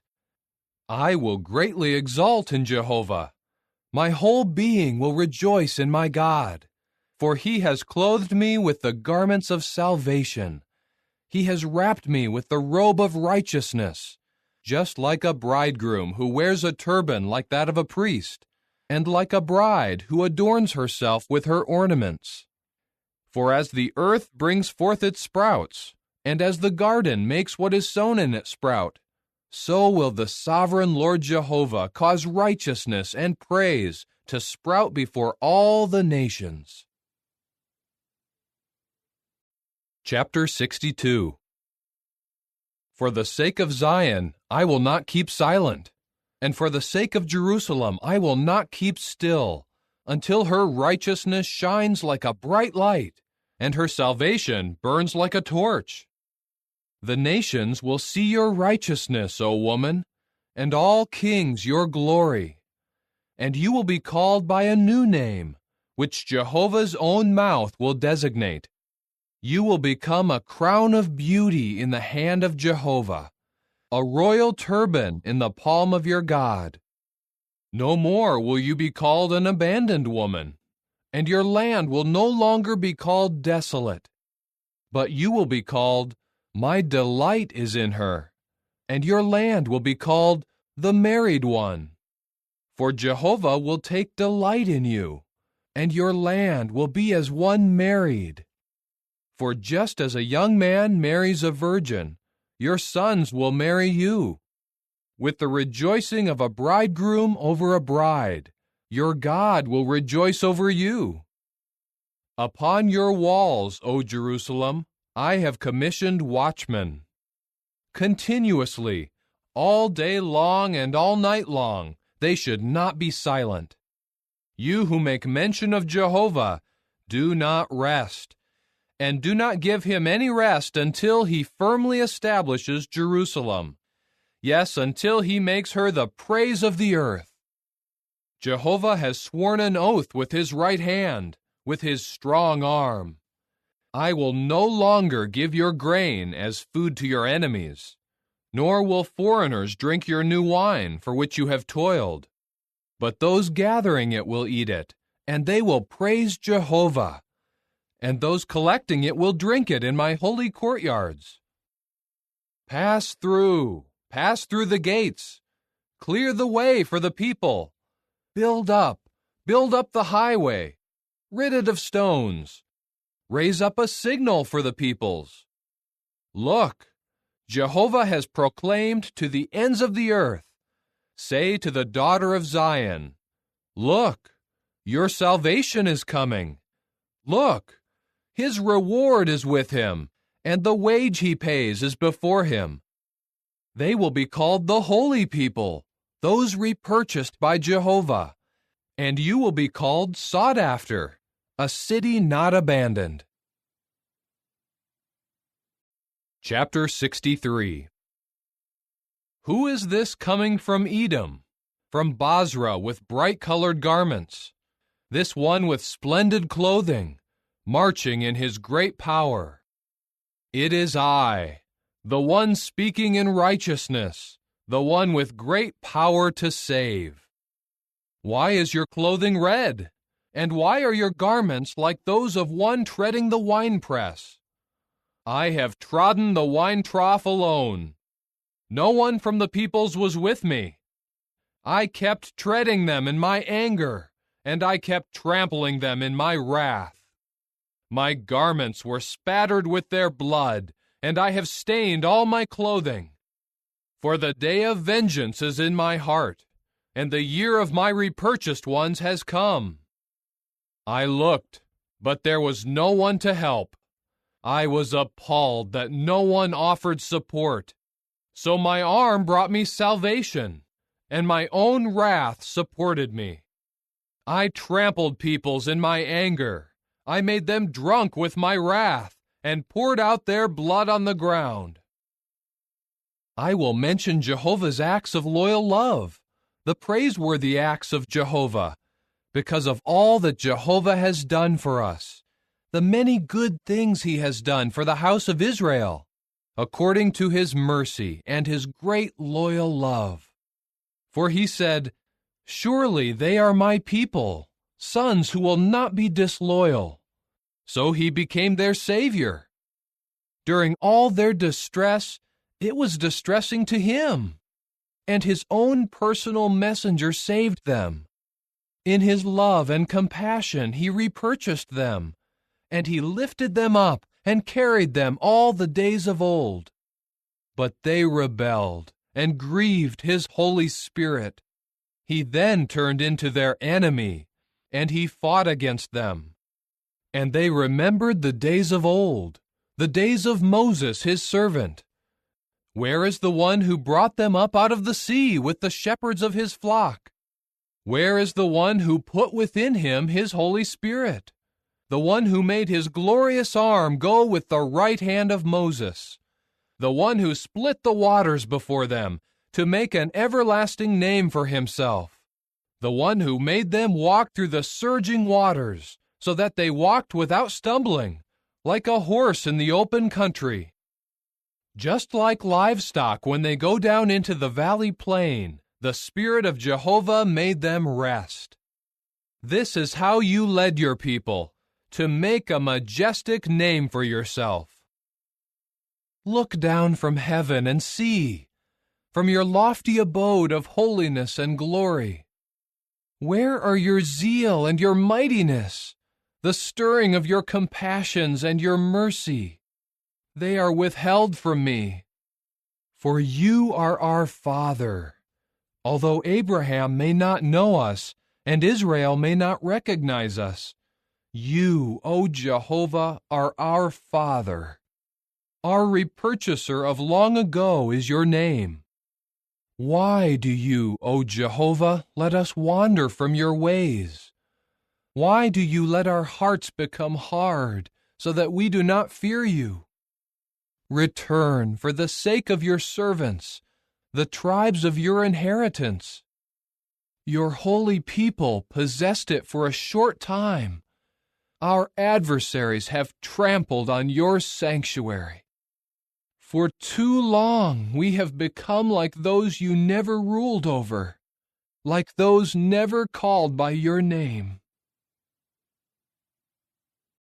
Chapter 64. If only you had ripped the heavens apart and come down, so that the mountains would quake because of you, as when a fire ignites the brushwood, and the fire makes the water boil. Then your name would be known to your adversaries, and the nations would tremble before you. When you did awe-inspiring things that we dared not hope for, you came down, and the mountains quaked before you. From of old no one has heard or given ear, nor has any eye seen a God except you, who acts in behalf of those who keep in expectation of him. You have met up with those who joyfully do what is right, those who remember you and follow your ways. Look, you became indignant while we kept sinning. We did so for a long time. Should we now be saved? And we have all become like someone unclean, and all our acts of righteousness are like a menstrual cloth. We will all wither like a leaf, and our errors will carry us off like the wind. There is no one calling on your name, no one who stirs himself to take hold of you, for you have hidden your face from us, and you cause us to waste away because of our error. But now, O Jehovah, you are our Father. We are the clay, and you are our potter. We are all the work of your hand. Do not become too indignant, O Jehovah, and do not remember our error forever. Look at us, please, for we are all your people. Your holy cities have become a wilderness. Zion has become a wilderness, Jerusalem a wasteland. Our house of holiness and glory, where our forefathers praised you, has been burned with fire, and all the things we cherished lie in ruins. In view of this, will you still restrain yourself, O Jehovah? Will you remain silent and let us be afflicted so severely? Chapter 65. I have let myself be searched for by those who did not ask for me. I have let myself be found by those who did not look for me. I said, Here I am, to a nation that was not calling on my name. I have spread out my hands all day long to a stubborn people, to those walking in the way that is not good, following their own thoughts, a people who constantly offend me to my face, sacrificing in gardens and making sacrificial smoke on bricks. They sit among graves, and they pass the night in hidden places, eating the flesh of pigs, and the broth of foul things is in their vessels. They say, Keep to yourself, do not approach me, for I am holier than you. These are a smoke in my nostrils, a fire burning all day long. Look, it is written before me, I will not stand still. but I will repay them. I will repay them in full measure, for their errors and for the errors of their forefathers as well, says Jehovah. Because they have made sacrificial smoke on the mountains, and have reproached me on the hills, I will first measure out their wages in full. This is what Jehovah says. Just as when new wine is found in a cluster of grapes, and someone says, "Do not destroy it, for there is some good in it," so I will do for the sake of my servants. I will not destroy them all. I will bring out of Jacob an offspring, and out of Judah the one to inherit my mountains. My chosen ones will take possession of it, and my servants will reside there. Sharon will become a pasture for sheep, and the valley of Achor a resting place for cattle, for my people who search for me.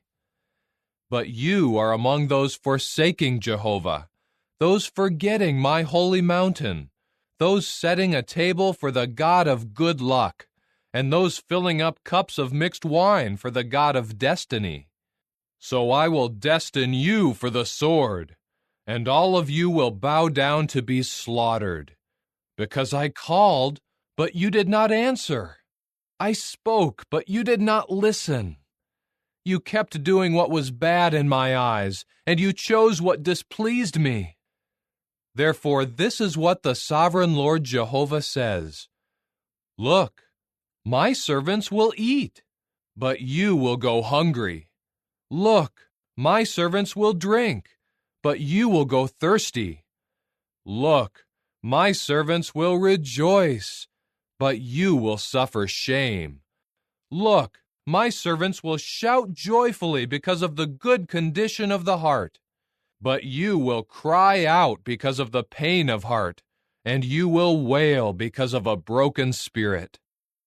You will leave behind a name that my chosen ones will use as a curse, and the sovereign Lord Jehovah will put each of you to death. But his own servants he will call by another name, so that anyone who seeks a blessing for himself in the earth will be blessed by the God of truth. And anyone who swears an oath in the earth will swear by the God of truth. For the former distresses will be forgotten. They will be concealed from my eyes. For look, I am creating new heavens and a new earth, and the former things will not be called to mind, nor will they come up into the heart. So exult and be joyful forever in what I am creating. For look, I am creating Jerusalem a cause for joy, and her people a cause for exultation. And I will rejoice in Jerusalem and exult in my people. No more will there be heard in her the sound of weeping or a cry of distress. No more will there be an infant from that place who lives but a few days, nor an old man who fails to live out his days. For anyone who dies at 100 will be considered a mere boy, and the sinner will be cursed even though he is 100 years of age. They will build houses and live in them, and they will plant vineyards and eat their fruitage. They will not build for someone else to inhabit, nor will they plant for others to eat. For the days of my people will be like the days of a tree, and the work of their hands my chosen ones will enjoy to the full. They will not toil for nothing, nor will they bear children for distress, because they are the offspring made up of those blessed by Jehovah, and their descendants with them. Even before they call out, I will answer. While they are yet speaking, I will hear. The wolf and the lamb will feed together. The lion will eat straw just like the bull, and the serpent's food will be dust.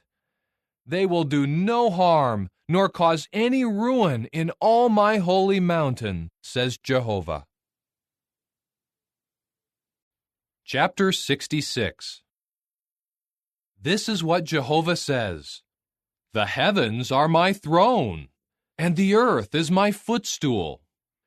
Where then is the house that you could build for me? And where is my resting place? My own hand has made all these things, and this is how they all came to be, declares Jehovah. To this one then I will look, to the one humble and broken in spirit, who trembles at my word. The one slaughtering the bull is like one striking down a man. The one sacrificing a sheep is like one breaking the neck of a dog.